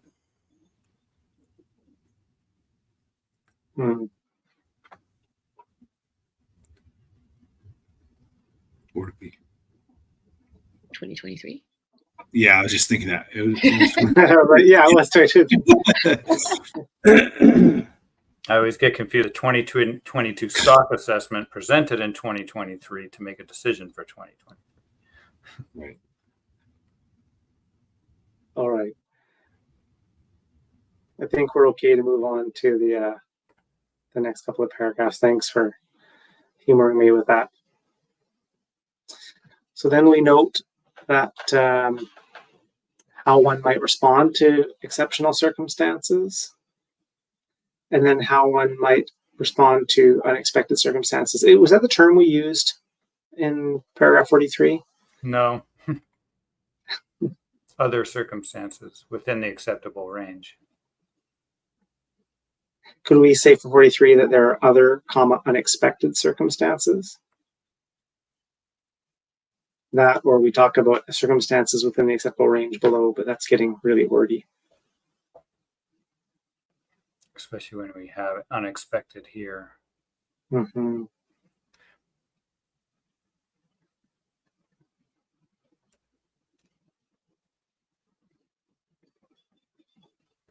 Maybe for 45, then we can put in parentheses unexpected circumstances, like parentheses as per paragraph 43. If we just put unexpected event here, which is labeled here, or do you want the circumstances in there? No, I'm not so fussed with the language, just linking paragraph 43 and 45.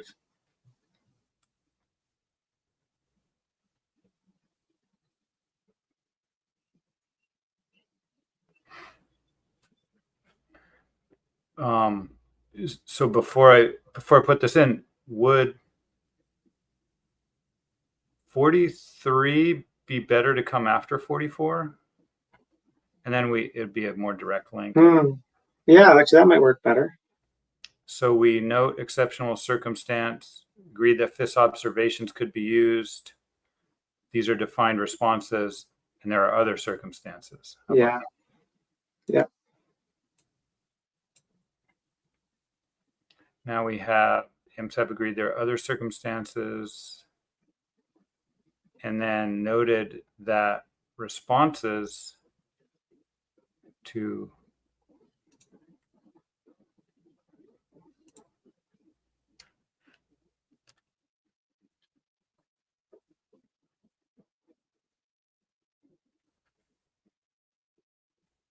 Mm-hmm.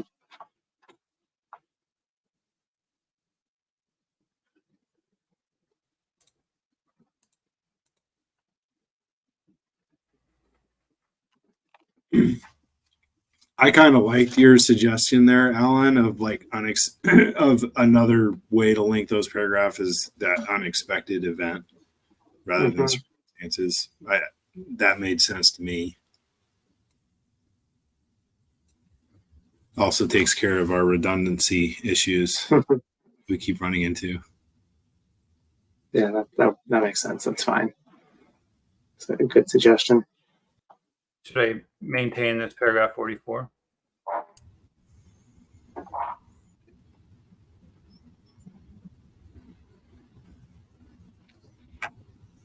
Yeah, I think it's fine.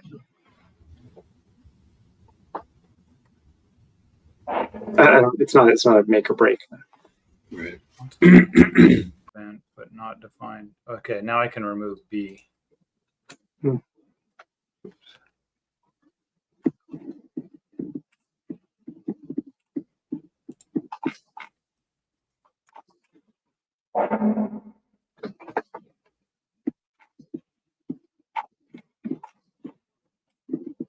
Okay.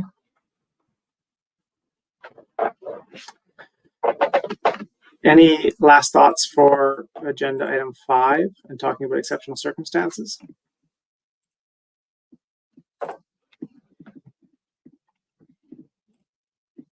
No, I think we can go on to other business then. Just the 2 paragraphs there, I think, where we note that informational session in November may be useful. So we request. Do we need to direct the request to the commission, or is that sufficient to say requested? I don't think we have to say commission, but okay, great. I think just requested. Excellent. Okay. And then we request the next MSAB018 be held in May rather than October. Okay.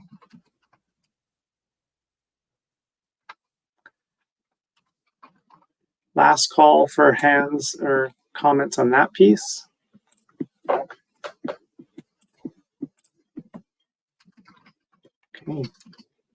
I think in the next couple of sections, the one change that Chuck had noted was Mike Fowler as an observer from Canada. Yeah, there we go.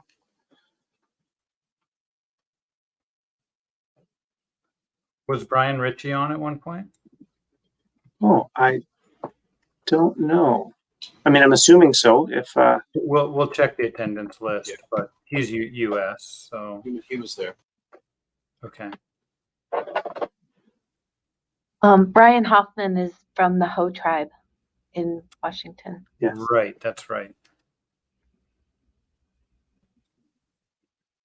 I'm not sure if that's, yeah, right. I'm not sure if that's the proper affiliation, the way to, if he has a specific affiliation or just Ho tribe is fine. We can. I also don't know if you saw the note in the chat, but if you could change Brianna to just Brianna Bowman. Oh, yep. Thank you.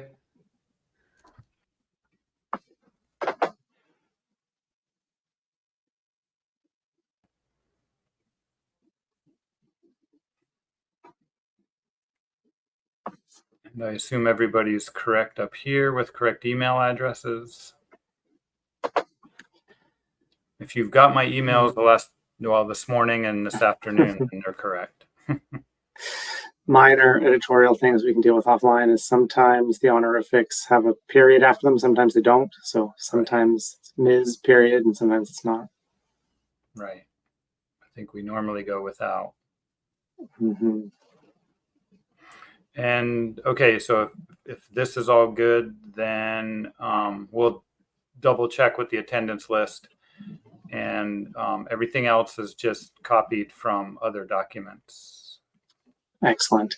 So yeah, I think from here, and then we can say that. Perfect. Yeah, no, go ahead. As I say, from here, I think we can say the report's adopted, save for these few editorial things, and so the Secretariat will continue to fill in the yellow highlights, any of those,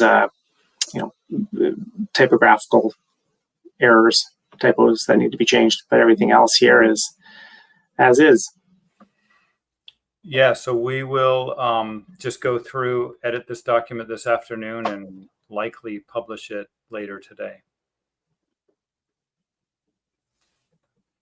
Terrific. Okay. Well, I think that brings us to the end of MSAB018. Alan, thank you very much to yourself and others at Secretariat for guiding us through another meeting. I know we've said it a few times, but it bears repeating how much we appreciate the work that you and others do to have these meetings flow so smoothly, particularly in an online venue. I was thinking back, this was the first real kind of COVID online meeting that we have that I've gone through. So it really set the bar about how we can operate these meetings effectively. So thank you very much. It's really nice to hear from a number of folks. Hopefully we get a chance to see a number of you at the upcoming interim annual meetings, etc. Yeah, I'm just going to echo what Adam said. Thank you so much, Alan, for all the hard work you're doing, and the Secretariat for helping out with this meetings. It's always great hearing all your guys' input and everything like that for people from the MSAB. And then I also wanted to throw out a really big thank you to Adam for toughing out yesterday. You're a beast, man. Like, yes, beast, Adam the Beast. So you have a new name. I mean, really, thank you for, you really, you helped so much with the leadership in this meeting, and I appreciate it. And I know all of us appreciate you sucking up and doing that. So thank you. Yeah, no, I appreciate it. It's actually, it's a really good thing we've had virtual meetings, because you wouldn't want to be in the room with me yesterday, for sure. Yeah, well, definitely thank you, Adam, for sure. And thanks, Pete, for filling in this role and coming in so strong, early on. You've been a real pleasure to work with. And thanks again to the MSAB. Really, this work isn't mine. This work isn't the Secretariat's. This work is all of ours. And I hope everybody realizes that. I hope you're patting yourself on the back for all the successes we've made. And let's keep remembering those successes and keep working forward. And also, Adam, you mentioned this may be your last MSAB meeting if we don't have one in the fall. And so thank you so much. You've been here since MSAB 1, right? Yeah, that's right. Yeah. So, thank you. And you were the first Canadian co-chair as well, weren't you? Yeah. And the only Canadian co-chair. Yeah. I was away for a meeting or two. I think Neil Davis. Neil sat in for a couple. That's right. Yeah. Doesn't count. Yeah. We didn't get anything accomplished in those meetings. So no. But really, thanks a lot, Adam, for your service. I do hope that something happens and we see you in the process again, but we'll certainly be able to celebrate at the annual meeting. Yeah, look forward to it. Excellent. Well, I think with that, we can send everybody off to enjoy the afternoon. Again, I really appreciate the work. I hope folks actually get out on the water this summer and get to do some fishing. And we'll talk over email over the coming months, and like I said, hopefully see you at the interim and annual meetings. For sure. And I have an open door here, email, call, whatever you need to do. I'm happy to talk to any of you, including about staff.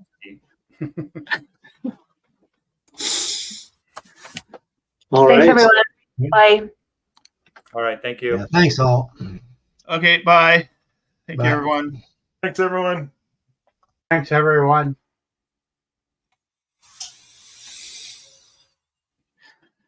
Alan, is there anything else that we can help you with to wrap up the final points here? No, I